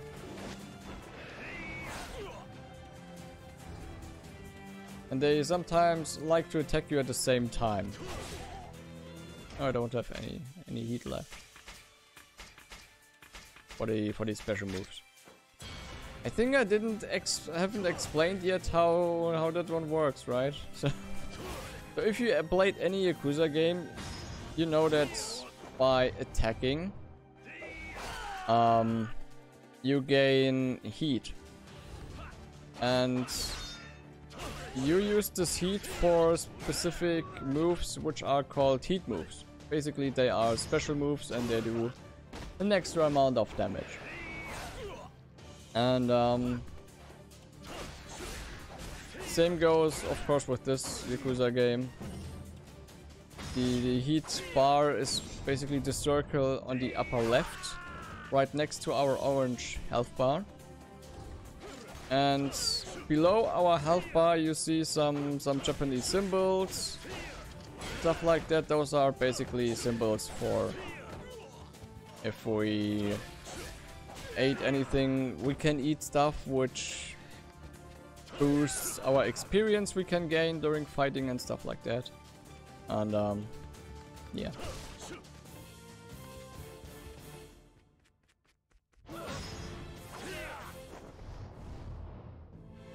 And you also can of course gain heat by consuming specific some special medicine.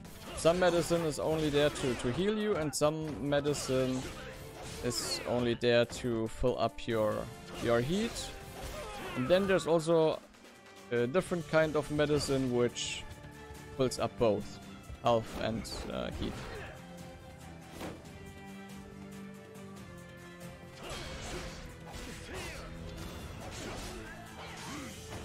Ouch.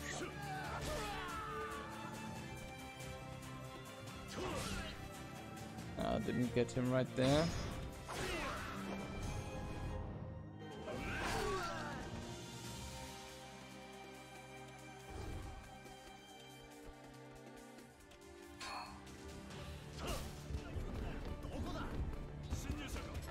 So that's a fun part coming right now. I also don't like this fight, because there's so many of those people with armor.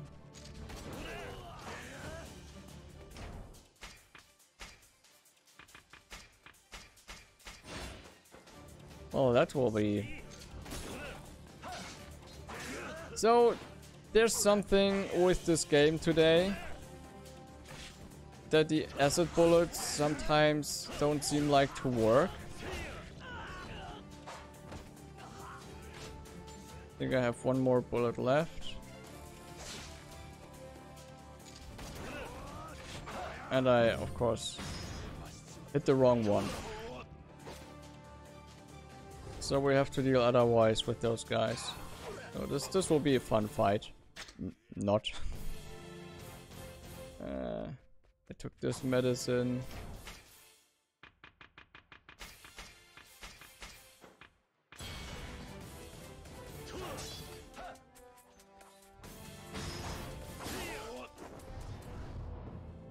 So that's extremely unfortunate. That, don't ask me why the acid bullets weren't properly working this time.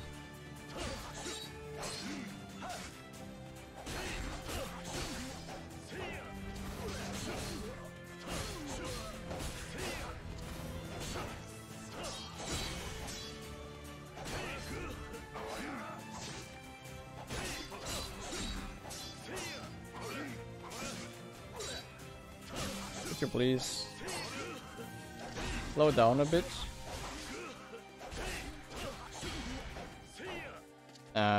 What are you doing? Was the wrong one?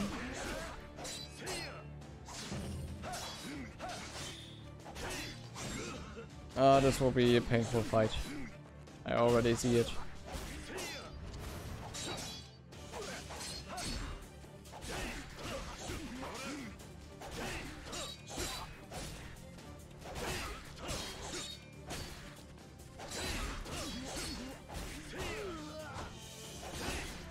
So that was number one. It would be much easier if the acid bullets would have done their work.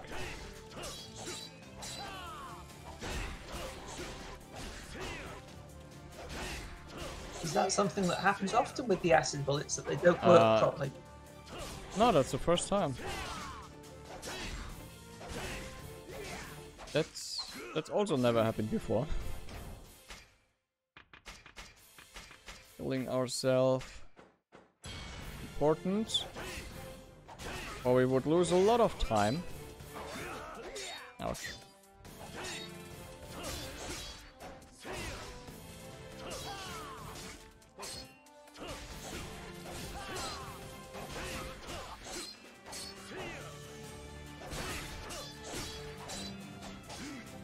So, you remember I played this game on easy right now for the speedrun? Imagine playing this on hard. That fight alone, the first boss fight in this game, so like I said, some of those boss fights or fights can feel like Soulsborne, Souls-like, Neo-like boss fights.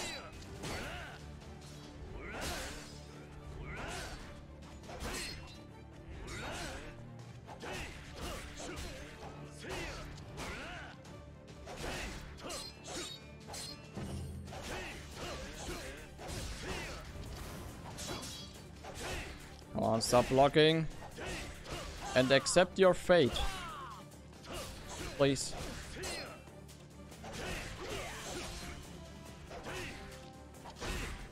He's tough. And that's the end of this chapter.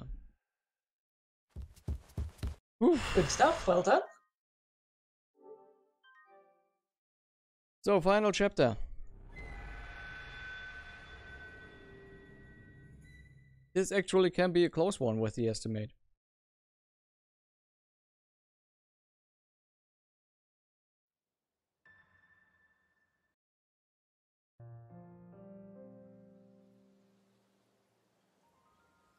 So we're going to prepare our attack.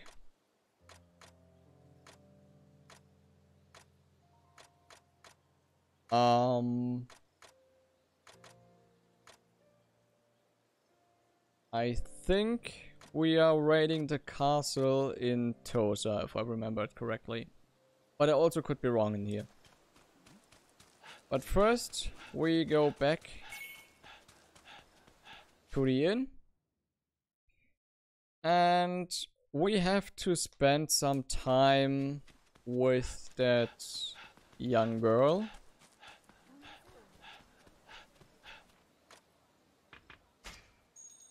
And normally that would mean we have to play some mini games, like singing karaoke and doing the fan dance, stuff like that. But luckily the game allows us to skip all of those mini games.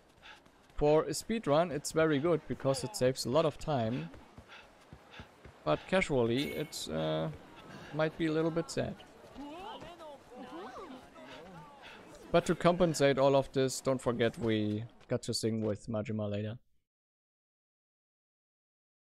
Yes, looking forward to that. Your very generous donations have made that possible. So remember, we've still got that to come after the run.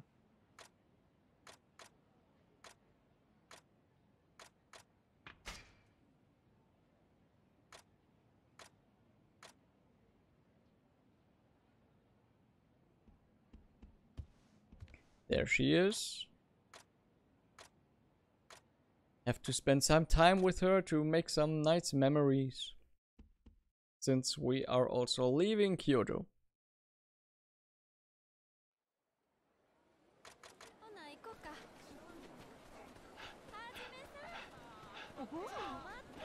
So, first thing we're going to do is to eat something together.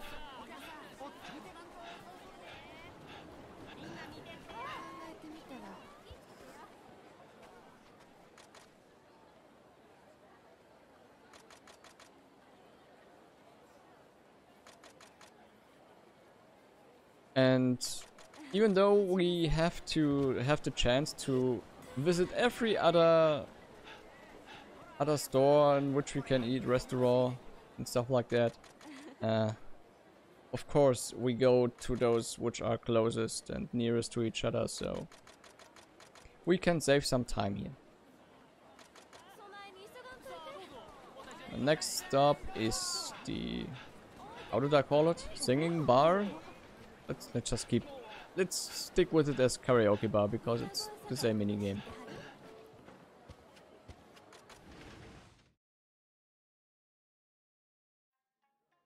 As you can see, they invented the disco ball.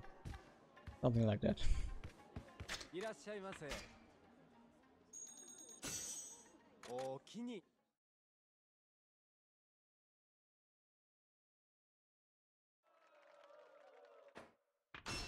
So like I said, skipping this one.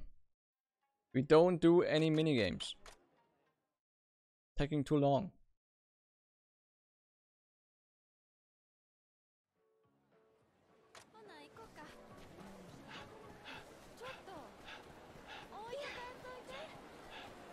Let's run back to the taxi, because it's much faster than running to our next destination. I didn't see that those are bandits. So let's throw him right into the river. Because he has an armor, and it would take too long to get his armor off.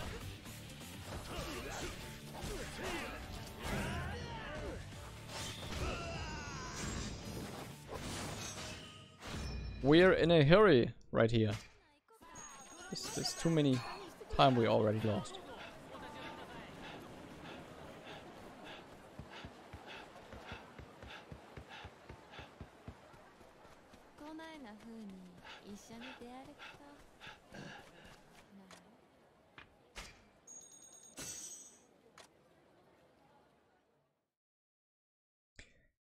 So while I'm running around and skipping mini games, so that we finally can start the final part of the game,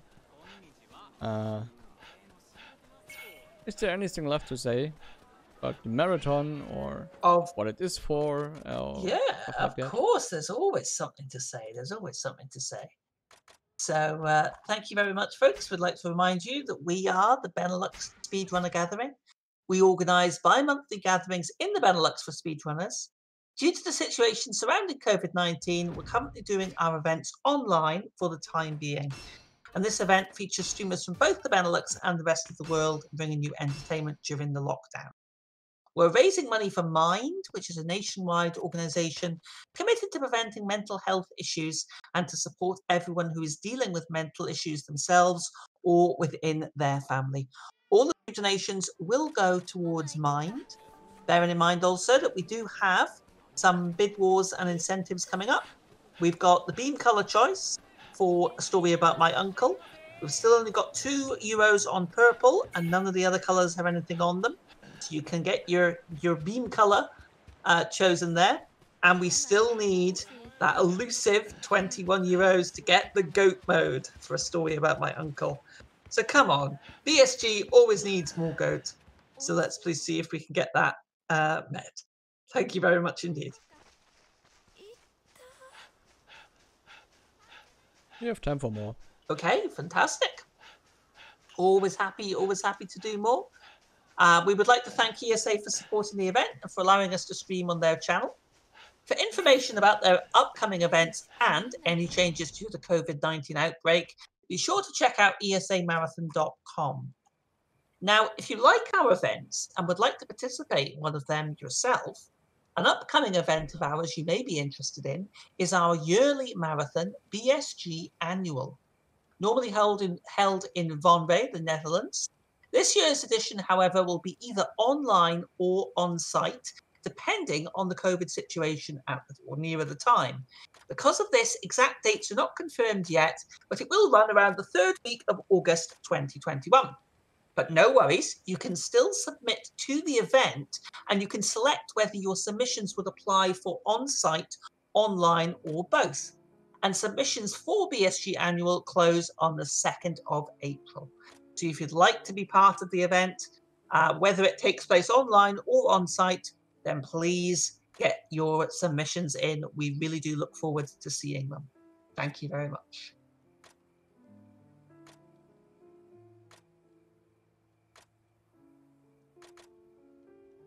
We have time for more. I was just about to ask.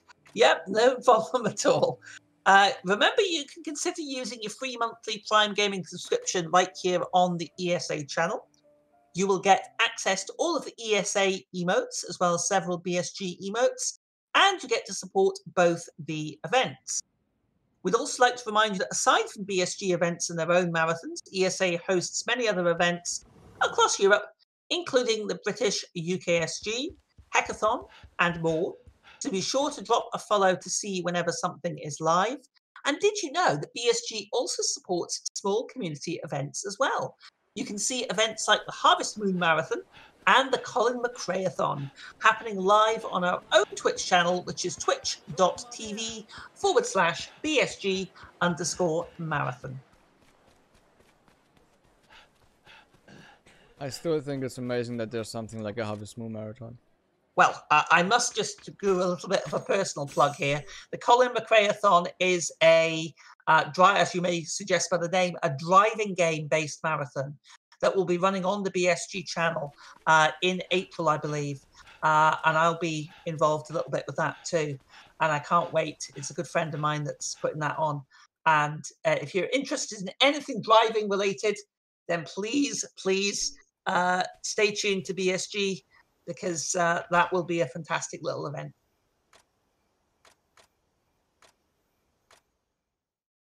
All right. So slowly starting the final, approaching it. We prepare ourselves right now with some last practice right there.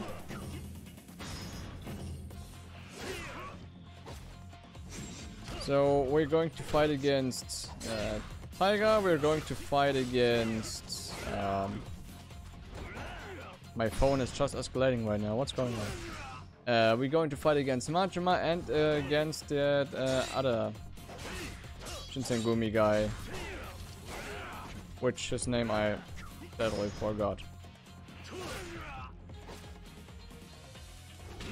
And then when we've finished those 3 fights, we are going right into the final, into the final round, basically.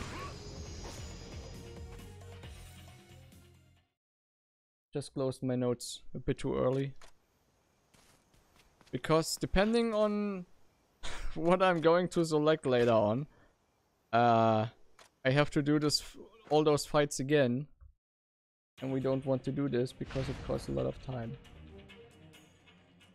All right.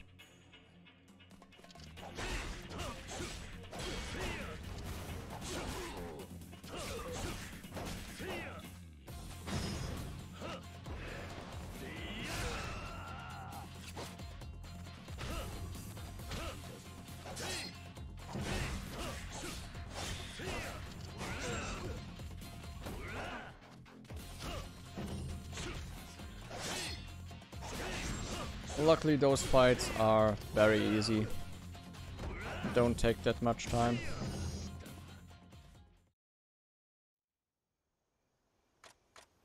And last one, Majima.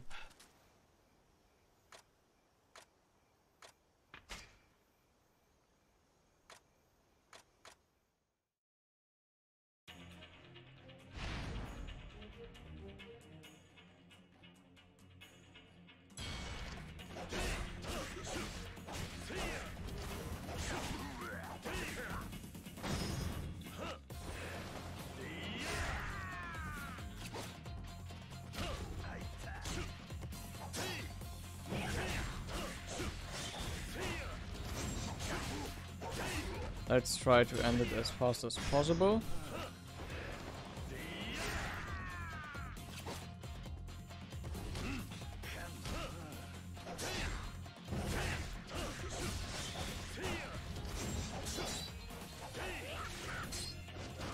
And then it might be a bit early, but I know myself. I'll forget it if I want to do it later. I just do some quick shoutouts right now to the Yakuza speedrunning community. So if you want to play any of the Yakuza games or speedrun any of the Yakuza games, there's actually a Yakuza speedrunning Discord server. It's easy to find.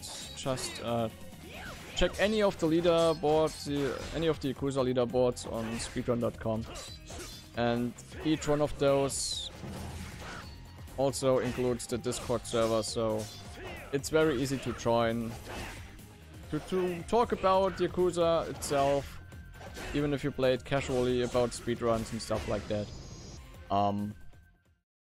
You're always welcome.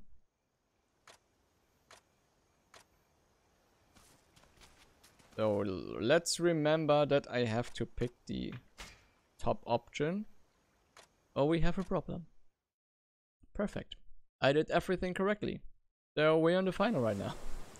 In the end game, you could say. So there's going to happen a lot of fights, very long fights, and a lot of blood.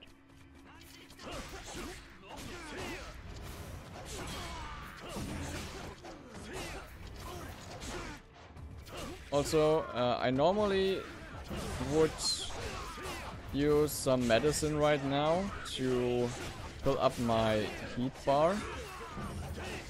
But since I don't have that much, because I mismanaged it a little bit. And the accident with the acid bullets happened, and that other boss fight, I don't wanna risk anything right now. It would be extremely bad to lose a run because of playing a little bit more risky. So normally we have to, that's a bit later. So right now we have to beat all of those enemies we see right there. Each one of those. And every time we get to the next area of this castle, we face a new boss. So it's somewhat like a boss rush mode. Wrong. But we're going to fight a lot of bosses in this chapter.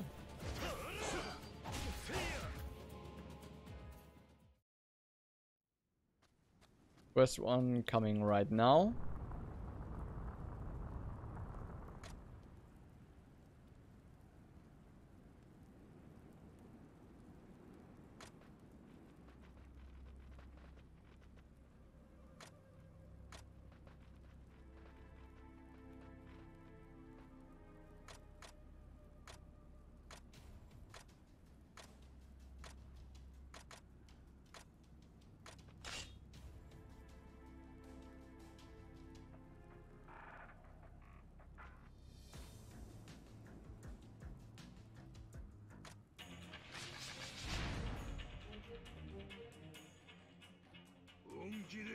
So that's the first one. Like in RPGs and MMORPGs and stuff like that. First, let's deal with those.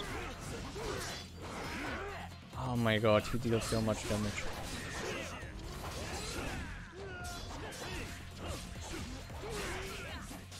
Okay, let's heal ourselves.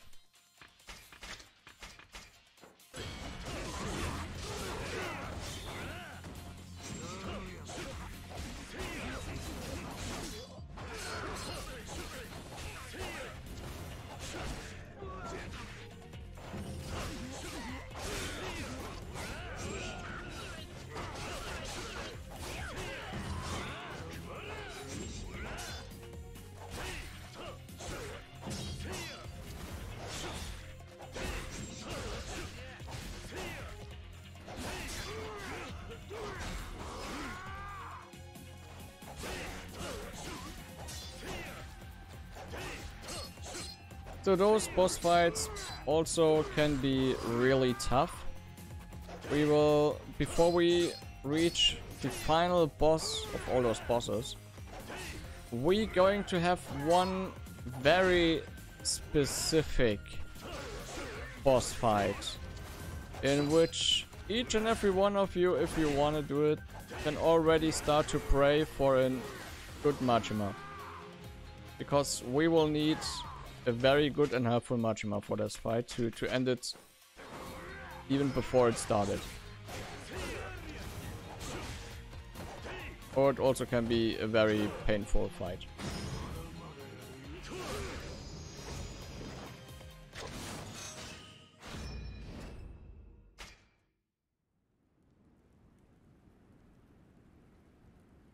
So let's hope for the best. But before that happens, we have like 2 more bosses to go.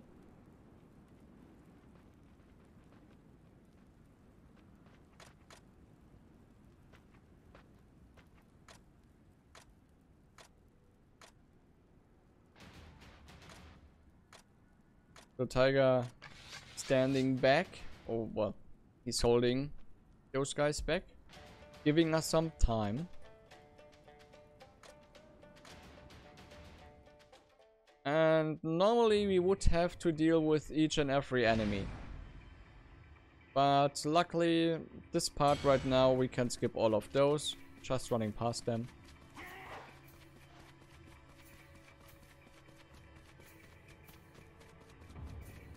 Picking up the medicine and going into the next area.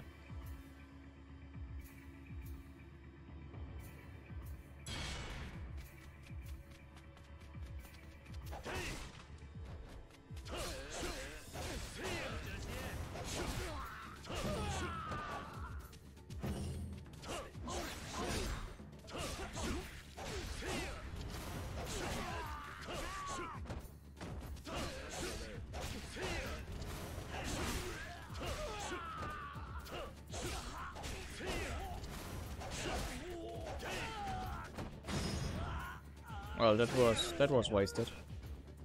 Never use a heat move against a normal enemy. It's just wasted.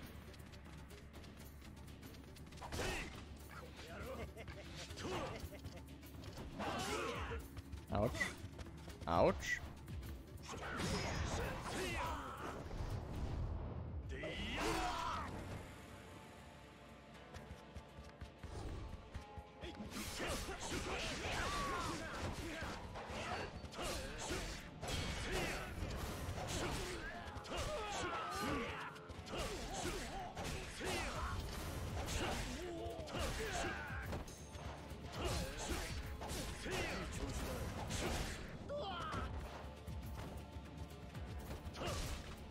Coming up to the next boss.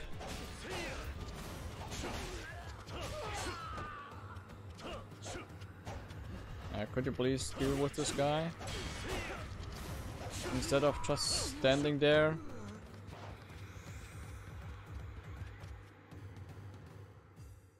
So the next guy... I don't like him. You're going to see pretty soon why. Because he has a mechanic which I don't like. It's nothing that special. But yeah, it can slow some things down a little bit. Seem to be quite a lot of interesting mechanics and interesting things that add wrinkles to the combat, so to speak. Absolutely. And it's happening right now. It's a lot of steam. So it's get a bit harder for us to see who is the boss and who are just the normal enemies. It's sometimes possible to see it. Most of the time, of course, but you still have to pay a little bit more attention to that. Also, my health doesn't look that good.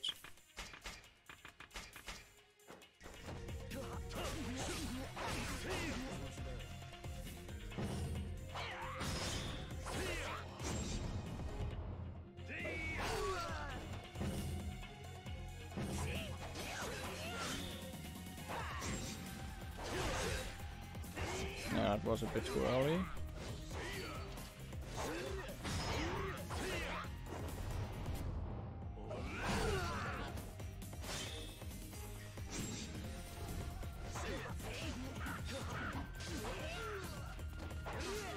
Running a bit around in circles.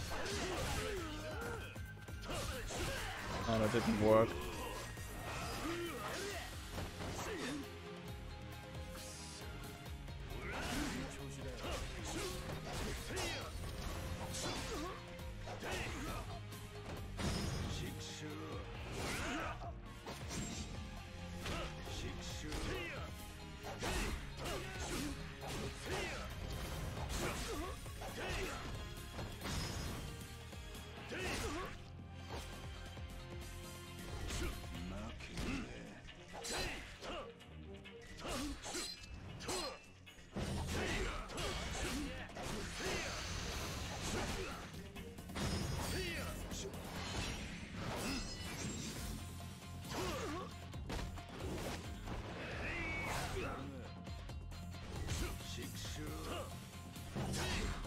So what runs do we have after Yakuza Ishin? You know that? Indeed, we've got plenty of good runs coming up. The next one that's going to be coming up just after this is going to be a Portal run by Dunk123. And then we've got later on coming up today, a story about my uncle by Jasper, and Crash Bandicoot Insane Trilogy, which is actually the Crash Bandicoot Any Percent by Dagobert. And obviously lots of other runs as well. So please stay tuned. Stay tuned for the whole weekend. Indeed, yes, we've got some fantastic runs coming up over the next day or so. We're going right up until about 9 p.m, 9:30 CET tomorrow. So, yep, stay with us for some fantastic speedruns.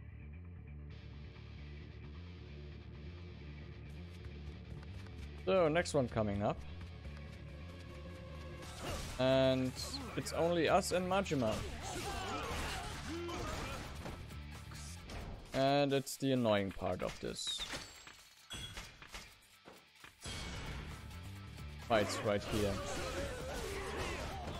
Since those guys right now have a lot of guns, and they are going to use those guns. And the boss we're going to fight at this part is where we want to let Majima do some magic, hopefully. If not, it will be very, very painful.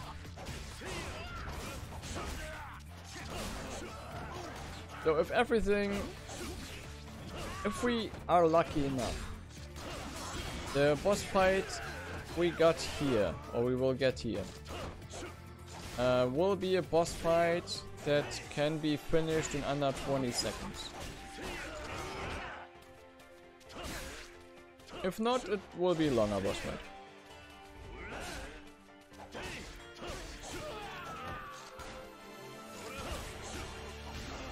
Could you please stop shooting around?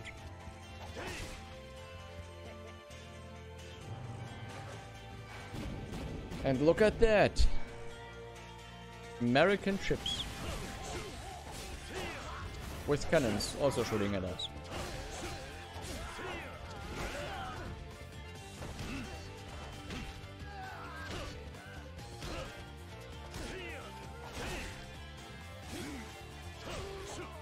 So the role of the Americans in this game, as far as I didn't get it wrong, is stereotypical the role of an arms dealer.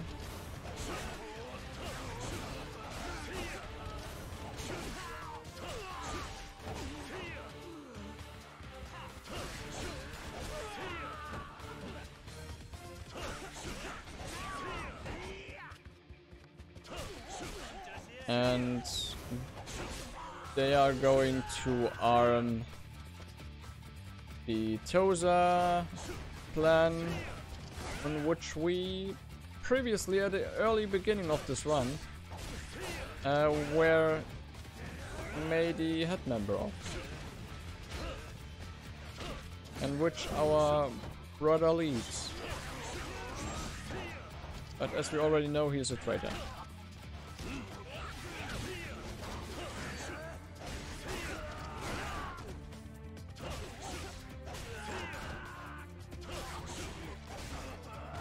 Why is this guy still alive?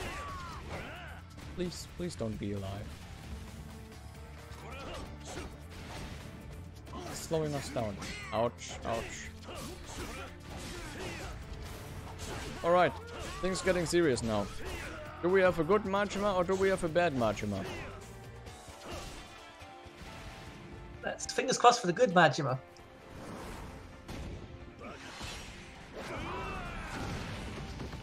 Because Majima has one mission right now. It sounds a bit painful for him, but it's exactly what we need him to do. If we get lucky enough, Majima will immediately when the fight starts, pull the attention all towards him. So that everybody, all of those soldiers, looking at Majima.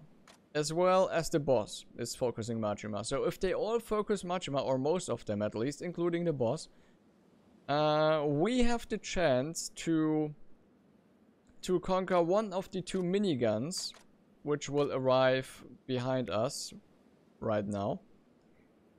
Or pretty soon-ish.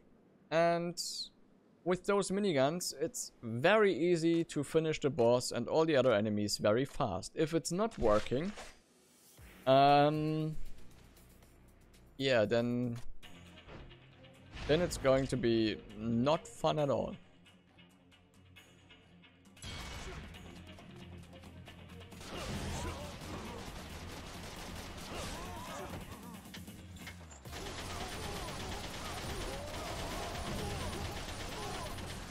Yeah, not working that much. But at least he's not, the boss is not looking at us. That's at least a little bit good for us. Ouch. As long as Majima keeps the boss busy, it's perfect. Now that's Majima. By the way, Majima is very immune to all the bullets. He's like a ghost. Yeah. Majima is...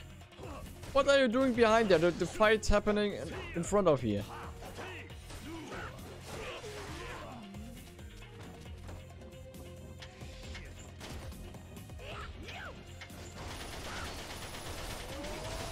Nice, nice, nice, nice, nice. Majima, keep on doing this. Well, almost.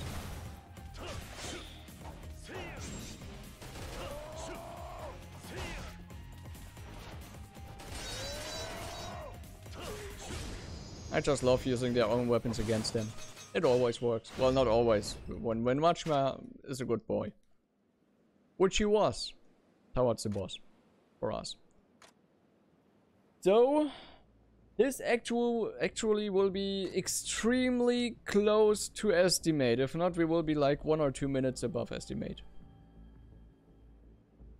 But well, it's my time, my live split. I didn't pause the live split when we had the technical difficulties. What does it say? The time even say in the stream? It's a 4 hour 53 minute mark. So it can be a close one. So we still can make it an estimate, even with the technical difficulties and stuff.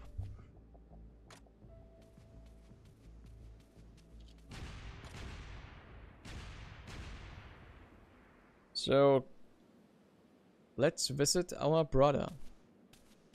And this boss fight is absolutely amazing. It's so much fun to play. It's so well made. Everything's amazing in this boss fight.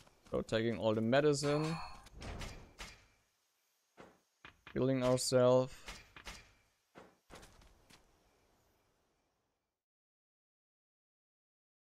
This one also includes no skippable cutscenes. Or at least one not skippable cutscene. Also, this boss fight has an absolutely amazing and stunning and epic soundtrack. Which is easy to find on YouTube. Just search on YouTube for Yakuza Ishin Final Boss Team. It's a team which goes about 8 to 9 minutes. because it also includes all the different phases the boss fight has, because it has like 3 different phases. And also we are fighting right now in the same room as our father figure died. It has been assassinated.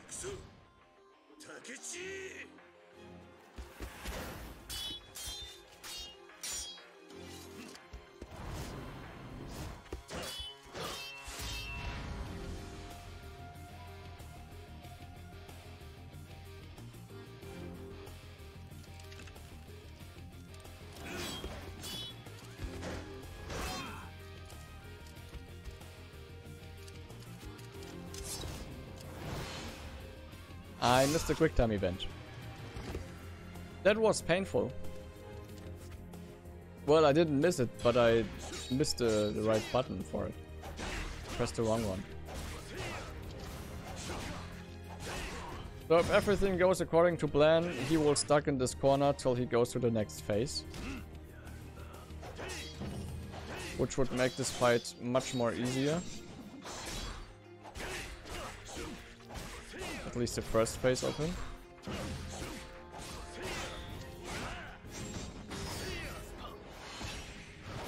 Perfect.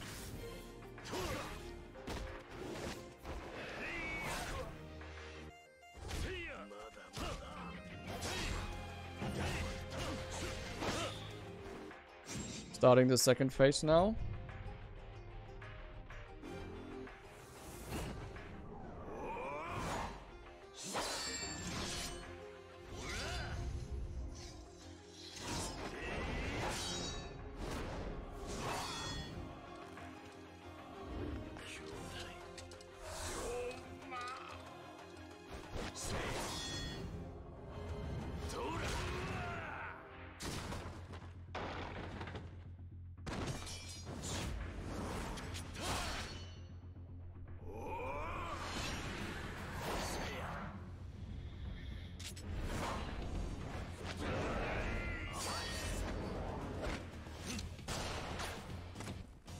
I totally love how they made those sword fights.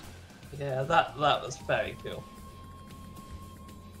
This is a fantastic fight as well. There's been several really good ones.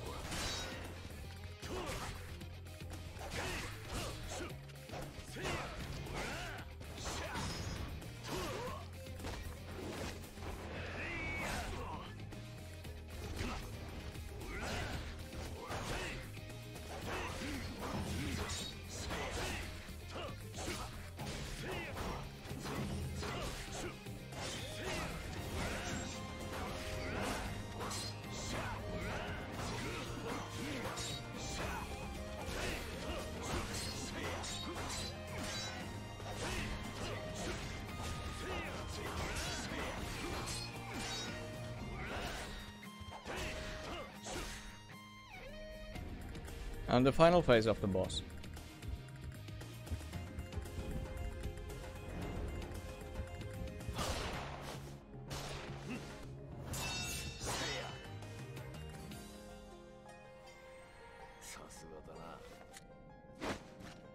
And absolutely loving the upcoming camera shot.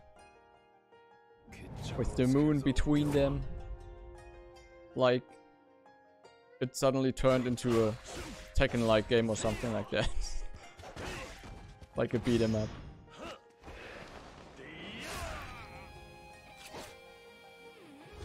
So time is, by the way, not when the boss is beaten, but as you have seen, after every fight we get this conclusion screen. When I press this conclusion, that screen away. But I'll do a countdown for that. I should heal myself because this guy does a lot of damage in this phase.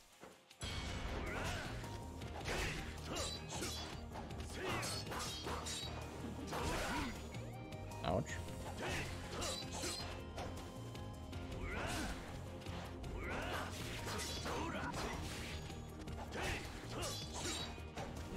Damn, he likes to block so much right now.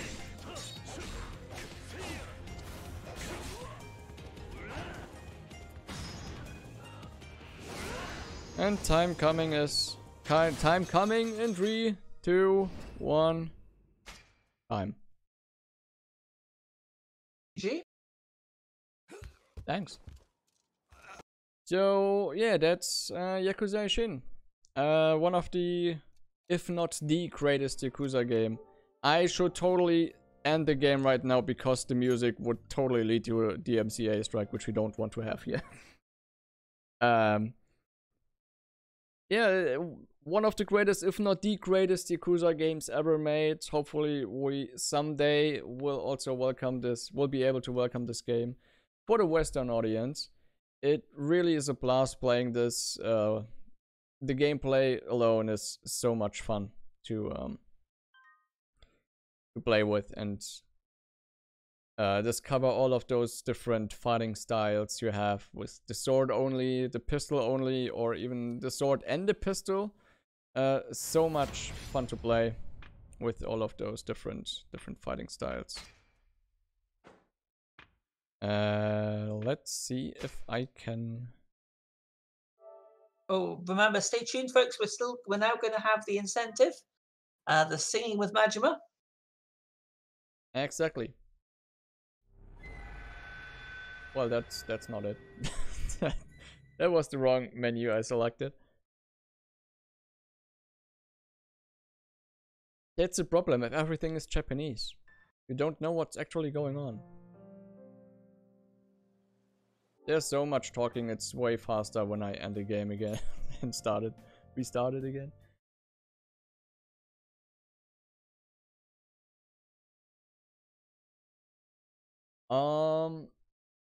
So yeah, singing with Majima.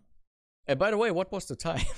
Was it still estimate or above? It was, the timer was 2 seconds over. 5 hours and 2 seconds. So let's say the timer was off by about 3 seconds. We did have a technical issue in the middle, so yeah, true. So let me. Was it this one? No, it's not. It was this one. Yeah, that's a new game. That's a premium adventure. I hope.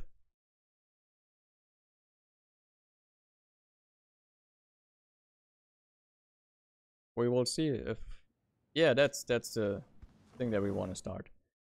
So, singing with Majima. Basically, we are not singing, but we're just standing next to him and clapping in our hands, like, because we're happy that Majima is singing.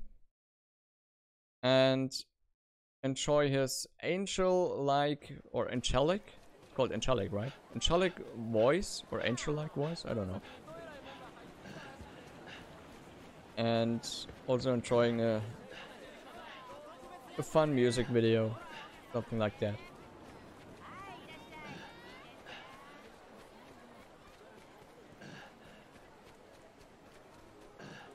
I hope that he's here.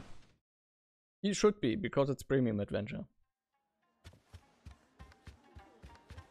There he is, our boy Majima.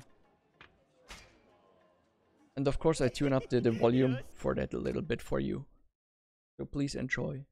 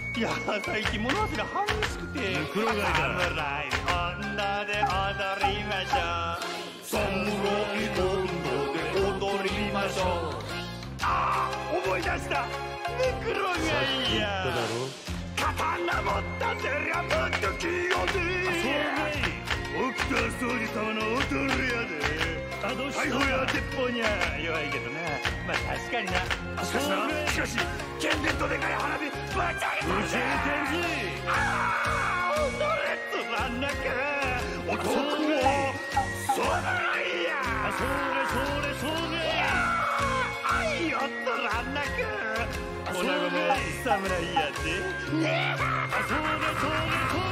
切ってみせますそんなやばい切ってみせるんであのクソであいらは侍今日も誰ぞたけたはたけたはたよいよいよ侍女あどっこい金はフリフリ男やね腰はフリフリ祭りよ侍温度で踊りましょうさあ最後みんな一緒に行くね侍女で踊りましょう So yeah, that's that was it for my part. And I hope you all enjoyed Yakuza Ishin, the greatest Yakuza game ever made. Sadly, yet not released in the West. Maybe in the near future, who knows.